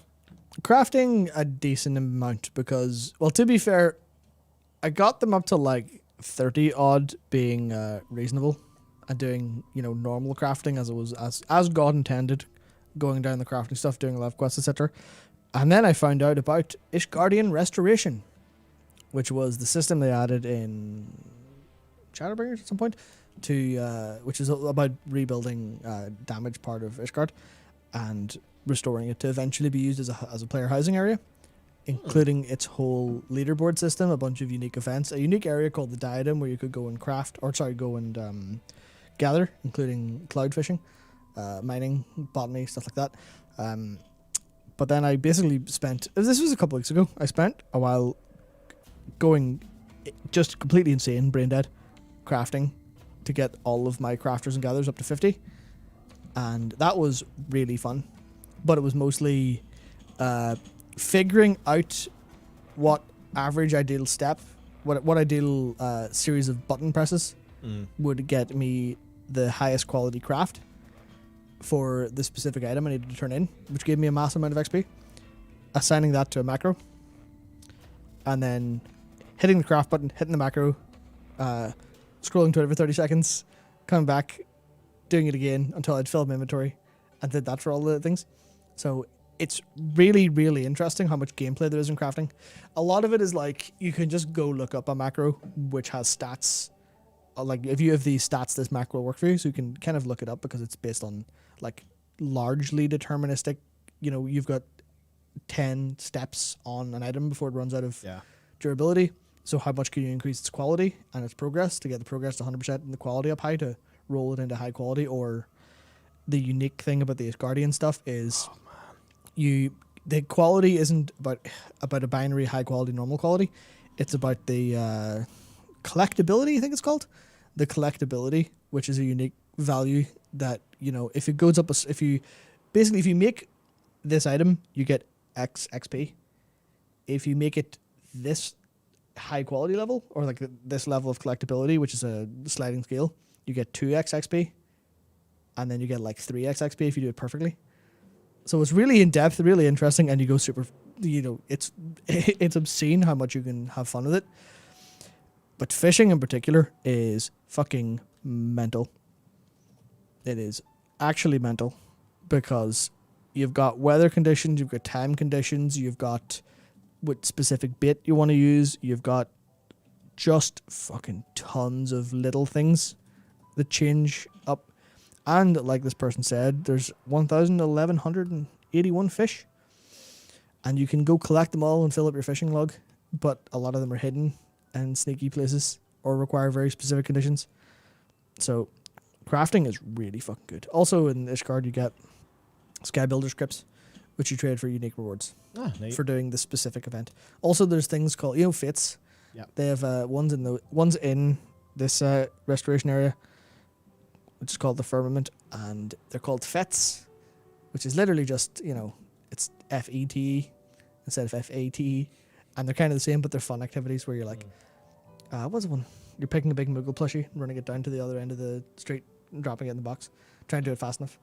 So it's full of like really interesting stuff. The whole basically crafting is not a mini game; it's a whole activity, whole part of the game. So I hear, and god damn it, I only have so many hours in the day. Oh, I've got to play Nier Automata. I've got to, do MSQ. Yep. There's too much. There's too much. And, I mean, can you imagine a situation where FF stuff's going as good as it is, and Endwalker is perhaps as good as we hope it is? Yep. And then, WoW 10.0 somehow manages not to shit the bed and is actually good. Wild. And then, this whole weird trend of there's too many video games to play that are good, and also you're on Game Pass, so you have access to like half of them. How are we... How the hell are we going to play games? It's fucked, like. Yeah. But it was Gosh. That's obviously a compliment to FF. Yeah, the Shinobi 50502, whoever he is, the person who's Shinobi 602, the guy who's very popular on the old video game discourse Twitter circles for kind of the same vein as Nibble and Daniel Ahmad for posting a load of stuff all the time. He posted an image earlier today, which is, even if half of these get delayed, 2022 is looking absolutely ridiculous. And he's posted, that's 36 very interesting and good-looking games from 2022, including the likes of Redfall, Forspoken, the Destiny 2 expansion, Plaguefall Requiem, Starfield, Splatoon 3, the Avatar game, Pragmata, Breath of the Wild 2, Salt and Sacrifice, replaced. No. Elden Ring, of course. Why are you listing a bunch of things I want to enjoy, but it feels like torture? Yeah. Oh, man. To be fair, Elden Ring, have you seen any of the preview stuff from today? No. Fuck me. And like they were only able to show screenshots, no footage, but I read the Eurogamer write-up, or the read-up? Write-up, They read the write-up of it, and I was like, this sounds exactly like you expect from, hello, we made Dark Souls, but we took extremely long, and we're significantly more ambitious, and it's technically not a Dark Souls. It seems fucking incredible. It seems genuinely incredible. Man. Can't fucking wait. Oh, yeah. Wow. So, FF crafting. Need to do that. I'll do the other things first, and then I'll properly hop in with crafting. Yeah. Okay. So, Redfish. Do you see the Blizzard name surviving the long run? Seems like Blizzard has taken all the hits lately. It has. If they can right the ship, they will reclaim the value of their name, and it will continue to be a good asset for their business. At the very least, Blizzard has extreme name recognition. It does. Now, so does EA. Whenever people were not happy with EA, and EA are certainly doing better now, but yeah, for one reason or another, I just think, you know, you I don't know, give Blizzard any other name, and people will recognize them less because not everyone reads the press release. Yep. So, for that reason alone, I think the Blizzard name's staying. Absolutely. 100%. 100%. I think they can definitely get their reputation back. It just... I think that's the thing. They will ride that name into the dirt. You know, they won't abandon it, I don't think. I think they have too much pride in it. They'll destroy it before they relinquish it, I think. We'll talk about how it's got all of its... they can pull the reputation back, but I have no idea. It's up to them. Yeah. Up to them, all I can do is be hopeful. Yeah, indeed. So that's... yeah. They're going to keep it. It's just worth too much, I think. So we got from Felly the Goblin, who said, "Hi boys, here's €10 for the Happy Vaseline Fund." Fucking hell. You're such a... Well, that's my fault. I did say those words. Everything you do, hope you're both doing well. Thanks, Matt, for getting me into FF14. Yeah, he's done that. He's done that to a lot of people. Like, I can't say for sure that it was some of your segments that Asmongold reacted to that helped get him in the way to FF14. But if you even had, you know, a 10% influence on that, you know, and then all of the people that you've got onto that game on this stream, because, like, even, you know, the streams do well. The Clips channel gets, like, 4 million views a month. What damage have you done? Let me be diplomatic. If any of that is even vaguely verging on true, that is substantial more joy that I brought to the world than I could have expected or hoped for. That is so... There is a bit where I take a step back and, you know, it's very easy because, you know, it's all like, you know, YouTube gives you numbers because the numbers are useful, because if the numbers are bad, then people don't like a video and, you know, oh, maybe I did something wrong. Or the numbers are good, or like, oh shit, people really like this. But then you're like, oh, well, the numbers are people, and then you actually think about that, and, you know, I tallied them up. We're just under 8 million views across all of our channels. Sound? In the last, like, 30-ish. Oh, Actually, that was in the last 28 days. So we're a decent bit over 8 million. Yeah. And yeah, I was like, whoa, that's the biggest that number's been in a long time. And then I was like, oh my God, that's like, you're thinking about whenever I do things on youtube.com that make somebody else's number go up by one. Yep. And then it's utterly mind-blowing. And yeah, so we will never get a number of how many people that you have inadvertently... Basically, we'll never know how much money Square Enix owes this man. Yeah, I mean, I would never suggest anything other than they deserve all of the credit and money for their exceedingly hard work making an incredible game. But while we're here, also play Nier Replicant and Automata. There we go. Yeah, that's my fucking agenda. Oh man, yeah. Thank you. Yeah, yes, you know, hope I don't know. So there's €10 for the Happy Vaseline Fund. You know what? I think if the Happy Vaseline supply goes too quick, then certainly the, you know, the sad one has like, oh dear, why does this business have a Happy Vaseline Fund? Should we investigate them? Yeah. Oh man, thank you. Yeah, and hope you enjoy. We may take it away from the Happy Vaseline Fund and put it in the content fund. We've got from RazorClaw999 who said, "I follow Ginger Prime, and after your controller in FF14 clip, he said to send you over to him for help on that stuff." I'll have to check it out. I'll have to check it out for sure. I'll have to see because people have been saying he is a big proponent for playing FF on the gamepad, and I've got to say I have a lot of agreement there.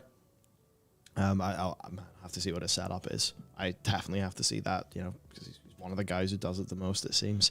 Yeah. And yeah, you know, when you're doing the likes of Praetorium, I mean, I just know I enjoyed it a lot. I mean, come on, it's like people joke about Netflix and, you know, doing chores with Praetorian. On a big TV, you know, especially when the voice acting segments hit and like the end credits and all of that. Yeah, if you're doing that on a PS5 with a nice big TV and you're cozy and, you know, it's good. It's a good experience. And certainly I'm planning a video soon called, you know, something like I played WoW like I play FF or something. That would be an awful YouTube title that nobody would click on. You know, oh, I played WoW like this. Oh, what's it going to be? Maybe I'll click. Oh, God, I hate that part of YouTube. What's the most recent video on the Veritasium channel? It's like one of the best ways to understand the plight that we all have to deal with. But certainly I want to redo my WoW setup and just see what it's like as well because, yeah, it works. Now, Razorclaw also had another question saying, as a game dev, how hard would it be to code something like a renown point per level for the WoW dev team? That's the sort of thing, right? So, you know, what does game dev mean? Because, you know, it means many different things. From my specific experience, I can tell you what I can do. I can script gameplay, you know, I can code gameplay in C# in the Unity engine. I know the mono behavior. Because, you know, frontline programming work is not something I've done in, honestly, way too long, because, you know, content and stuff just it takes up the time, right? But certainly in earlier projects, I was, you know, involved in the code way. So, you know, I can do that. I can understand a little bit of, you know, GLSL, you know, for the shader code and a bit of C++ and C, from, you know, what me and Matt will have done for our third year, our final project, which is like a game engine. Well, it was an engine. I guess it was a game engine. It was more a rendering engine for what I did. Yeah. But anyway, that's kind of besides the point. That's really just to say that I don't know how they do shit. I mean, I sort of do. Lua. They do things in Lua. Now, fundamentally, how hard would it be for something like a renown point per level? Like, you know, maybe you level up, or, you know, you're doing Threads of Fate. You're easy. I mean, I don't know how they have that architected, but surely gaining a point of renown, you know, it's all good and object-oriented and as it should be, so that you can just trigger renown from anything that makes sense to trigger it. So, extremely easy is the answer. City noises. Also, hello, city noises. We've got from PBL GGZZ, who said, Ian, referring to Ian Hazzakostas, the game director of WoW, is a systems guy. To his team, content and systems are the same. Good to see the team accepting systems are a problem. Hope future WoW has simpler systems and more solid content. Yeah, you know, that, I mean, is literally true. That is I think, a pretty true statement overall. You know, the side of the game that Ian came from was a bit more systemy. Was he not like lead systems designer as his job title before game director or something? But he was in Cameras before that. Yeah. But yeah, you can certainly looking at Shadowlands, given that the fantasy came out in systems more than it did content. Yeah, you can tell there's a very big systemic focus in the game, and I think you can tell how that did not resonate with many players of the game. It's definitely good to see them accepting that those systems are the problem. I legit do believe that a mirror had to be looked into, and perhaps it has. Seems like it. I mean, I certainly know there was just... Look, not all the WoW team are systems designers, and I cannot imagine that, you know, they were all happy campers. And I, too, do hope that WoW has simpler systems and more solid content moving forward. I think... How could they not have noticed that? Especially when you think about the MMO that people left for. Primarily, a lot of people went to Guild Wars 2 and ESO as well. But even Guild Wars 2 and ESO, like especially, I don't know much. I mean, I know Guild Wars 2 basically does have an MSQ as well. That does just, you know, go through, you know, all the expansions and Living World updates and, you know, that Ice Brood and whatever saga and all of that. It's content. those games have a lot of content. You know, like the most recent, it's not an expansion, it's like a saga or something with Guild Wars 2, added like 6 or 7 zones with their own mechanics and little progress things. And, you know, WoW's been the incumbent, and that's let WoW get away with being system lands. But people have started to see the other things. So, yeah, I think that's the way it has to go, and I hope they know that. Certainly 9.1.5 indicates they know at least some of the problems. We got a super from Chuck who says, "Play in a private server, tell Blizzard to get to hell." You do you. You do you. And look, I mean, there are experiences available with private servers that Blizzard will never provide. Yep. You know, the likes of, is it Ascension? That's the classless one. I think I've seen people talk about Darrowshire as well. I don't really know much about it. I think Revelations revamped Stormwind recently as well, I think. Oh, yeah, that too. So there's the idea of, you know, custom content and shit that's... Yeah, so it's like that custom content and some of the crazy things like classless WoW. You're literally, I mean, officially, I cannot endorse you doing that. Of course not. That's copyright infringement. Do whatever the hell you want. If you're breaking rules, you know you're breaking the rules, right? I mean, if you want to play in a private server, do it. Sure. I mean, look, Nostalrius... The only, like, speaking personally, not as a content creator, the only reason I wouldn't have dabbled in Nostalrius, because I mean I actually had more free time back then I probably could have, which is very different than my situation when Classic came out. The only reason I didn't dabble in Nostalrius, being real with you, because look, I would have probably wanted to play that in the down low and not told anyone, because if you do play that and you're a content creator, Blizzard will not be happy. It was just because I kind of knew it was going to be shut down. And I didn't want to invest my time knowing it would be shut down. So, you know, that was my personal point on the private servers. Plus, you know, the thing I historically am big into in WoW is the big raids. And, you know, you're not going to get new raids in a private server. But, hey, I understand the sentiment of wanting to play WoW. And given the recent things, not wanting to support Blizzard. You know, hopefully Blizzard makes enough changes and, you know, visible actions and progress that people you know, feel a bit more comfortable. We got another super from Razorclaw, who said, "What are your thoughts on adding a reduced anima cost to cosmetic covenant things in 9.1.5? Actually, I think that's effectively already happened because you get so much anima nowadays. The problem is you get that anima from the likes of Korthia, and for a lot of people that ain't fun.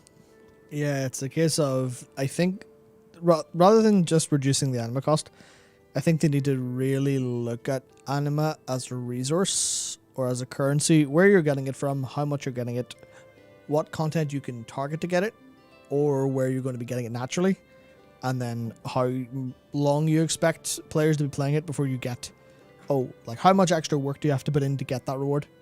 Because if everyone gets it by default because it's really cheap, then it's kind of pointless. So you need to put just a little bit, like put the reward as a carrot on the end of a stick, and make players do a little bit for it, but make it from fun content. Make it so, you know, you get a stack of anima. Well, I mean, you kind of do get a stack of anima for everything, but it's the idea of make people want to go get it. Yeah. Which is, okay, we'll go do those world quests in a bit of spare time, or, you know, maybe I don't feel like doing a bunch of M+, but fuck it, I might as well. Or, you know, I don't feel like it. I've done mine for the week, but the guildies need someone else. I'll get some anima for it. There you go. It's all about designing that better. And I mean, yeah, you get loads and loads of anima, but like you say, you have to do the content, and anima by itself is not justification enough to do content that people don't want to do otherwise, for no other reasons, be they external or internal. Yeah. No, indeed. Now, we do have a question from D5K11, a few in fact, who said, "What do you think about numerous devs at Blizz recently attacking players and content creators on Reddit and Twitter?" I don't think any devs have done stuff in Reddit, if memory serves. I think there have been a few tweets, like I think Jeff Hamilton liked something that was an anti-Asmongold post. Yeah. He goes on to say, "I'm shocked they can do this to begin with, especially now." I think a very easy way to look at this that cuts through a bunch of ideology and philosophizing about it is taking the pragmatist angle. Yeah. And it's something I would just want to do for a sec, because people can talk till the cows come home about every, aspect of this issue regarding Asmongold. But let's just be pragmatic for a second and deal with reality, because no matter where you want to go, reality is where it's what we've got and what we have to deal with. It's like the Isn't Heart thing. Talk shit, get hit.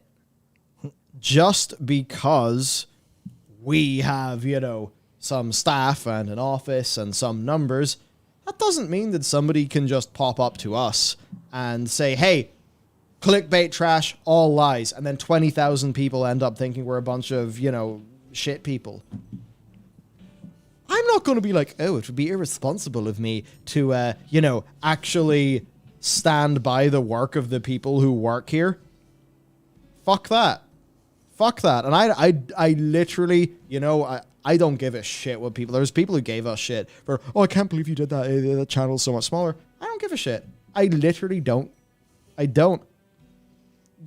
You talk mad shit about not only myself, but far more importantly, the work of our team. You don't just got to do that. And pragmatically, let's just take another angle. Pragmatically, as a business owner, do you think it's really okay and responsible for me in the capacity of what I have to do to steer this ship to just let people talk mad shit about what we do? There, so that's one. That's applying a little bit of pragmatism and reality to our current situation. And yeah, some people will go and give isn't shit. And I mean, if you look at the video, it has a lot of dislikes and a lot of comments that are not particularly charitable towards him. If I went and did a video that was utter bullshit, I too would expect to get a bunch of ire from people. Asmongold is likely several orders of magnitude larger than us. Yeah. I mean, our stream is this is the largest stream we've ever had today. It's usually a smaller stream than this, and he's multiple times. So let's just say I go and start trying to talk mad shit about Asmongold. Yeah, I'm probably going to, if what I'm saying is off base, as say like Isen's was, I'm going to get ratioed to fuck. And what's my perspective going to be there? It's going to be, well, yeah, of course that happened. I'm not stupid. I live in reality. And I think what you've had as we go into this Asmongold situation more recently, all these people on Twitter who, I mean, I think they just enjoy being angry in a way. I think it sustains some of them. And it's like they feel that Asmongold is not a human, that Asmongold is a social issue, that they can then go and, criticize and talk shit about Asmongold as if he was a social issue and not a man. And there you go, right?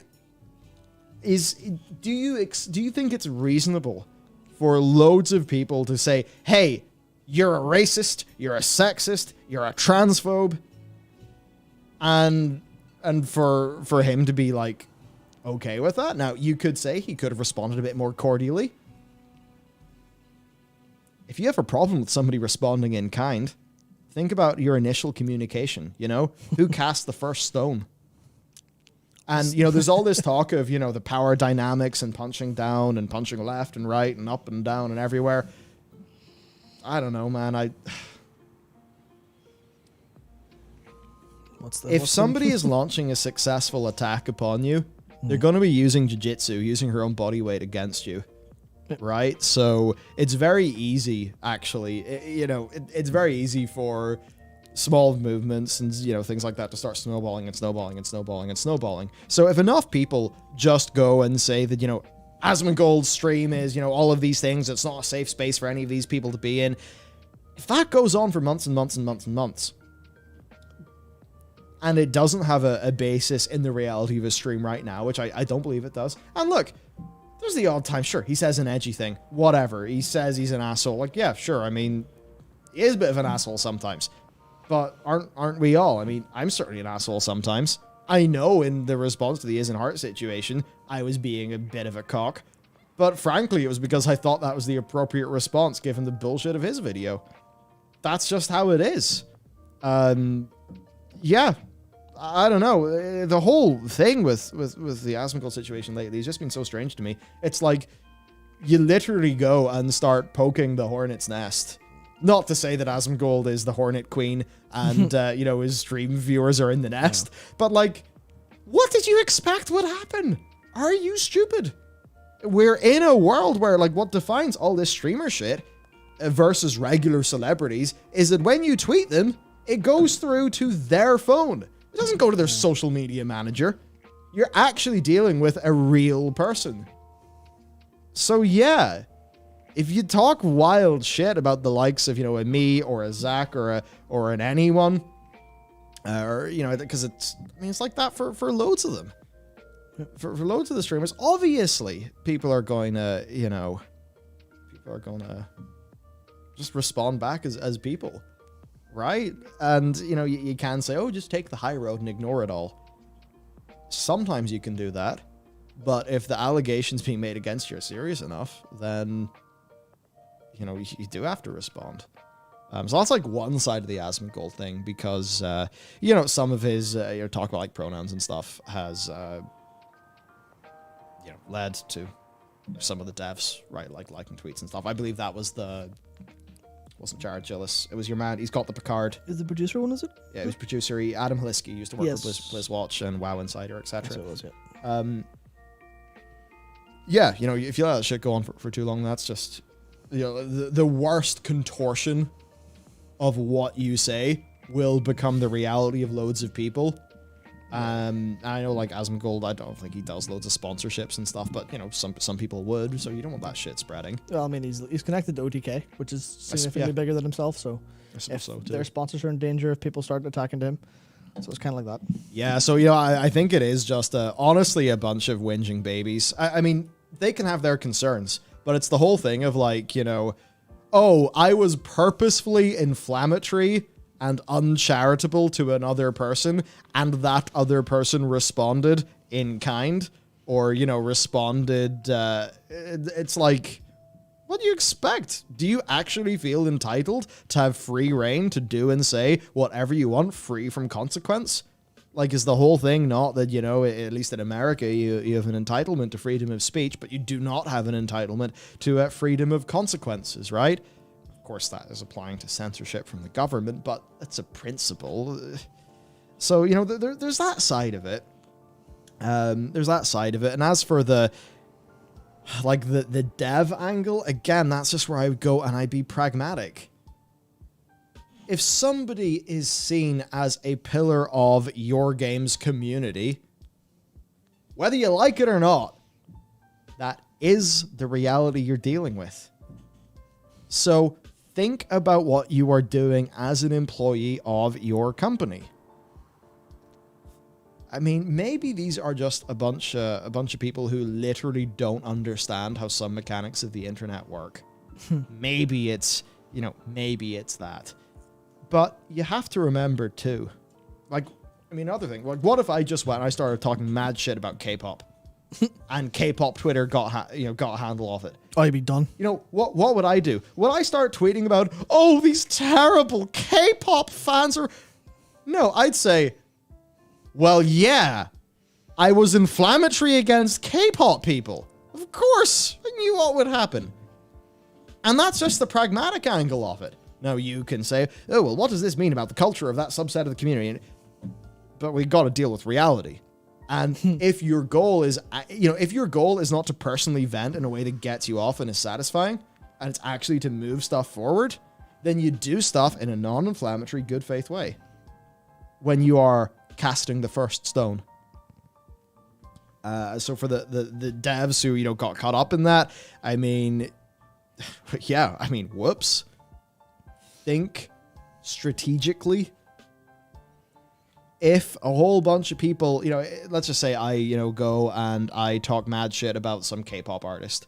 Well, for all of the legions and legions of people who look up to that person, they're going to be like, well, that's a bit of a slight in me too. Yeah.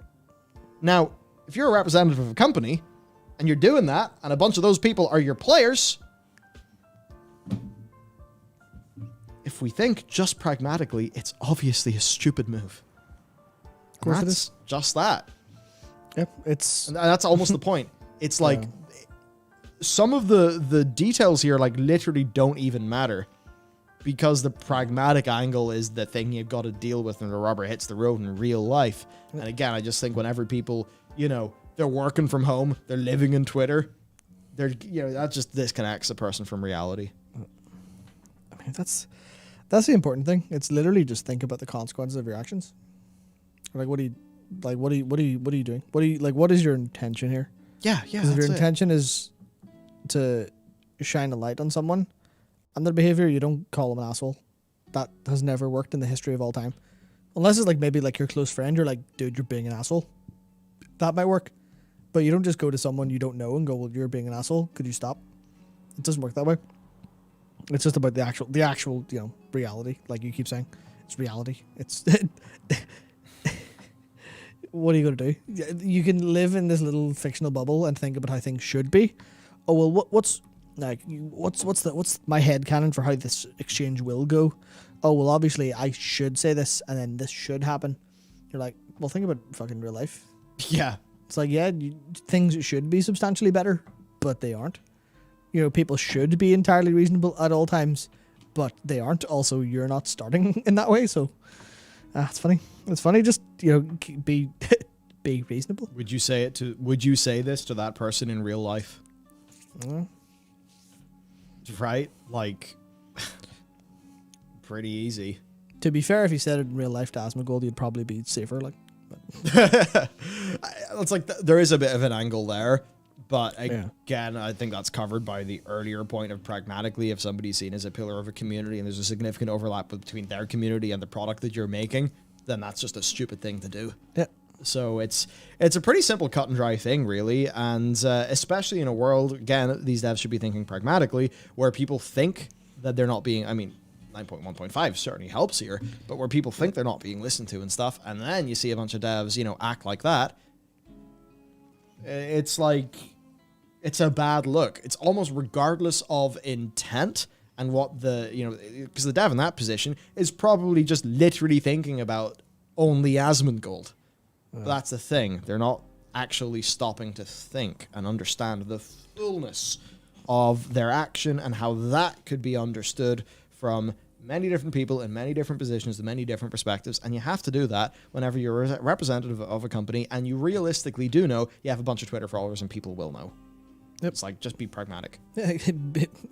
Reality's real. Yeah, don't set yourself up for fail. Yep. I mean, it actually reminds me of that meme picture that people throw around a lot, which is the cartoon of the dude on a bike and then puts something in between the spokes of his own bike and then blames some external factor for being, on the ground, having fallen off of the bike for destroying their own bike. You're like, yeah, that's basically what comes to mind every time I see anyone fucking tweet anything. Yeah. It's like you've just jammed a pipe in your own fucking spokes. And like on the Asmon stuff, like if you go into a stream and you start saying a bunch of sexist, transphobic, racist stuff, you will not be able to chat because you'll be banned. Yep. Because they moderate that shit. And there's a whole bunch of it. It was like racial dog whistling stuff that they were. I'm pretty sure his mod team were way ahead of the curve, and I think it was under his direction. They were way ahead of the curve on dealing with some of those things. At least from what I understand, it's the sort of thing. I don't know. It's like whenever somebody is streaming every single day, you're going to be able to find little bits that you can twist in whatever direction. I would always advocate for trying to get an understanding of the totality of somebody's character and thinking, okay, well, maybe that was an edgy joke, but what does this person actually think and advocate for? And, the likes of that. So, I don't know. It's obviously a big topic because it's been going on in the community significantly lately, but, I think it should be talked about and talked around. So I hope that's at least maybe a slightly different perspective, trying to bring some of the pragmatism into it. Maybe that's valuable to people. I mean, that's how I think a lot of people should think, because I feel like people aren't particularly trained to feel specific ways. I mean, Face Tentacle says everyone needs to touch grass sometimes. Yeah. That's a good way of putting it. It's a little bit hostile with the directive touch grass, but it's like, just be pragmatic. Think about a sort of balanced, reasonable way to go about it. Because if you act rash, then, it's not going to be that. There's no reason to act rash. because you're going to be irrational, you're going to be emotional. Even if it's not that, it's from some perspective, it's not the correct one. So just behave, basically. Yeah. Behave. So, and that's it. I think a lot of it does come down to, you know, who cast the first stone. And in a lot of cases, it's been people just seemingly going at as well. So anyway, whatever. I mean, honestly, I don't give a shit. I don't give a shit. Fucking stupid Twitch drama. It's Twitch.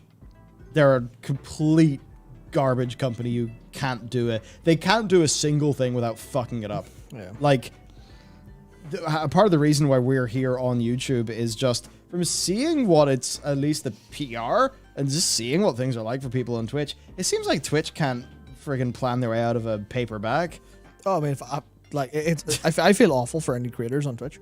Because you're like, I mean, obviously being on YouTube's had its like rough parts sometimes. Well, we do have the safe coziness of the big evil advertisement company that's just going to be slow and steady and toe its line and generally be a bit clear in policy and have enough money and be quick thinking enough to, you know, invest in things like content ID. That means that whenever there's music copyright related issues, it's dealt with in a way where your channel doesn't get exploded. And just stuff like that. Yeah, whereas you go to Twitch and if they ever address any genuine creator concerns, it's usually 6 months after they started and with the most rash, unbelievable decision you could possibly think of. So weird. I'd love to know what's going on behind there, because I know there's a lot of people in certain parts of it that are like fully reasonable and decent employees. And you're like, what? Who's running that ship? Like, who's at the steering wheel? I'd love to know. Yeah. Okay. Right. Time to move on. So Douglas Steele, that message sounds like a Yoshi P post. Really good if they are picking up people like that style. Good on them. Totally. Yeah. You could almost tell with some of the recent communications from Blizz, like the stuff today, that they took a few look at Yoshi P's notes and they were like, oh shit, wait, people like that. Nice. Yeah. I mean, I think that's people always joke that's what Blizzard were best at back in the day. They're like, game mechanic, yoink, we'll do that, but our way. There's no shame in ruthlessly copying something that works, as long as you don't literally copy it straight out right. It's like, don't copy his post and change where it says FF14 to World of Warcraft and publish it. But it's the idea of like, here's what's the approach, what's the style, borrow that. It works for them. It has worked. Maybe it'll work for you, and it has so far. So do that. Don't even just look at FF. Look at other games, not even other MMOs, other live games. See where it's worked. See where it hasn't. I mean, goddamn, like even look at say Star Citizen. There's a lot of people say it's a scam game. All I can say is definitely is. You can log in and you can play a lot of it, and there's a lot of extremely cool shit, to the point where Elite Dangerous has actually fucked up its most recent expansion, to the point where there's an exodus of Elite players into Star Citizen. You look at like, and they have fucked up a lot, the Star Citizen team. Totally, I accept that. Yep. I accept that. But they have a lot of content in their YouTube channel. It's insights from the devs. That's interviews with devs. They have a lot of blog posts. A lot, there's just things, and I actually remember I did a video years and years and years ago. It was like, I think it was when, it was when I was still a one-man band with all this. And, it was actually on Star Citizen's player developer communication, and Lore actually like responded to I think it was the tweet of the video, was like, yeah, good video, good shit. And so it's like, yeah, we get it. It's just Blizzard actually being able to set up the team and the process and the stuff for those CM staff to be able to pull off the feats that I think we know they can, and I think we know they want to. So, yeah, all right. So, D5K11 asked a few questions. So, one of them, what do you think would happen if we went to the Titan Pantheon and told Sargeras that the Dreadlords manipulated him and work for death, and just like basically explain? Because that's the whole thing. If you're not aware of the Warcraft lore here, right? Sargeras is getting some bad vibes. He's getting some bad vibes. He's not in a great place. He goes to this planet. This planet's all like infested. There's this void sect of dreadlords, and they're all like, yeah, mate, the void lords are coming and you're totally screwed, yo. And then Sargeras just goes, haha, smash, destroys their planet. And then he starts to think, and he's like, oh shit, they're right. And then Sargeras, he falls into his depression, he gets very paranoid about the whole thing, and that's sort of what leads to the Burning Legion forming, where Sargeras is like, okay, I'm going to wipe out all this shit, because this void stuff is going to be the ruin of everything. Now, it turns out, the perspective of Zoval, and certainly the brokers, is that light and void isn't as important as life and death, and that actually this is just them trying to use, basically them trying to knock out Fel by having a being of order co-opt Fel, and then basically making Fel like a weird controlled resistance, because Fel then gets manipulated by the Dreadlords, later when it is the Burning Legion, and then use that to destroy life and to destroy order. So the Titans and, life. And that's basically Zoval's way of dealing with everything. Kind of. So if Sargeras actually was to find out, this whole time, the whole time, he was duped. Sargeras redemption arc? No, you can't do a Sargeras redemption arc. He has actually killed untold billions. Sargeras could never be redeemed. Oh, don't do it. So right. Don't you do it, right. you rascal. So he couldn't be redeemed, right? But, if you think about problems that the World of Warcraft world still has, you do recall that he does have a sword sticking out of Azeroth. We've clearly not been able to do anything with it.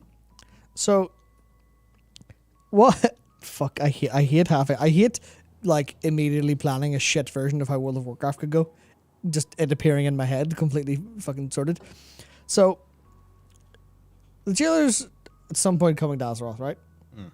He's going to be there. He wants to eat Azeroth, or whatever it is with the soul. And we're like, this is not very good. We also have, we have Sargeras floating about with Illidan. And they're probably, in between all of their fighting and torture, they're probably having a little bit of a dialogue, even if it is mostly one-liners thrown at each other in combat. But they'll probably come to some sort of vague reasonability, or they'll be tired and sit down for a bit. So, Sargeras learns about how the Dreadlord duped him. The jailer was behind all that. The jailer shows up at Azeroth. Sargeras shows up at Azeroth, pulls a sword out of the fucking planet, and starts fighting the jailer. Oh... Get out of here, Matt. Get out of here. It's dumb, but the logical construction of it works. Yeah, it does. So I hope it doesn't happen. But he's definitely going to pull the sword out of the planet himself, 100%. Yeah, that's it. Illidan and Arthas finally squashed their beef. Yep. And then they squashed their shared beef with Sargeras and the Burning Legion. Yep. And then the three musketeers of those three take out Zoval, while our characters fight some random NPCs we've never heard of, and a cinematic happens and we win. Our characters fight ads. Done. Easy. Perfect. But it is interesting because, Sargeras' whole thing is basically founded in a bit of a lie or a deception. What's he going to do? I mean, I'm sure Illidan would enjoy letting him know that and then seeing him squirm. Yep. Total future plot potential. Also, from D5, do you think the story devs will retcon Azeroth being a Titan? With the new concept of cosmic forces and Azeroth at the center, maybe Titan simply ordered Azeroth. So this is basically taking the idea that the world soul is a very essential thing in the material plane, and that the beings of order kind of shape it into a thing that then we know as a Titan. Yeah. So that, a hard retcon, I think no. A soft retcon, a recontextualization, where maybe Azeroth is a thing that could be, a fundamental conduit of something in the universe that, is ordered into the form of a Titan, and then that's how we can understand Azeroth as a being instead of just a ball of energy in the middle of a planet that our crystal friend can talk to. That could happen.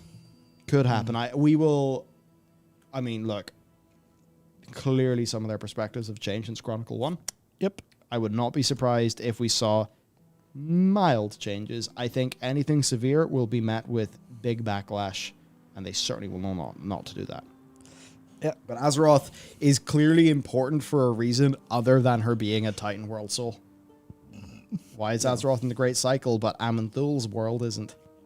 What's different between Aman'Thul and Azeroth? These are some of the questions to start asking ourselves. And right now, I don't really know if we can have answers other than we can know it's a good question. Yep. So, yeah. That was a good thought of mine. Just Titans, World Soul, Azeroth, so much more. Titans are just fucking taking World Souls, making them Titans.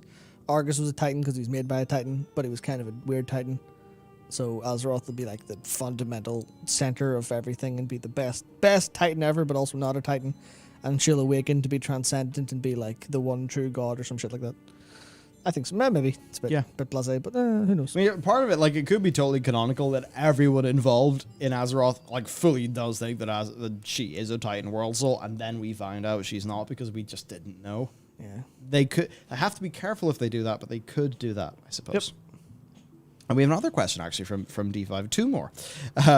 Light expansion is inevitable because the second we get back to Azeroth, we would outlaw Thraxian, so I don't see any other option for the next expansion. You think so? I did not think about us immediately being able to outlaw Thraxian, or at least be like, hello there, we have several questions. Well, that's the one thing. That's a good catch, my man. Yeah, that's the one thing. That's along the same line of thinking as the what if we told Sargeras about what's going on.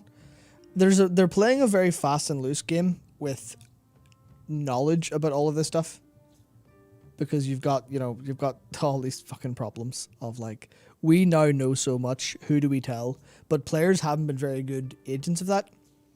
So who knows about the Dreadlords except for us?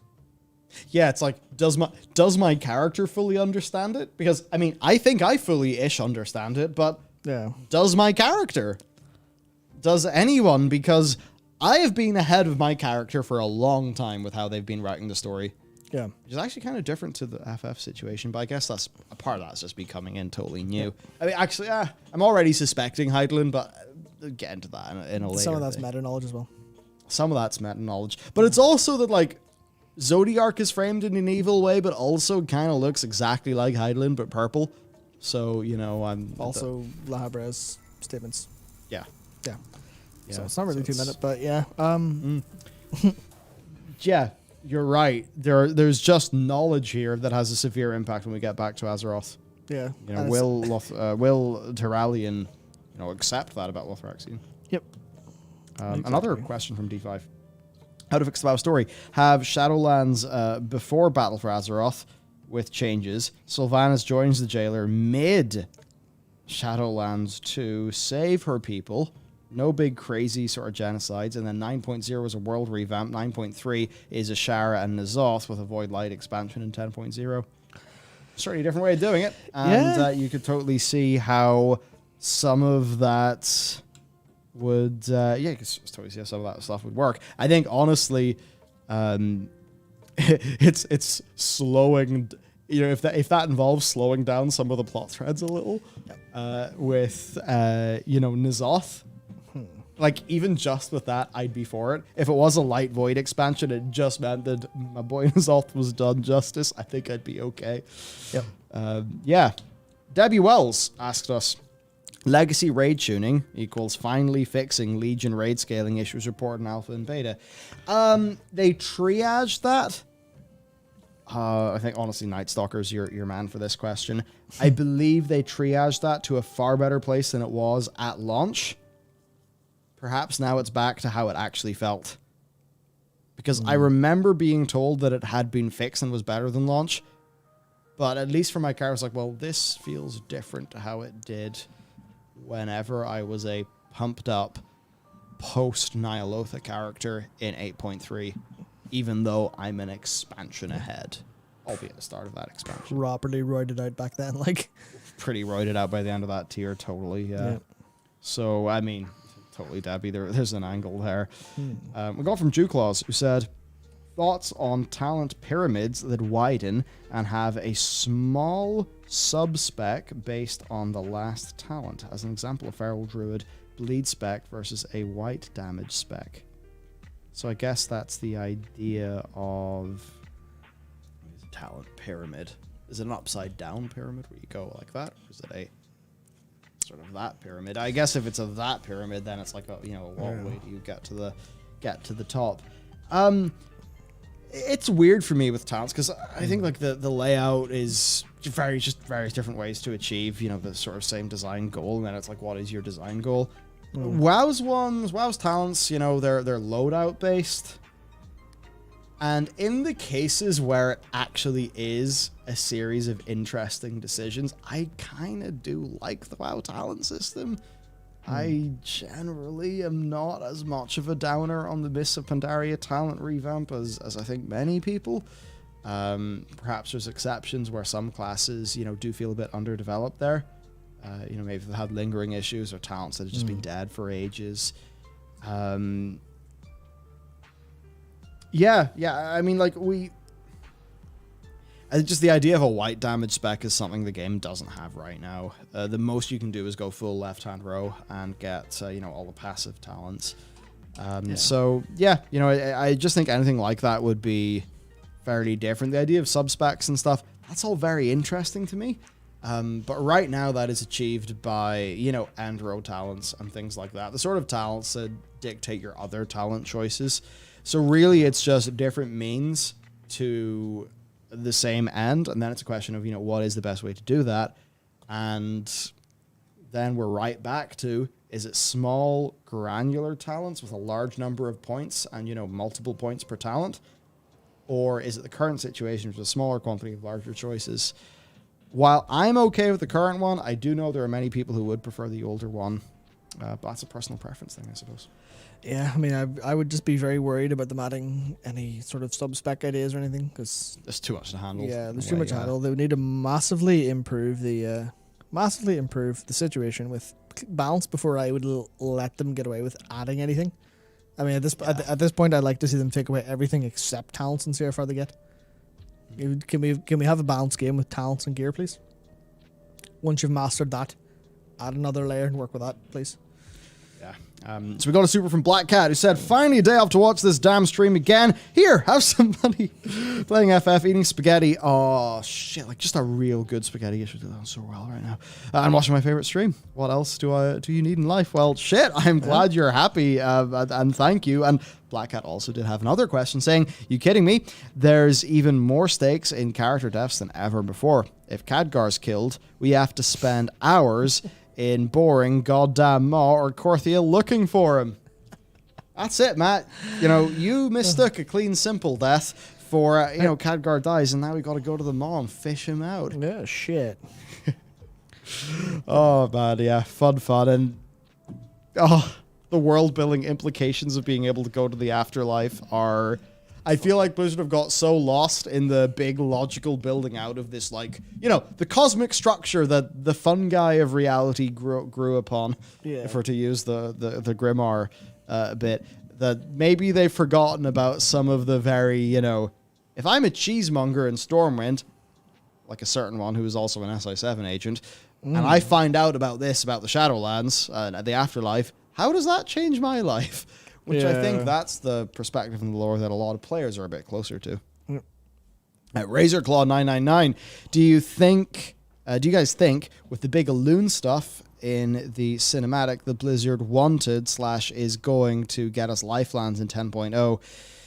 They're certainly setting up Elune, and Elune is probably something to do with life, and life is the big cosmological opponent of death, and the Dreadlord infiltration document says that life is the most insidious of them, and that really has me goddamn terrified that Lifelands is the next expansion, and that is absolutely not what Warcraft needs. It would damage Warcraft. We need to get back to Azeroth. There's a chance it could be that. They're certainly setting up something with Elune in the future. Yep. I just hope it is not like Shadowlands, and I kind of hope we never do anything like Shadowlands again. Take us to some wacky places, but please keep it grounded and just pay attention to the sort of low level, you know, of the world building. We got from D5 again, who said, we're at a point where we need a macro story told through a Warcraft 4 type experience and a micro experience that develops through the individuals. Which I think the point there is, do Warcraft 4, reestablish where we are in the Warcraft universe and franchise, and move on from that point. Entirely agree. Part of that's because I really would like a Warcraft 4, and I know it's not going to happen. But something like that, where Blizzard could actually have the time and the space to do all of their stories justice, and then the MMO, picks up the baton after whatever that experience is, I'm 100% for that. We've got from Francois, who says, I don't know if what's happening in Shadowbringers could be qualified as cosmology, but it feels so much better explained in FF than WoW, even though I really like both games. Ascian plus their god Hydaelyn stuff. So, right. I want to do, discussing this will be fun. However, I also don't want to get spoiled for Shadowbringers. And we don't want to spoil chat for Shadowbringers. So, is there a way that you could sort of neatly summarize the different approaches to the cosmology stuff? At least in my head, from the little bit that I've experienced the Hydaelyn so far, it's that my character feels so well established in the world, and I very much feel very close to my character with how they've done the storytelling, that because these things are happening to my character, because my character is the Warrior of Light, basically, with the echo and everything, that, the crystals, that it's just things that happen to my character. So as those things happen to my character, I understand them and I start to think about them. And it's a very, my experience outward way to build up the lore versus a facts are coming at me through new information sources, which is how WoW sometimes feels. So what do you think? It's fairly difficult to say without spoiling specific things, but the overall approach is very, very much slow and steady. It's never the core focus. It'll be like sometimes there'll be periods of time where that's what they're talking about in game, and they do that fairly regularly, starting from the end of 2.0. But it's like you keep getting looped more and more into this universe, and it's like a really nicely like paced curve upwards in terms of what it feels like, but it runs parallel to staying completely grounded. So there's never a point where you never jump the shark in how you feel. Like, it's the thing where if you look back at the same with any expansion, if you look back at the end of an expansion to where you started, you're like, fucking hell, that was a journey. So, and it just kind of is like that, where you're so engrossed the whole way, you don't really get exploded. You never go, you never look around and go, where am I? What's going on? You're always in tune, essentially. That's one of the important parts. The other part is everything's delivered the same way. Everything is delivered by a character, especially because your knowledge and character knowledge are largely There are times where the story will cut away to something else. Yeah. And then your character will learn about that a little bit later. But it is mostly things are delivered to your character eventually. That's where your knowledge will be crystallized, where it will all be, largely speaking. And it's always explained to you in the way, it's never explained in a book that you have to read. Not like literal book, but like it's not explained in a wall of text that you have to read. It's explained through dialogue, where someone's going, oh, here's a thought. Or, someone who, especially because the Scions are very fucking smart people.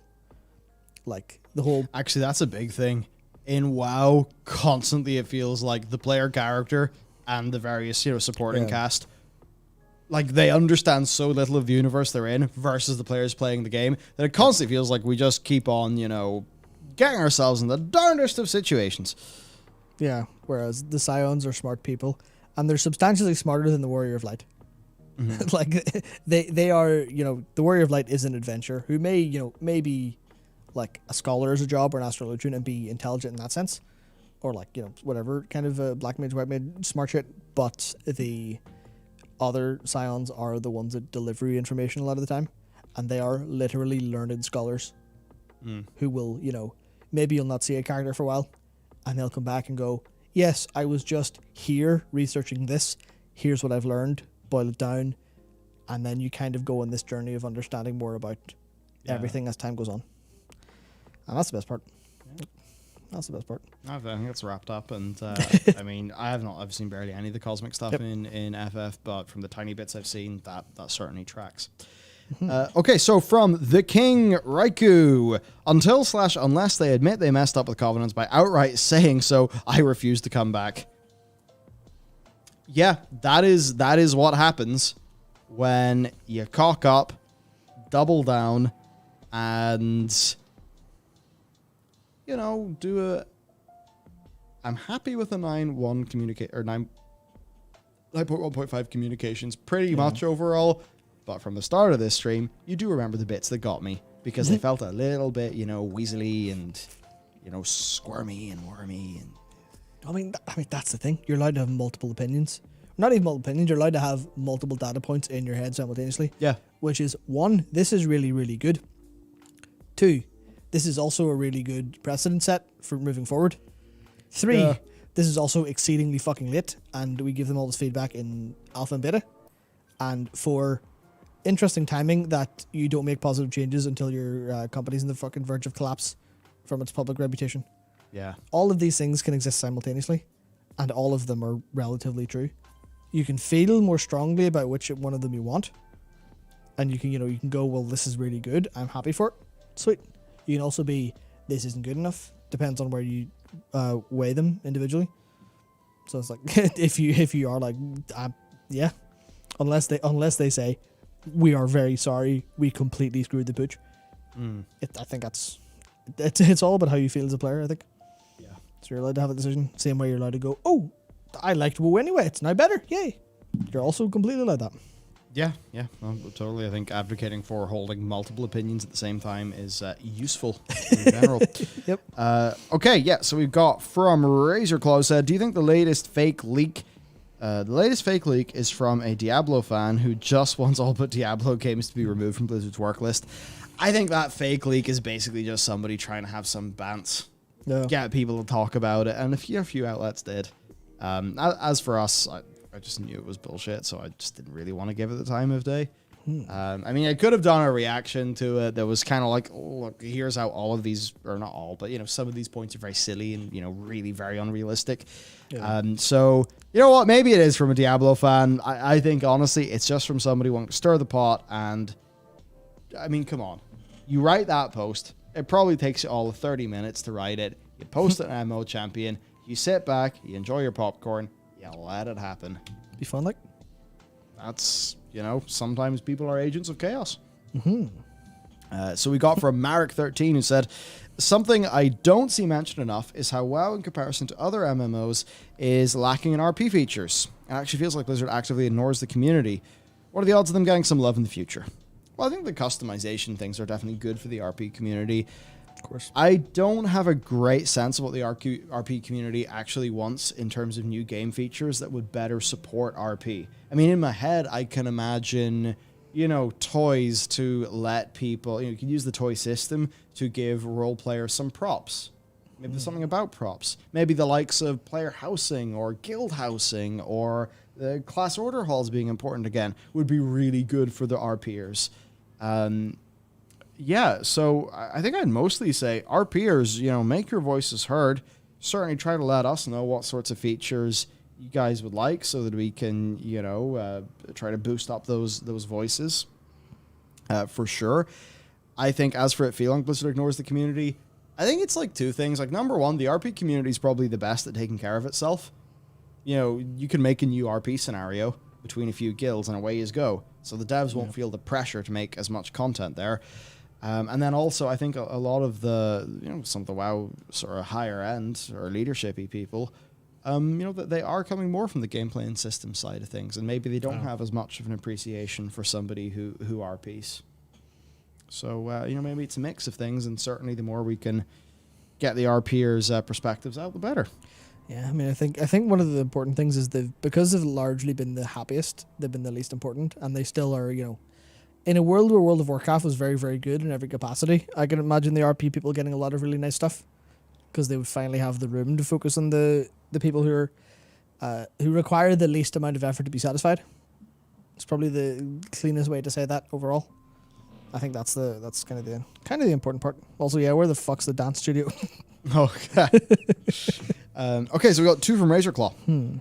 Do you think that Jen and Mike, that's of course the new co-leaders of Blizzard, took time looking at the beta to now videos on Shadowlands and how FF14 devs communicate with a player base? I don't know if Jen and Mike... Can't imagine it. So, I really don't know what Jen's doing.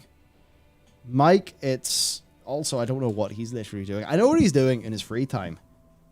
And that has involved things like him saying, remove the AoE cap. Yeah. So, good man, Mike. I agree with you there. I would not be surprised if they... they come in, they're a bit more fresh to the situation. They see a community that's not happy, and Jen is a pretty consistent set of things they want, and a dev team that hasn't really delivered in those things and advocates for some change. I could totally see that happening. Now, certainly not in a capacity where it's got anything to do with 9.1.5. Other than maybe, Mike comes in and, maybe last week he says, hey, it's me, your new co-leader. I just reviewed the WoW project and I noticed that you guys are working on a bunch of things, and because I am a World of Warcraft player, I do know the players would really like these things. So with our PR being totally in the shitter, I don't mean in regards to the other thing, I mean the game itself. Yeah. How about you do some posts? People are always talking up those posts from Yoshi P. Could we do that? I could see something like that happening because words are very easy to implement. That's, I think, as much as as much as that could go. Yeah. For a little bit of flavor on that, because I wasn't sure if co-leader was a new role or was a responsibility they were taking on top of their existing job. On LinkedIn, Ibarra has changed his actual job to co-leader Blizzard Entertainment. He has now started that. All right, so I guess his job is leading. And is no longer the EVP and GM of Platform and Technology. On the other hand, Jennifer has not updated her LinkedIn and is still the EVP of Development. So I think there's maybe a quick thing, a very, very sharp move of, right, you're to run the show, and they're going to work out actual details of what they do later. Yeah. But I feel like you don't axe jab almost overnight and then know exactly what the new roles are, I suppose. Yeah. I mean, the thing that I definitely want to, or definitely hope is the correct narrative, and it's the one I'm going to assume until I see otherwise, is that this is the World of Warcraft development team with either a fresh look in the mirror or a fresh boot up the hole. I don't think they're being specifically directed, because all of this stuff is fairly obvious. I feel like it was likely an iteration of, Jen and Mike coming in and going,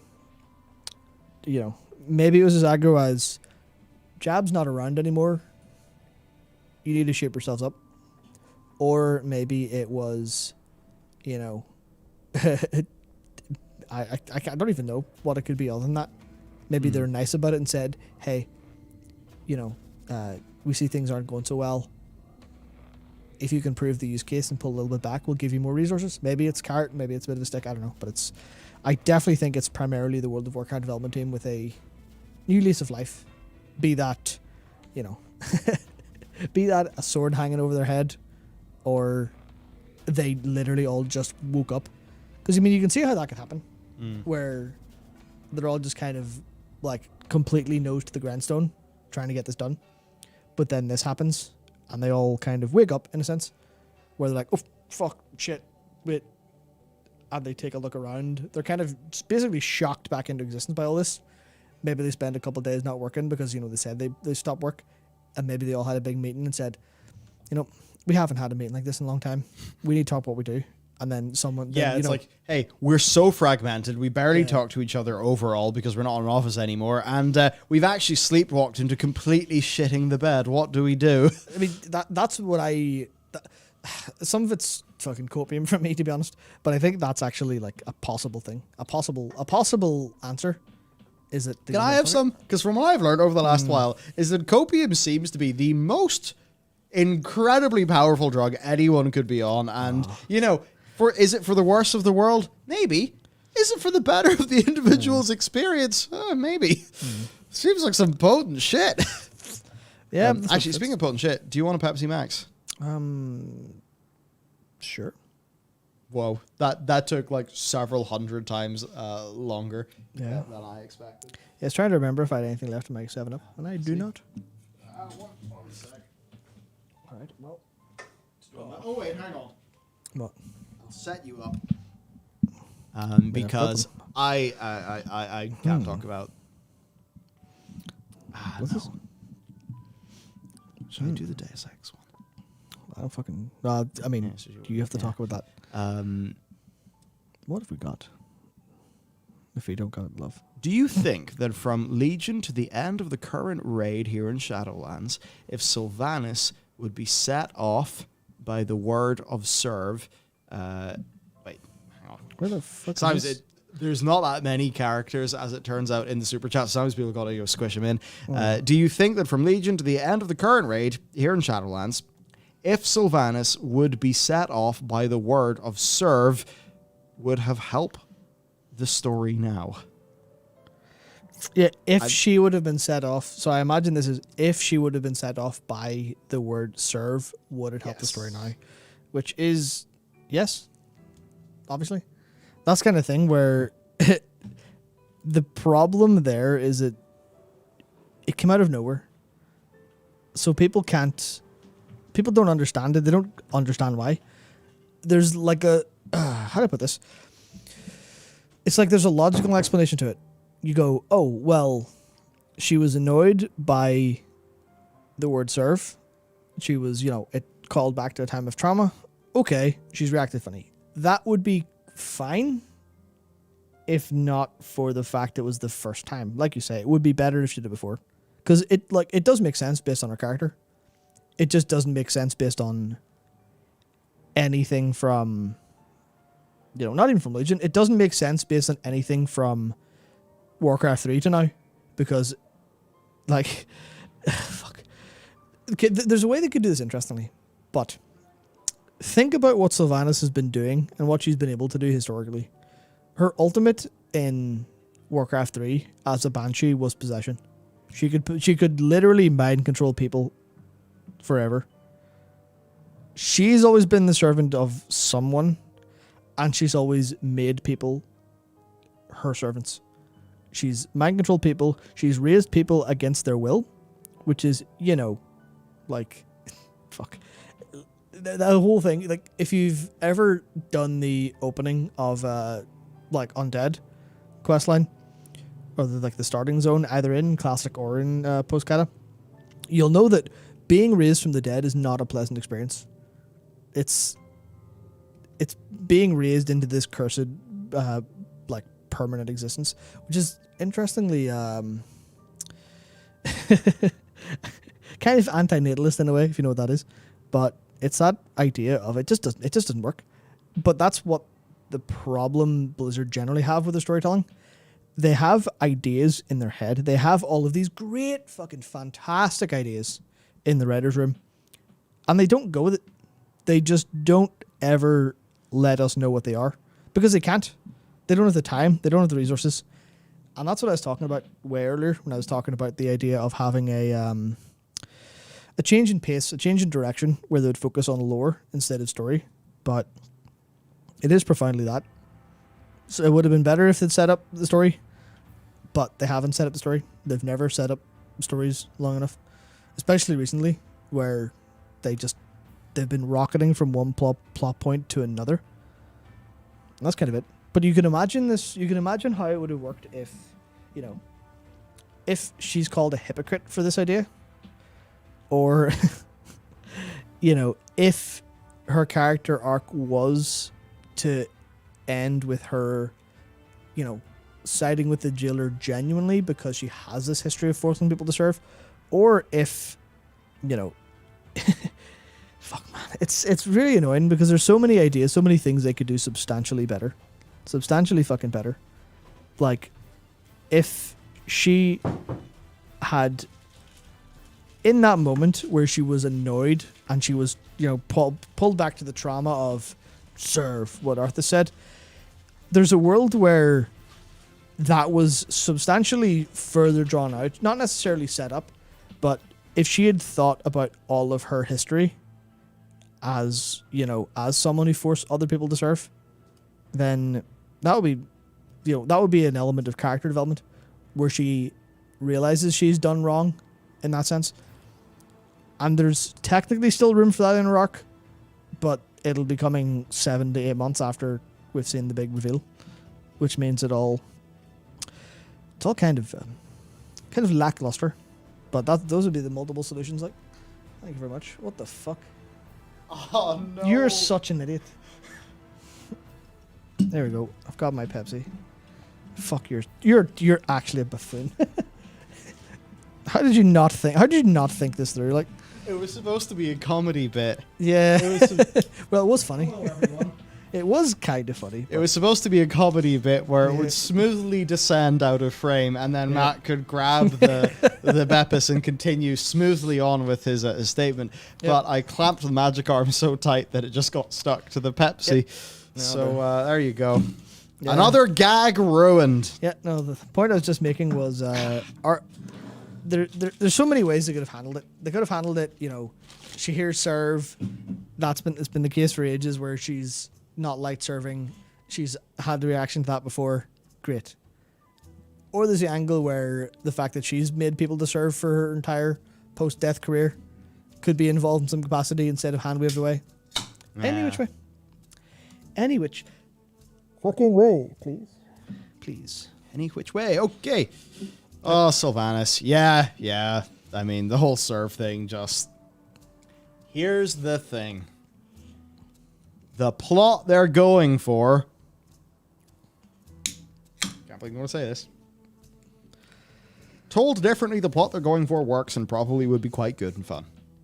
The problem is, if you condense this thing about Sylvanas, and yes, there is foreshadowing, etc., but if you condense the actual moment into that little, and then she just literally gets triggered by a single word, in the same way that she got triggered by Starfang, then Sylvanas is unfortunately rather tropey, and I don't like that. You know, I mean... I can't wait. You know, now that Matthias and Flynn are banging, God, one of them's going to get fridged. We're going to hit that trope next. Oh, yeah. And they're going to totally not even realize they've done it. I hope not. But, you know, it's like, yeah, man, with Sylvanas, come on. You could have told that story, but it's just knowing it in Final Fantasy, that would have been a friggin'... just think about my Praetorium experience, and I mean, you know so much more than I do, but I at least feel like that would have, you know, we would have chewed the fat in that one. We would have really understood the motivations of these characters so that we, the player, can enjoy their story. Because when you watch a Netflix show, generally, you kind of understand the motivations and the, you know, et cetera, the people involved. It just hasn't really worked out with old Sylvanas. Yeah, I mean, like, that's, you're saying the plot could have been done correctly. That's what I think. The writer's room is full of good ideas. It's just, in the translation to what we get, it's completely scuffed. Yeah. At least I'd hope so. Maybe the writers are also full of bad ideas, but doesn't seem that way to me. So it doesn't. Yeah, no, that'd be that. Okay, so Pimak Shao said, the reason why Praetorium fights go so fast is because people overgear it. Back when it was relevant, your item level was 80 max. People are usually 130 when they do it now. That'll be a problem. That's just like how the scaling works. Yeah, so you're generally like, they will item sync you down to a specific thing. Depends on the trial, depends on the dungeon. But they'll item level sync you down while they level sync you down. But if you're above that item level threshold, you'll be dumped to it, which is usually very, very strong. Yeah, so they will sync you down to the correct eye level range, but it will be, if you're high level, it'll be the higher item level of that range. So therefore, we big overgear Praetorium, and you know, Nero, it looks like he trips, falls over, and dies nearly instantly. Yep, and not even just that. There's also potency bloat, which is what they call potency has been increasing over time for reworked abilities and stuff. So they'll have like basically characters do substantially more damage now, even with the same item level and stuff, than they did previously because they've had mechanics added or potency numbers just bumped up. Yeah, I mean, you take a level 60 character with correct item level and gear in modern WoW, and you take them into Molten Core, you're gonna slay it. Yep. All right, so D5K11 said, you guys fans of the Deus Ex series, Human Revolution is a brilliant game. Highly recommend if you haven't played it. So this is a thing people don't know about me as much.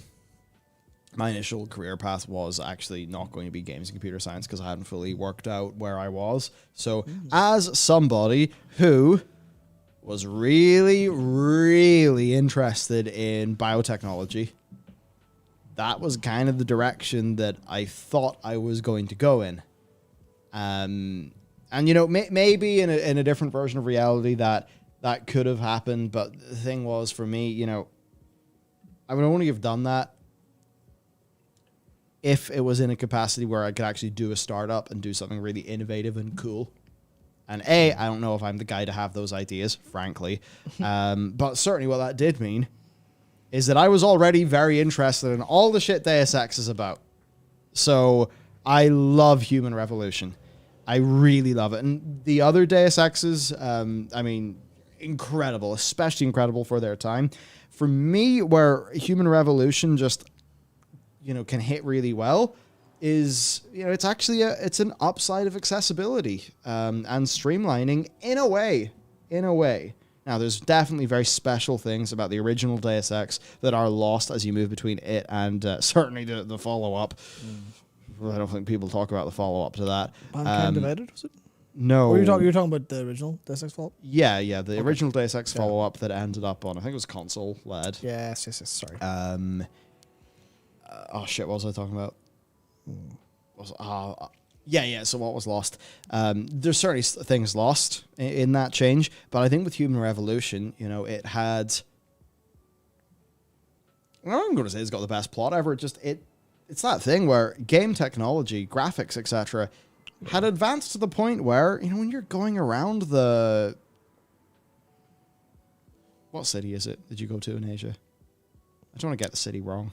It's not Hong Kong, no? Yeah, it is Hong Kong. Good. That was going to be my first. But yeah, okay, so when you go to Hong Kong, it's like, that feels rich, and you really feel immersed. And Deus Ex is an incredible immersive sim, and I think Deus Ex Mankind Divided is a better immersive sim, for sure, than Human Revolution. I mean, Prague is quite incredible when you actually go to all the detail and love that's crammed into that world. But for me, just with Human Revolution, you know, unlike Mankind Divided, it actually told a story that it got to do from start to finish, whereas Mankind Divided was basically a bit split in two.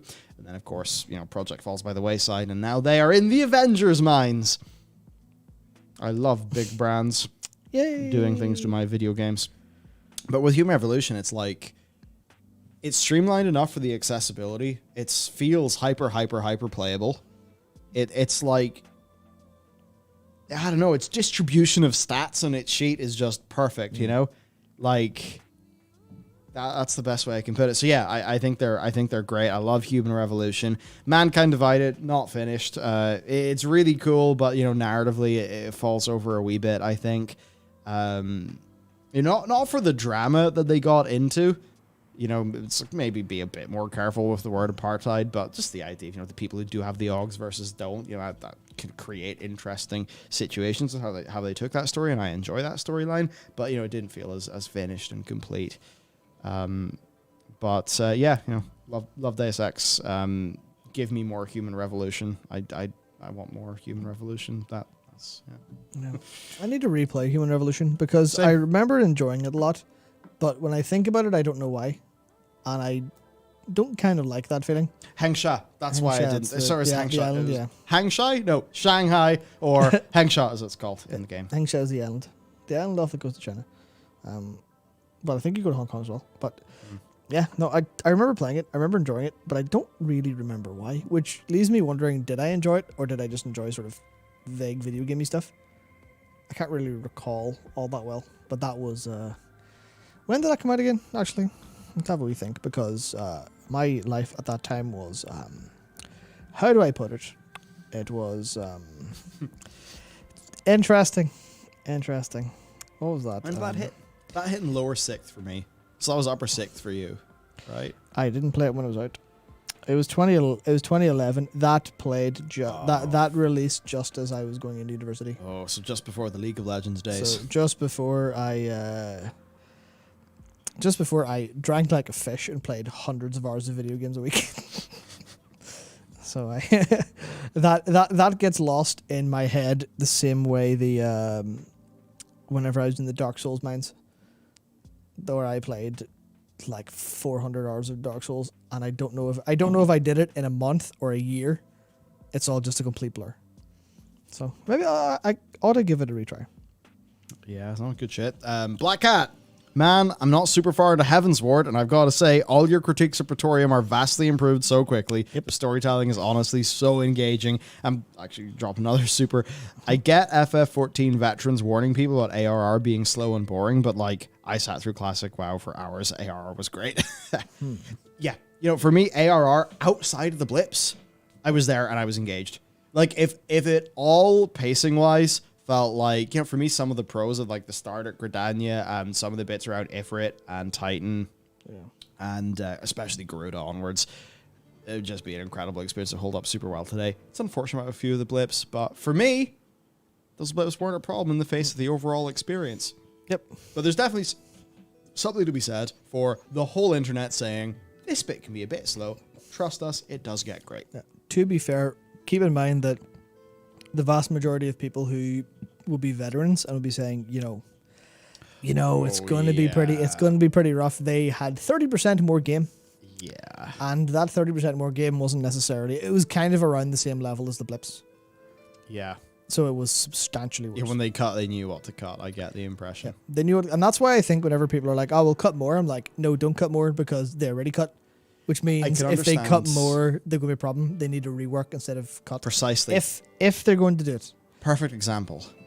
I got a little bit of joy whenever I went back to my characters at Wineport because I'd helped them get that special rare wine. Yep. Now, that is a part of a bit that's a little bit of a blip during your ARR leveling.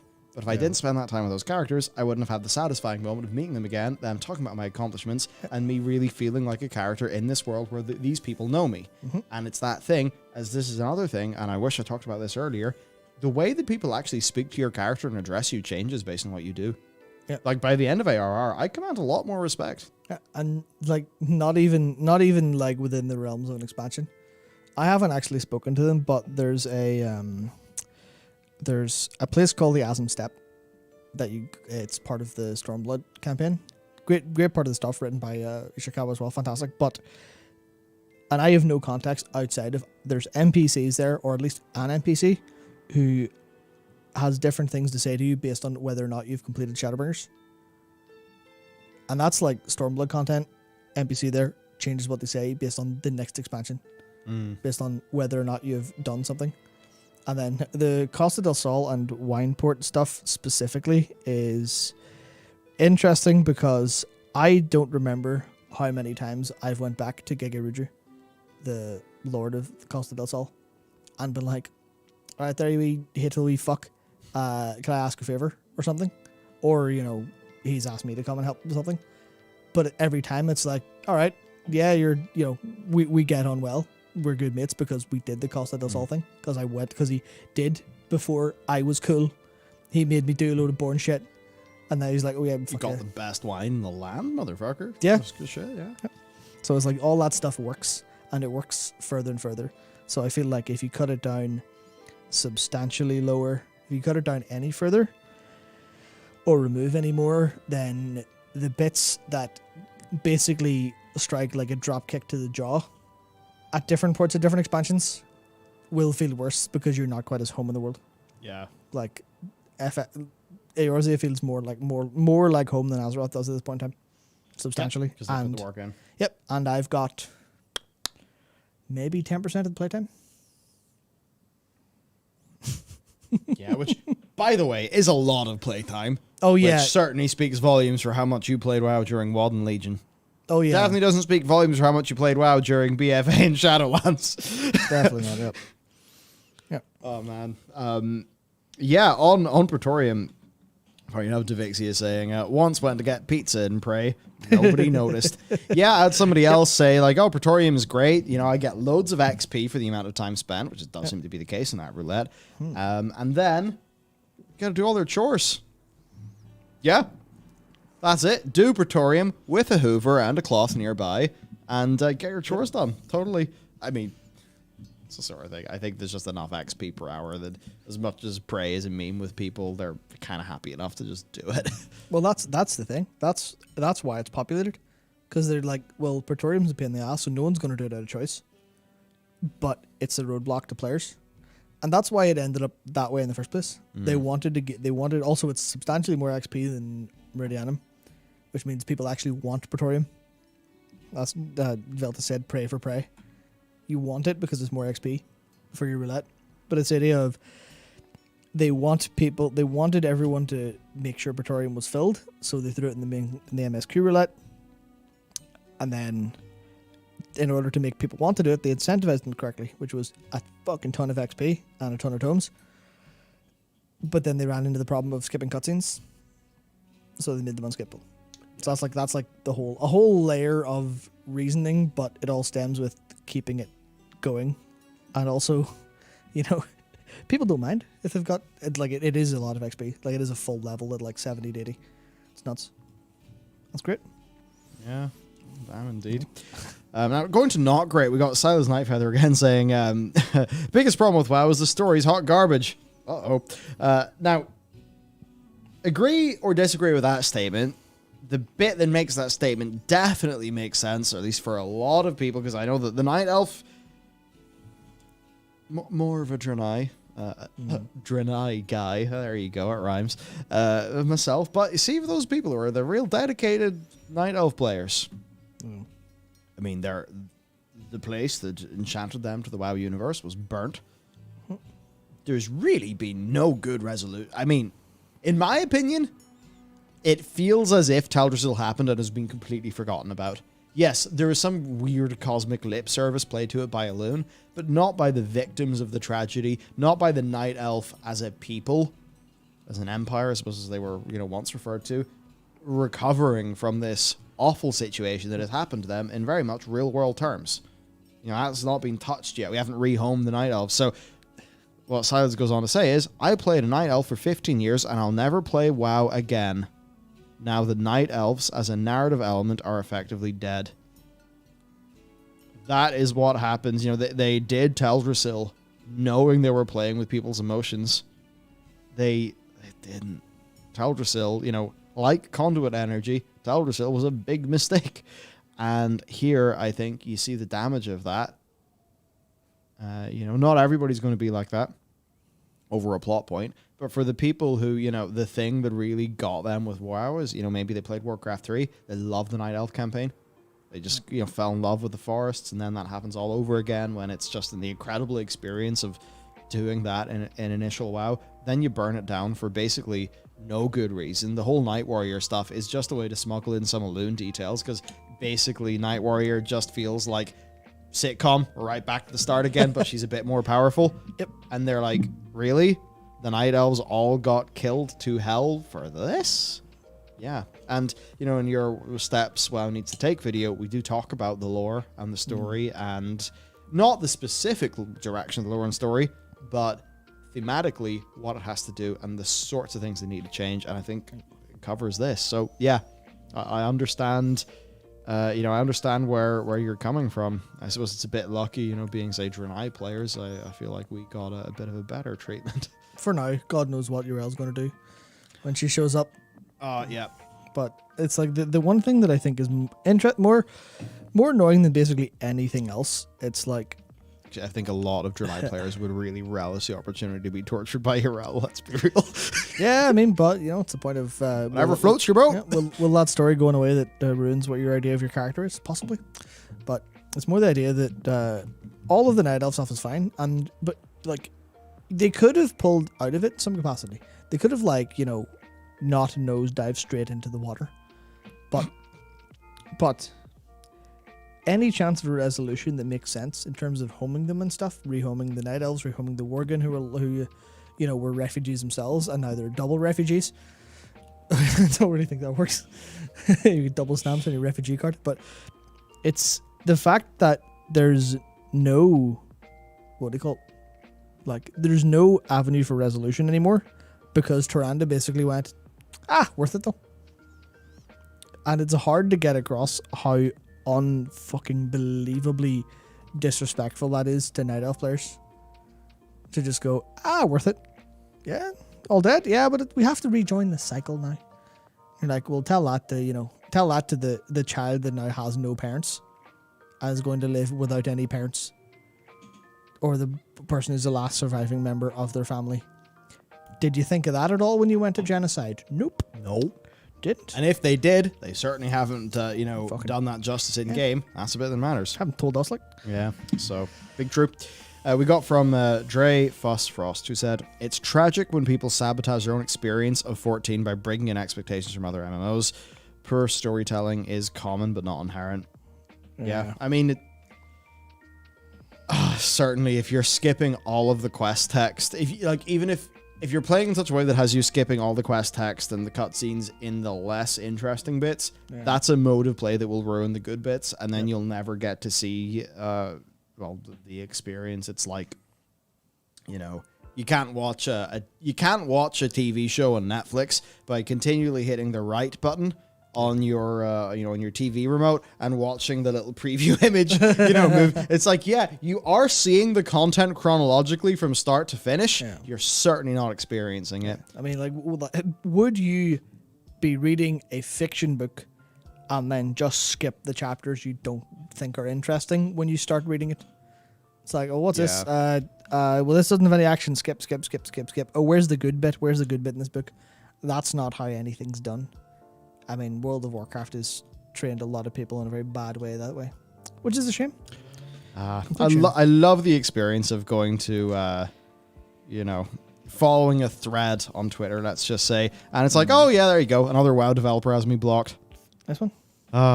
Very fun. Nice one. It's a pity. It's actually a WoW developer who works in bits of the games that I generally like. That's a shame. There you go. Some people cannot handle. They just cannot handle the criticisms, and that just is how it is. Thankfully, I know that's probably not super the case for the WoW team. So, okay. For Joe McNamara. Old gamer dad here. Want to get back into WoW. Suitor dormant for 10 plus years, but I hear nothing but complaints. Would it take me so long to level up that by the time I get to good WoW, that by the time I get good, WoW will be in a better place? Joe, I think that depends on what way you want to play the game. Because if it's been over 10 years for you, then we're talking about Wrath of the Lich King, right?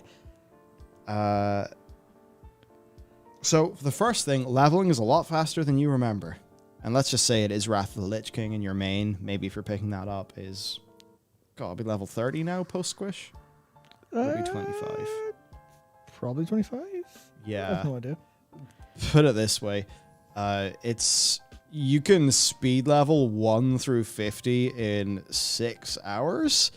I don't recommend you do that. If you are just picking an expansion and just playing at a regular pace, you can hit level 50, which is of course the pre Shadowlands cap. You can hit level 50 in not that much time. Maybe 10, 15 hours, 20 hours perhaps. Probably around the 20 hours. Depends how fast you're going, depends exactly what you're doing. Depends on what, because, speed leveling is a different thing to whatever the fuck else. But probably 20 hours. Probably around that. If you're going at a reasonable pace. I think, anyway. Yeah. It's been a while since I've done it and actually paid any attention. Paid any mind to it. Just kind of do it idly. Got a ton of characters in the 20 range. Like, fuck it. Yeah, so it probably wouldn't take that long, basically, to level up. Because we're dealing in weeks and months here. Yeah. So you'll be caught up when WoW is still in a situation where Shadowlands is a bit of a mess, but with quality of life improvements. Yeah. So it's tricky. I mean, Shadowlands is always going to have the issues of Shadowlands. A lot of the pain points are going to be going away, but fundamentally it doesn't have enough content and the narrative's quite weak. Now, if you want to go in and, first thing, if dungeons were your thing back in the day, they're very different feeling now. They are very much more feeling like a modern esportsy title in that it's on a time trial. So that'll be a very big difference from what you would have experienced in the past. Now, the raid content is also a bit different. There's normal mode now, which, if you played in Wrath of the Lich King, difficulty-wise is a bit closer to, a 10-man Wrath raid like ICC 10, where, friends and family guild can, very, very much viably make progress. So, if you're there for the raiding, and it's a situation where patch 9.1.5 has came out and some of the restrictions have gone away, then you're certainly... That would be the optimal time to do Sanctum of Domination. So basically 9.1.5 would be the time to target. That's probably going to be, maybe 1-2 months. Maybe 2 months, 2.5 months from now. It's kind of hard to say, really. Blizzard are evidently aware they have a fire burning, and will they try to get this out a bit quicker? It's sort of hard to know. Or will they hold it for Endwalker? Is that a possibility? Oh, fuck you, Matt. It is a possibility. You're right. The marketing people will tell them to do it, and they'll do it, and then no one will fucking play WoW. Yeah, I mean, a minor systems patch cannot compete with a full expansion launch from another title, so don't even bother. Just get it out and serve the players. Yep. Look, 9.1.5 does indicate that, as you say, but I hear nothing but complaints.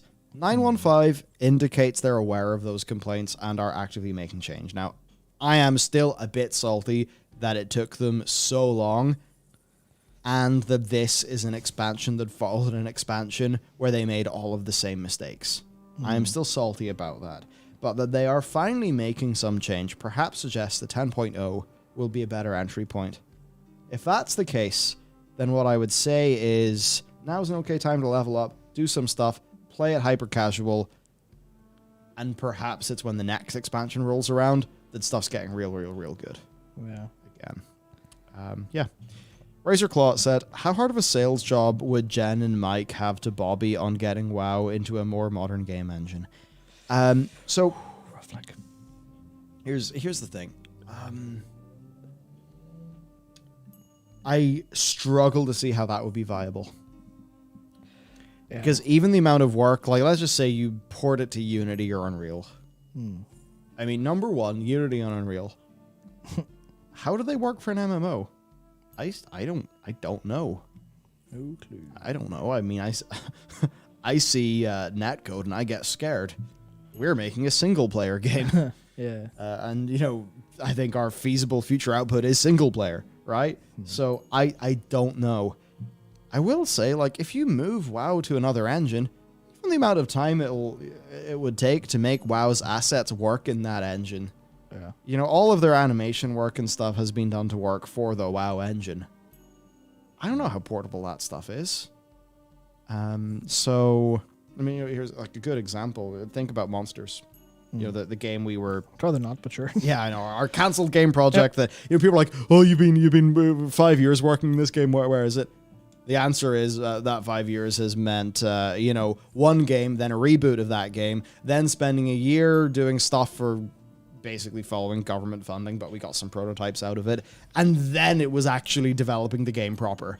So core development has not really been going on for, the longest time, even though we do have a lot of things in our back catalog, and we do, just sort of do have a lot of, a lot of work there. But for Monsters, because we wanted a certain set of features for our mechs and our kaiju, we had, we developed a pipeline, so the pipeline from rigging to animating to bring that into the engine, and not just into the engine, you drag it in and it works, but into our whole system of skinning and working with, the spine, which is the tool we were using. It's like the Unity package and everything. And you change any part of that pipeline, and things would probably have to be done differently. Yep. Even when it comes to things like the order of the different bones and shit in the hierarchy in Spine, and maybe how that translates into Unity or whatever. Seriously, it would take so much work. Shocking amount of work. It's so much harder and more time consuming than I think really anyone knows. Now there's the likes of Z, the data mining community who, can't just export the WoW assets into Unity, but there is a lot more than that, and it's a lot more than that. It's fucking hard. So they could convince Bobby. I think Bobby is probably a pretty logical guy who just makes the decision, no matter how cutthroat that decision is. And I think if there was a very clear business case where it would be worth the spend, I think he'd say yes. I just think that given the other allocations of their resources, it would be hard to find that case. I can't imagine it. I can't imagine it being worth it. We've got 2 questions from D5K11 again. One, what do you think about, instead of expansions, a new patch every 9 months to a year with a new area that's like 2 to 4 zones and a focus on quests and a large raid or 2 small raids with forms of content for non-raiders? Basically just saying slow down patches but scrap expansions. So number 1, from the business case, never happened. Never, literally. Because the marketing, unless you can do that and brand it as yearly expansions, with some sort of paid element to it, never happened in a business case. Now, from serving the players, you could argue that whenever you buy an expansion, you're buying a humongous amount of work that goes into making a pretty quick level up experience, and then a bunch of endgame systems. In which case, if all of that development work was just going into an end game that extends and extends and extends forever, would that better serve the players? It does make you wonder about how WoW exists going forward, and we've had many discussions about, should level 60 just be the cap of World of Warcraft, and that's that. And the next expansion has 4 Suramars. That would be substantially better, but... would that not make more sense for the player? Yeah. I don't know. I think you can make some viable arguments that if you did away, or you maybe took some inspiration from how Guild Wars 2 handled leveling with its mastery system, that could go in a more healthy way. Yeah, if you think about it this way, and there's a follow up, by the way, from him. At this point, I'm not coming back unless we get new types of content. Menu allied races, much better micro sort of macro state of the world lore content. I certainly say, I think that's stuff that people would really want. Yep. It can't just be dungeons, raids, and hoops to jump through. Yeah. And PvP, they remember it exists sometimes. Yeah. No, I think it's worth thinking about the expansion and patch model, because I think it's like they've done the same thing for years now, which is expansion and a couple of patches. There's a good element of it ain't broke, don't fix it, but it has clearly been breaking over time. We've had longer and longer times between patches. We've had, extremely long waits between end patches and expansions. Oh, it's bonkers. The waits have actually been so long that they've forced us to make good content that feels a bit really better. Annoying. Look at it. Yeah, it's the worst thing ever. We have to sit down and be creative and actually do the hard work instead of just being like, oh shit, hey, there's a new patch, new update from the devs. Yep. Bam, bam, bam, bam, bam. There's your content. Yeah. It's actually great because the slowdown has forced us to build an awesome team that can make awesome shit. Yep. But fuck me. Jesus, these patches are pretty spaced out versus Legion. Yep. So in that case, then they need to examine what works and what doesn't work. So it's like, does this work? Is this working for us? It's the default, but could we change that to alleviate or improve how our production pipeline works around a different system? Because this only works if they're working on an expansion and also patches, which is, easier said than done, I think. So it's a case of they should examine it, and instead of running with the default, think what could serve us better and what could serve viewers better. Or viewers better? Fucking hell. Talking from our perspective. What could serve the audience better, the players better. But there's also a highly good chance that this is the perfect system, but they need to change their production pipeline to be more focused on, get better, more stuff out, and reduce that end time wait. So I think there's sort of it's a very interesting thought. I think it's a very interesting thought, and I hope that they have it. Yeah. I hope that they have the same thought. Yeah, no, for sure. We've got from Felly the Goblin again, who said lip syncing's not as easy as animating something quickly in engine, because like you said, they need to update the game to have the animations it needs in the model. But it really isn't difficult. I make 3D animations with the WoW models with lip syncing using the bones they already have.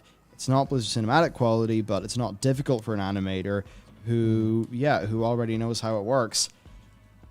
I suppose then a large part of that is pipeline.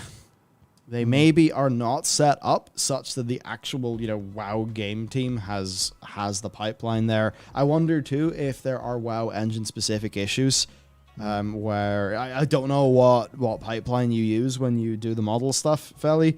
I mean, actually, if you have things on YouTube, I could probably click and find out. Or I'm just trying to say anything that's like obviously machinima, but okay, maybe not. Just Yeah, I get it. to dig in. Yep. But I guess it could just be that when we're doing these things like Blender, or Cinema 4D, and all of that software, that's it's easy to do there. But maybe the actual tools that the developers have, like that's the other side of it. Because I totally get it, Felly. Like I don't know if you've used Unity before, but animating that stuff in Unity with probably wouldn't be too bad, but certainly doing all the camera angles and stuff, you could certainly see how you could throw together in Unity a cinematic using Cine Machine. I mean, Cine Machine's pretty awesome, isn't it? Cine Machine was basically the camera tools that I believe were made for Homeworld Deserts of Karak. Yes. It got spun off into Cine Machine, and then Cine Machine got acquired by Unity. But Cine Machine works with Unity Timeline really well. At least it did back when I was doing that dev work for some stuff in our game. Not our current game, the one before that of course is cancelled. Maybe it's indefinitely on hold, who knows. But yeah, I could totally see how I could do that in Unity. But that's because they had, big teams working on Cine Machine, teams working on Mechanim, because they acquired Mechanim as well and made that in-house, and big team working in Timeline and all of those engine features. Do Blizzard have those for the WoW engine? That, I guess, is the big question, because yeah, you're right. If it would be easy for us to do if it was in Unity, and if it's easy for us to do in the likes of, Blender or something, maybe the question is, what is the internal tools like? I don't know. I haven't seen them, but certainly something to think about. Certainly is. We got from Pinlawn, who said cross-server guild invites and not cross-connected servers be nice since population is down. Might as well connect the existing active players. Yeah, I think there's a lot of players who want... I mean, there's that in terms of connecting servers, in terms of cross-faction gameplay. Yeah. I think there's a lot of people who just want to open up those restrictions. Yeah, I feel like they were perfectly sound in a smaller world. They were perfectly sound in a smaller World of Warcraft that had a lot of people out in the open world a lot of the time, and a World of Warcraft that had a lot more fucking players, because it feels to me like they blasted up the number of servers to deal with, the peak times that it had, but as players dwindled, they've connected servers, but they haven't closed them, so it still feels like it was a weird divide. And I feel like they need to get rid of a lot of servers, combine a lot of servers, and kind of go with a fuck it, everywhere will be highly populated, design systems around letting that work, and go for it. I think so, maybe. I don't know. It's a difficult one, because more players, cross server guilds, all sounds good. And then you think of what it's like whenever, you're at peak capacity, or an expansion launches and everyone's gonna fucking nightmare. But cross-server guilds, well, as long as cross-server guilds don't fall into the same trap that cesspool guilds do, because then you just have one guild that is everyone on every server. Yeah. I'm sorry. Just I got caught there. I got sent. What's her surname? Lindsay Archicaro, who was at Blizzard and released a four-part tweet that includes it left Blizzard, but includes things like I've been assaulted, I've been harassed, I've been treated differently as a woman, I've been taken advantage of, my tenure became a curse. So that's all bright and sunny. That's not good. Yeah, ouch. Ugh. Some might say that's very bad. Well, hopefully her next job is good and better. Yep. Oh dear. Okay, Eugene said, I remember in times of Cataclysm, there were lots of bots spamming about gold selling. Now bot whispering, become Boost Raider, full-time job for $300 to $600 per month. Interesting. Because I'm assuming then, if you're playing on, like on what is like income level? Because I mean, $300, $600 a month is obviously not the most. So is that like priced as a side hustle then? Or side hustle, or is the sort of thing you're looking at?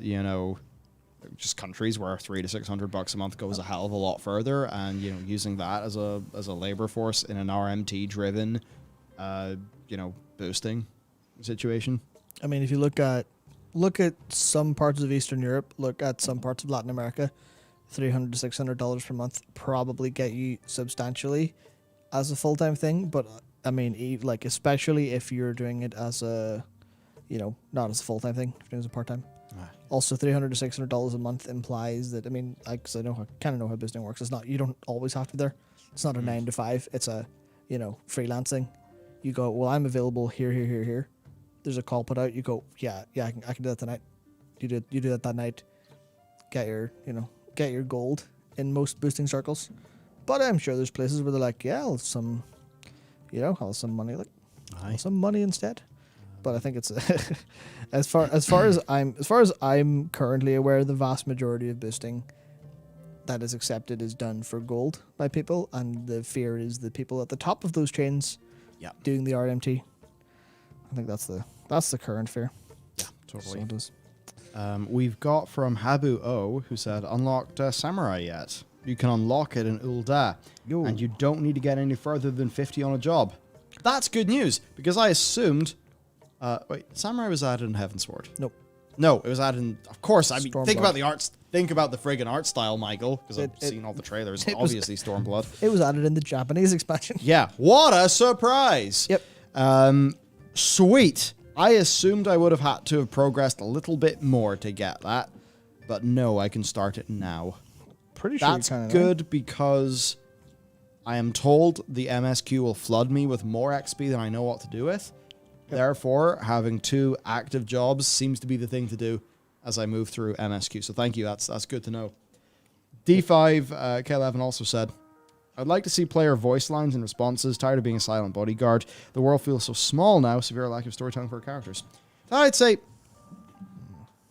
I agree with the feeling that you are trying to solve of being the silent bodyguard and stuff. Yeah. Now, imagine in FF14 if your character, the player character, was fully voice acted. That would, I think, almost all FF players would agree that would be very bad for the game. Because, it's your character. Why is it speaking with someone else's voice and someone else's words? It's like, hey, writer at Square Enix, Business Creative Group 3, why are you writing my dialogue? But what FF does, which I think is what allays your fear there and what speaks to the thing that you want, is a character, instead of being like, Maw Walker, you must do this for Bastion, talking in a very stilted manner, calling you the Maw Walker, they will be like, blah, blah, blah, blah, what do you think? Or, should we do this, Matt? And then, rather than, because, imagine Matt is actually not, Matt, this is Matt's player character and this is a video game that Matt's playing. Yeah. What do you see in FF? Well, your character will, maybe nod or do an emote or will be shown speaking. No words are coming out because You don't write my dialogue, but it's the sort of thing that's in my head as I'm playing it. And then that makes it feel like I'm having interactions with the characters, and that's the bit that matters. And I could totally see, thinking it's the voice lines that makes that happen. But I'd say, no, it's not that. The voice lines probably wouldn't help. Instead, it's the minutia. Because I think an MMO where you have an avatar is fundamentally different to Mass Effect, where you are role-playing your own personal bent on a character. Because you play Commander Shepard. Maybe you're Jane Shepard or John Shepard, but you are Shepard. Whereas it's not really like that in FF or WoW. But I see what you want, and I think we could get what you want, and I think it would be good if we did. FF gets there substantially later by giving you a whole bunch of dialogue options. Yeah. It gives you a ton of dialogue options, some of which are extremely powerful. And they always give you, almost all the time, they give you a little bit of choice in terms of how you want to come across. So you can set up and establish for, what does my character sound like? What does my character feel like? And it's always usually, you can be, straightforward and serious. If it's, an opinionated question, you can be straightforward and serious, or you can be, snarky or a bit funny. You can be a little bit Joss Whedon written in a way. Or other times where it's, choice kind of related. It's very neutral language, so it just kind of works. You never go, well, my character wouldn't say any of these things. And it just works. And especially, the fuck, man. There are times where you're given a dialogue choice, and sometimes you don't have to think. Other times you're paralyzed. Yeah. Because you're like, this is really good. I don't know what to say. This is really important. This is really, a really immense moment. Or there's times you click it and you're just like, let's fucking go.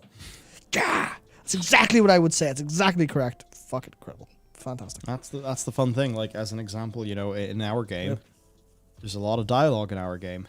Mm-hmm. And one of the things we have to do is, because we're a single player narrative game, we have to be very sure that the dialogue options, and this is why writing is fucking hard.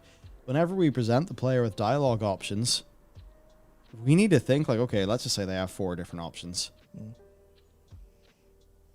All of our players have to find themselves within those 4 options. Yeah. Or else our dialogue doesn't work. Yep. That's the shit that's hard to do. But if you do it right, you don't need to voice act your player character, and it's better to not voice act your player character because the dialogue makes sense to the person who's playing, because the writing works, and that's the challenge. Yeah, there's so many different permutations of it as well, because you think of Fallout, or Fallout example has a lot of dialogue choices that kind of work out well, but it depends on what role the player's taking, because there are times where a player can take a role that's very, very, very self-insert. There's players can also be role-playing a specific type, or they can, especially in the Fallout games, you can role-play fairly nicely of, I'm going to be this stupid asshole this run, or I'm going to be this intelligent pacifist kind of thing. But what was the comparison I was going to draw? There's a game that I was going to draw a comparison to, and I've completely fucking forgot it while I was trying to get to the point, which is very unprofessional of me. I don't remember what it was. That's useful. That's very useful. Fuck that thing. I'll see if I can get it back. I'll see if I can pull it back in my head, but I have no idea what the fuck I was going to say.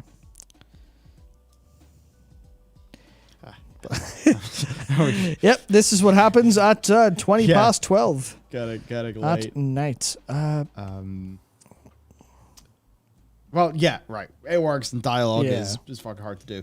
Yeah. On FF, Benoit also super does say that they just unlocked all jobs, got them all to 30 plus fun times. Yep. Yeah, that's the promise of it all being in one character, especially when you have that XP boost on the alt jobs, which then makes it feel like, oh shit, I can just go do that thing. I can just go get that.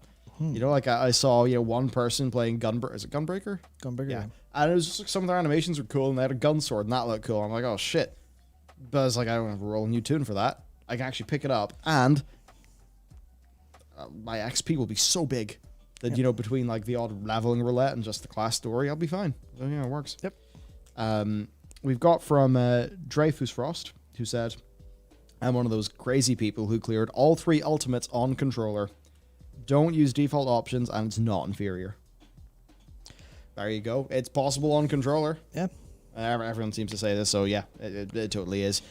I need to get the muscle memory going. Yep. But I'm actually a good setup, and I should probably take a look at Mr. Ginger Prime's setup, see how he's rolling. And yeah, we've got our final super that comes from Eugene, who said, solution for the faction imbalance. Single faction. Horde versus Alliance haven't made much sense for a long time. The story is so bipolar. Alliance goes between revenge, forgiveness. Horde goes between being misfits / war crimes.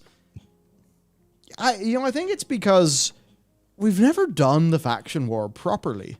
Because, it was always like little hot points or flash points.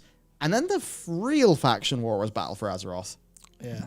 Yeah. They didn't, in the actual battle for Azeroth is, N'Zoth and the mission table. Because the mission table has got the actual Azeroth war bit. Yep. I suppose. So, yeah. Yeah, that's the kind of thing. A single faction certainly be a solution, but I don't think that's a solution that would go down very well in terms of marketing. Like, hello, we've got a new faction. The Horde and the Alliance have shaken hands and now they're good friends, despite all of their ideological differences. But there is some good news. I do remember what point I was going to make about voiced characters. Saints Row. Saints Row offers you a couple of voice lines, a couple of different voice styles, while for each gender. Not technically true, because you can pick whatever voice you want, no matter what your character looks like or what body type it has. You can pick in Saints Row 3 and 4, the voice types were male 1, 2, 3, female 1, 2, 3, and zombie. But it's the kind of thing where they give you a lot of customization, but your character stays largely the same. But it's like outside of story moments, you basically pick the flavor of your character, and then everything else you do appearance-wise works around that, and it ends up feeling pretty good in the sense. Obviously, not applicable to MMOs, but I kind of want to get the point that it's a really complicated thing, and there's a load of different ways to do it well. And there's ways you can do it where, in Saints Row 3, for example, my boss was it was the Laura Bailey voice one. I'm fucking so sick of hearing her. Like, does a great job every time. Oh, it's not her fault. It's just it's like the Troy Baker effect. Yeah, where Nolan North. Or the Nolan. Yeah, it's like you just get used to their voice, and you just can't hear it everywhere. It just make me wonder where Jennifer Hale's gone. She's still doing what? I just that's a good thing. Where the fuck is what is Jennifer up to? Anything interesting? Anything? Just rolling on that Mass Effect money. Who knows? Personal filmography. Fucking probably big. Of course, Jennifer Hale, most known for her portrayal of Junko Zane in the hit 2003 game Freelancer. Of course. I really like Freelancer. Oh, still active was Maria Hill in Marvel's Avengers in 2020. Oh my god, she was Rivet. Fuck's sake. She's Rivet. How did I not remember that? Whoa. That was a really good performance because I didn't pick up on that being her. Yeah, the thing about Jennifer Hale, and a lot of times, is she just has such a texture to her voice that people really like. I mean, if generally, no offense in Mass Effect, but if it's going to be something or Jennifer Hale, there's just I don't know, something about it. Oh, Overwatch. She also played. Oh, she's Ash. Yeah. Never mind. Yeah, shit. I've just managed to Oh yes. She's in Halo as well. Yeah, there you go. I just completely managed to I completely forgot to sidestep all of her new output, other than Ratchet and Clank, which I've not played nearly enough of because I don't have time to play video games, and that makes me extremely, extremely sad. That's right. I actually forgot about that. Ambassador Hell said in Saints Row 4, Nolan North was the name of a voice option. That was great. That's good. Okay, man.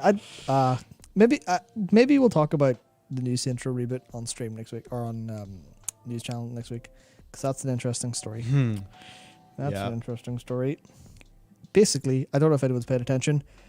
CG trailer didn't give people the idea that the game necessarily will. Lots of people are very upset, and I hope they don't have reason to be upset tonally, because what VGC have said in what they saw behind the scenes, and also in what the gameplay trailer revealed, it looks very Saints Row. Oh, that's good. It just the CG trailer maybe misrepresented the cast as a bunch of Californian hipsters, trust fund baby kind of people with that intention, but in the gameplay footage they showed, sounded substantially better. The good. character dialogue seemed a bit more nuanced, and it looked very much like a Saints Row, kind of somewhere between 2 and 3. That's the thing. It's not Saints Row 5. It's Saints Row. Yeah, the main cast looks like a bunch of Zoomers instead of a bunch of gangsters. My take on that is I think that's intentional, and that they will become specifically more Saint-like over time, because it is the same dev team working on it. I hope they haven't lost their marbles. Yeah, if you take something like Saints Row and then you pasteurize it, you've just lost it.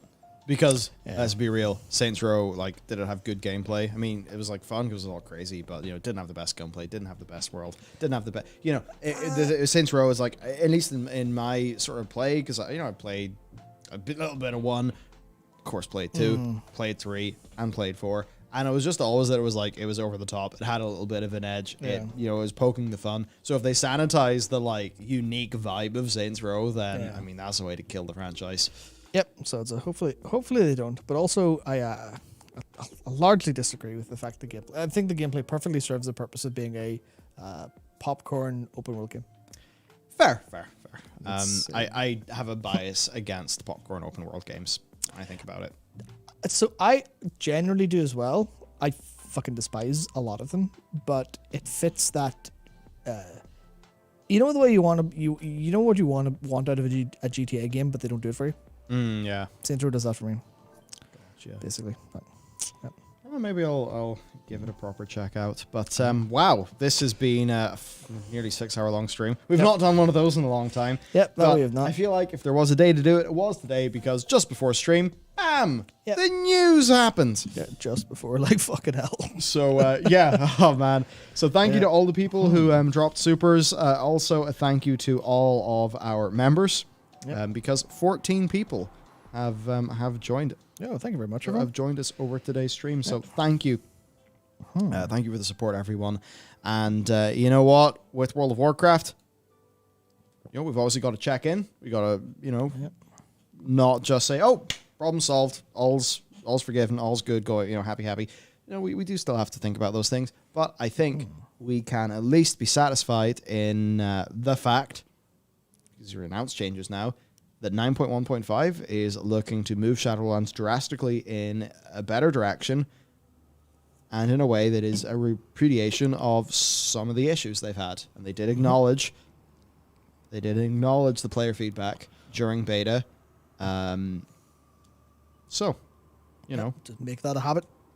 Yeah, make that a habit, and we are good. Exactly. This could be, in terms of publicly facing stuff, the start of a series of philosophy changes that will lead to a 9.2 that's significantly better, that will maybe lead to a 10.0 that actually has learned these lessons and had them stick. Because I think with, you know, I think with the end of BFA, they thought, okay, we tried to fix a bunch of Legion problems, we evidently didn't, so we're going to have another stab at it, and we'll get it right this time. And perhaps Shadowlands has taught them that they were barking up the wrong tree. And it's going to be new and different. And if this is the start of that path to a 10.0 that brings us back home, then it's a happy day. Absolutely. It's a happy day. So we'll have to see. We'll have to see. But look, it could be it could be nothing, but it also could be very, very, very, very good. Yep. And I choose to believe we can work things in an angle where it does turn out in the very good direction. I understand the people who choose not to believe that, but I mean, if I'm going to go all doomer, then what's the fucking point? Absolutely. Yeah. Absolutely. So there we go. Thank you, everyone who has stuck around for so long. And I mean, my God, It's crazy. The 5,000 high 5,000, like 5,600 odd people were in here at one point. That's insane to me. That's completely bonkers. And it's fallen to such a pitiful little 2,316 people. Like, Oh my God. imagine trying, like, fuck me, I don't even know. Like, try to fill laboratories with that, like, it's like, I mean, hang on, actually, let me do a thing to kind of completely mind break myself on how this actually feels. Oh, don't, oh no. Oh, no. Fuck. Let's, oh, God. Yeah, so, this is good. This is actually going to kind of fuck with him as well as me. Oh no. Time to be fucked Yeah. with. So do you know the capacity of Mandela Hall? Yeah. It's about 1,000. So we have 2,000. We have 2 times. Oh So- God. Yeah. So for context, the Mandela Hall is a it's gone now. It's It's gone now. fucking deleted Was now. it was a venue that has since been demolished. That was a host for a significant amount of student events and a substantial amount of great acts. I actually saw. Fuck, this is weird. I saw Dragon Force there when I was 14. That was interesting. I had a whole pint of beer thrown over me, despite the fact there were no drinks allowed in the show. Don't know how that happened, but yeah. So that was a place that a lot of people have been for drinks, for a variety of things, including live shows. But that holds 1,000 people. So there's 2 times the Mandela Hall watching. And at one point over 5 times. Yep. Well, that is very spooky. Yeah, there's Matt saying you would fill the King's Hall probably just to mess you up more. Fuck me, like. No, I can't be dealing with this. This is Yeah, too much. unbelievable. But yeah. Yeah, that was too much. Yeah, thank you very, very much, everyone. That is completely unbelievable that you're all here. So, Wild. Yeah. Well, let's hope stuff's moving in a good direction. Yep. And I suppose that's it. That's it for us. Aye. It's yes, it's midnight. I'm just a bit fucked up in my perception of time because it's currently roughly freshers. I mean, there's a bunch of basically children walking around extremely drunk at night in and around where I live in the Holy Lands of Belfast. Of course, if you know Belfast, you'll know the Holy Lands. And a part of that means that multiple houses are just spontaneously converted into clubs. And to sort of see what all the ruckus was, I went out for a little bit of a walk yesterday evening to see what was going on. There was flocks of 50 people in the street. There was a police car and a police minivan going around to deal with problems, and meat wagon. this is why I was fucked today. All this revelry resulted in a house alarm going off. House alarm going off beside my bedroom window from 11 p.m. or not, from midnight to 10 a.m. the following morning. Pog. I'm very well slept. Very well slept. I thought I was bad getting home from the office at about 4:30 to the beautiful sound of the seagulls waking up. So that was wow. Classic. Yeah. Deadly stuff. Yes, you have seagulls. I have seagulls and young students. Yep. Playing That's worse. very loud music and setting off fire alarms or house alarms or Something, yeah. yeah. So I think I got up at 2 p.m. today. Aye. Woo. There's another siren. Cool. Yep. Yeah, same. I got at 2 p.m. so it doesn't even feel that late. But I also feel I feel delirious, and just trying to think which camera. If we could flick a camera around, I don't want to mess up the cameras, Yeah. but I'm in a we're in a room of primarily 5600 Kelvin lights, Yeah. and that means that it feels like daytime. Yeah. So in my body clock, I've only been up for like 10 hours or something. Yeah. So it's not time for sleeps. And it's not time for it to be pitch black outside. And I've been, I'm covered in 5600 Kelvin lights, which is like usual sunlight. So, yeah. Bonkers. That's the fun thing. It's like I'm totally loopy. so basically the way it feels to be in this room is this kind of like vision is like proper daytime. My brain goes, "Oh, daytime, happy." But then in my peripheral vision, there's a window over there and it's open so you can just see like the jet black of night, which isn't too jet black because we are in a city and it's all lit up. But, I can see out of the corner of my eye nighttime. front of me is going daytime. I'm just like, what the fuck? I don't know what to do. Like, that's what happens when you live in a land of studio lights. But okay, time to go because I am I'm gonna go relax for a bit. Actually, going to try to spend tomorrow not doing work and some of tomorrow not doing video games, so that I can sort of have a balanced life. Absolutely. Yep. And then come Sunday, might have to hit the old zug hard. But that's it for me. Right. Take care, everyone. Thank you for tuning in. We will see you next time.